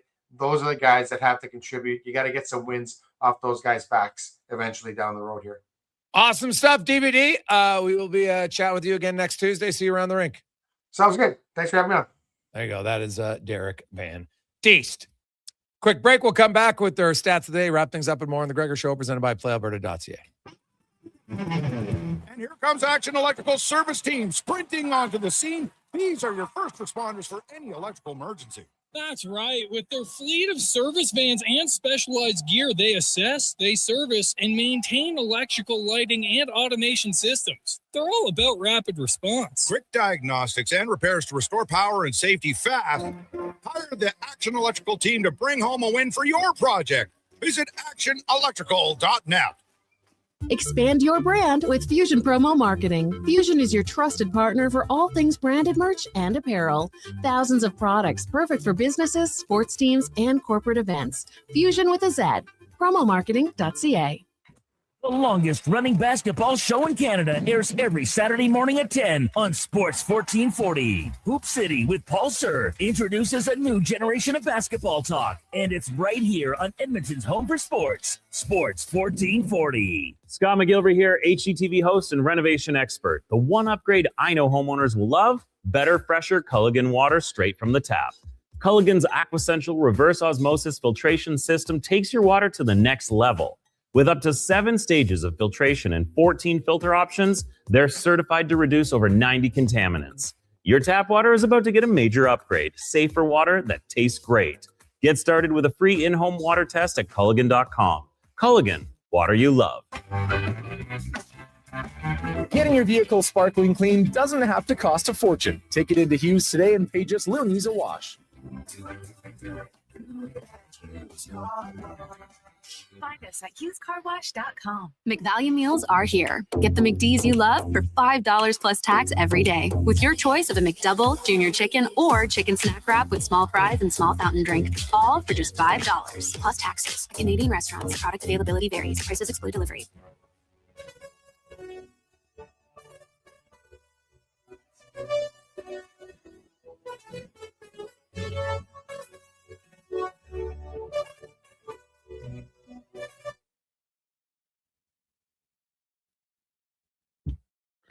Portions of this hour brought to you by Sherbrooke Liquor, the best place for wine, cocktails, and beers from all over the world. Also a variety of excellent non-alcoholic options. See more at SherbrookeLiquor.com.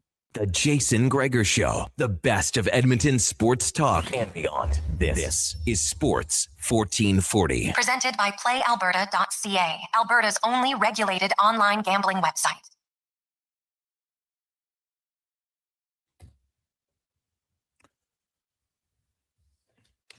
It is the final countdown, but we got some good stuff for you to wrap up the show. It's always brought to you by PlayAlberta.ca. $65 million up for grabs tonight. Lotto Max, get your tickets. PlayAlberta.ca. Also 8 Max millions involved as well. It's the time now for your stats of the day. Brought to you by All Star Construction. Not only have they been founded since 2009, but huge initiatives in giving back in the community. The Grey Withers ladies curling team. They also donate kids to cancer. They got the Wellspring, Alberta House of Cancer Treatment Center, the Claremont Hall Hockey Rink in Spruce Grove, and more. Love giving back in the community. That is All-Star Construction. So, a little trip down memory lane. Last year, out of 4 nations, Robert Thomas led the NHL with 40 points in 26 games. Pretty good. He averaged 1.54 points per game. Hasn't been able to come close to that this season. But, Oilers fans, maybe you remember, maybe you don't. Do you know who led the NHL in points per game coming out of the 4 nations? None other than Connor McDavid. He had 29 points in 18 games, 1.61. Now, he missed fair amount of games, was a little nicked up, and they rested him down the stretch. Leon Draisaitl was 5th in points per game. He only played 16 games down the stretch. He had 12 goals, 23 points in 16 games. But top 10 scorers coming out of 4 nations, McDavid, like in points per game, McDavid was 1. Crosby was 7th. McKinnon, Makar, Rupe Hintz. So 5 of the top 10 all played in the 4 nations, and all were pretty good. Now, you look at total points because some of those guys didn't play every game and some teams had more games. But Sidney Crosby, he played 25 games, had 33 points at his age. So I know there's been some concern about fatigue and everything else. And I don't know. Crosby seemed to handle it pretty well. Veteran guy. And they didn't have anything to play for. But Robert Thomas's 40 points was the most. Kucherov had 39. Pasternak had 38. Suzuki 37. Then Crosby and Matthews. Austin had 33. Panarin 32. JT Miller, Rupe Hintz, and Mitch Marner each had 31. Now, Ovi had 18 goals in his final 26 games last year. 18! So, and now he got a little bit of a break, and that's why I'm wondering what Ovi will do. And I'm really wondering about which player, Connor Halley, so here's the stat, which player will lead the NHL in scoring from now until the end of the season? Connor McDavid. Really? Okay. Yeah, I got to go with it. I mean, I think there might be a little motivation coming back from the Olympic Games here, and just, why doubt him? Like they need to get hot. He's the guy who's going to get it going for the Edmonton Oilers. So I just can't go against the captain here. Okay. I'm looking if you go back to the last 26 games, McDavid had 45 points in 26 games. Pretty good. But the one guy who I'm going to pick is Nikita Kucherov. Good pick. Nikita Kucherov is rested. The guy's been on. Did you know that Nikita Kucherov has 49 points in his last 22 games at 2.23? So you got to go back even farther for Kucherov. This guy has been a point-a-game player for the last 2 months. Right? His last 28 games, he has 59 points. Like that is, now McDavid has 60 and 32. Pretty good run, but still 1.88 to 2.11. It's pretty solid. Draisaitl also pretty good in that stretch. He has 49 points in 29 games because remember, he missed a few games for the Oilers in that span. So those guys have obviously still been very good in that regard, with McDavid and Draisaitl coming in second and third in points per game, only behind Kucherov. But I think Kucherov, a little bit of rest. And Tampa Bay is a hot team right now. They're hot going into the break. I would think that they will come out of the break pretty hot as well. Point, Kucherov, Hedman didn't play. They got a lot of guys who are rested up. But I do think McDavid, I wouldn't be worried about it, Oilers fans. I've seen some concern about what will happen to McDavid. And, I saw like his fingers are taped together and people jump to conclusions a lot. It's no different than, McDavid's not going to play in the first 2 games. Based on what? Like nothing in reality. They only have 12 healthy forwards. And now he was suddenly going to sit out. I'd be very surprised if Connor McDavid doesn't play tomorrow. Now, are they going to limit his minutes? The coach even said that. Yes, they'll limit his minutes. I don't think that's a surprise to anyone. Now, remember, the Olympics are different because you're playing France and some other lower teams. But he still, he had 3 points against a pretty sound, pretty decent Swiss team. And he only played 14 minutes that game, right? He had 3 points his first game against Czechia. So can he score against Dustal and the Ducks? Yeah, I think he can. But I think he would be fine for sure. So that's where I come out on the stance of the day is Robert Thomas had 40 points last year in 26 games down the stretch. And I remember St. Louis Blues fans were like, all right, this guy is broken out. He's going to be it. And guess what happens? You know how many points he has this year? And in 42 games, 33. Now, that guy was a pretty good scorer. He's had 86, 81 points the last 2 years. This is a real down year. He's fallen back big time. It's a big reason why the Blues aren't in it. But it just shows you the greats are able to, they have a hot streak, but then it continues the next year. And, Robert Thomas is a very good player. I think he's like a 0.9 points per game. Might be a 0.8 point per game player in his career. Really solid. But he's just not up there with the big dogs.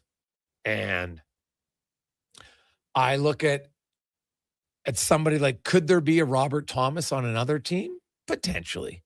But, man, look for Kucherov. If you're in a hockey fantasy league, that's the guy to go, hey, guys, I'm picking McKinnon. He's going to want to make up for the missed shot. That one comes from Dan, and a few other people picked him. Yeah, potentially. I think that's going to be hard to get over. It's going to be hard to erase that from your mind. Like, McKinnon is a very proud player. He's like, man, like, how did I miss that? And I know you have to move on, and so you can try, but it's easier said than done.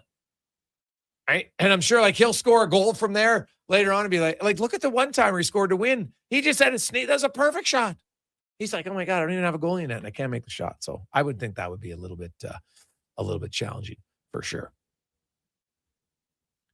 Coming up tomorrow on the show, we will talk, of course, head up the orders and the Ducks. A few previews, some other teams. Hey, we're gonna have another trade tomorrow. I think we're gonna start seeing some trades trickling in here in the National Hockey League. If you missed it today, former owner Brett Kulak has moved again. He's now a member of the Colorado Avalanche. Samuel Girard in a second rounder, and all of Girard's $5 million cap hit this year and next year going to the Pittsburgh Penguins. Other stories throughout. What are you watching on TV tonight? I would suggest the Raptors taking on the OKC Thunder, best team in the NBA. Now they are a little bit banged up, and the Raptors are good, maybe better than a lot of us thought. That's a game to watch for sure.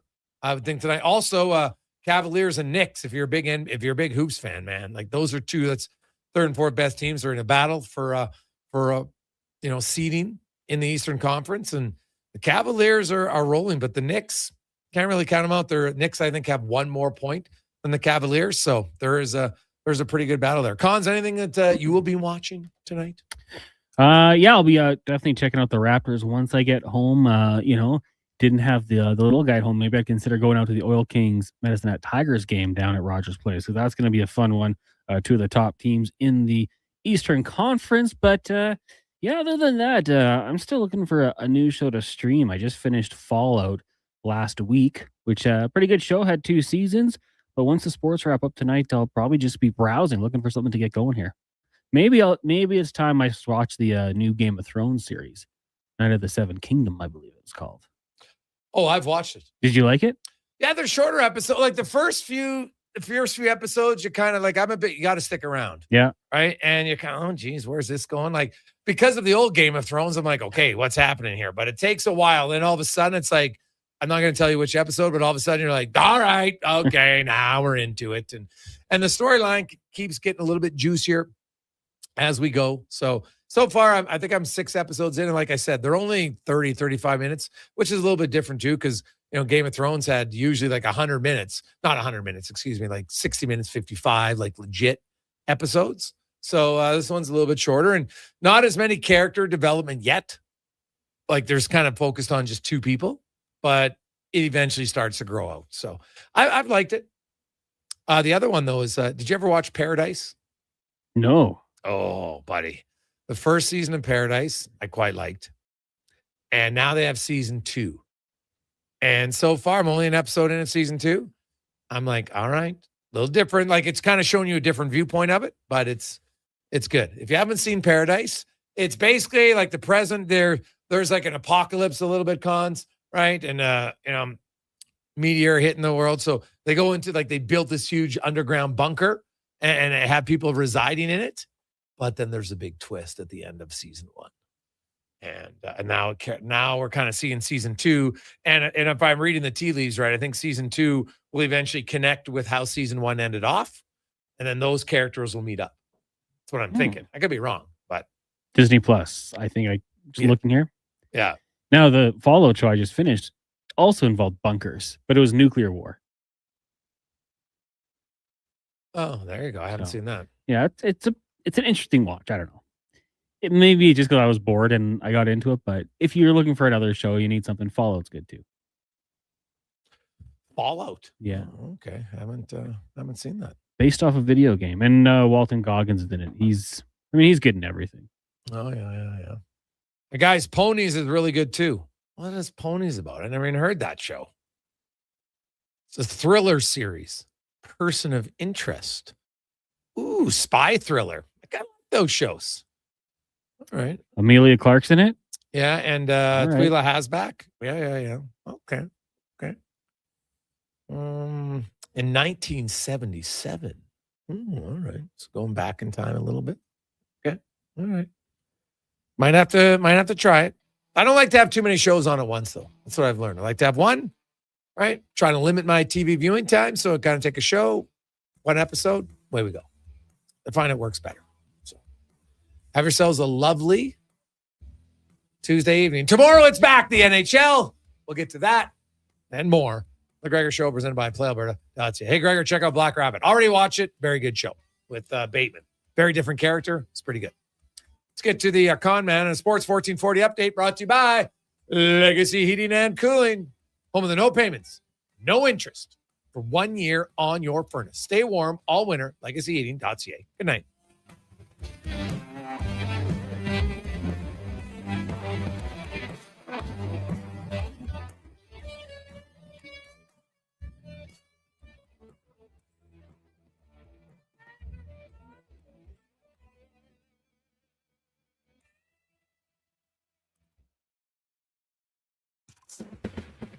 The Sports 1440 update. The Colorado Avalanche have acquired defenseman Brett Kulak from the Pittsburgh Penguins in exchange for defenseman Samuel Girard and a 2028 second-round pick.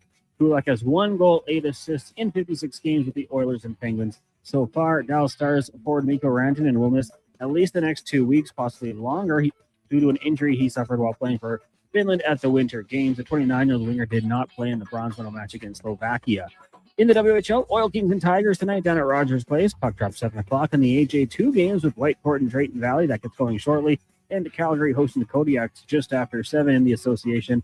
Early with the Raptors up on the Thunder at 19-11. 5 minutes left in the first quarter. Elsewhere, Hawks lead the Wizards 20-13. And the Sixers up on the Pacers 59-46 in the second quarter. Later tonight, Bulls host the Hornets, Heat in Milwaukee, the Pelicans up against the Warriors, Celtics take on the Suns, Blazers host the Timberwolves, and the Magic in LA taking on the Lakers. In the NFL, Atlanta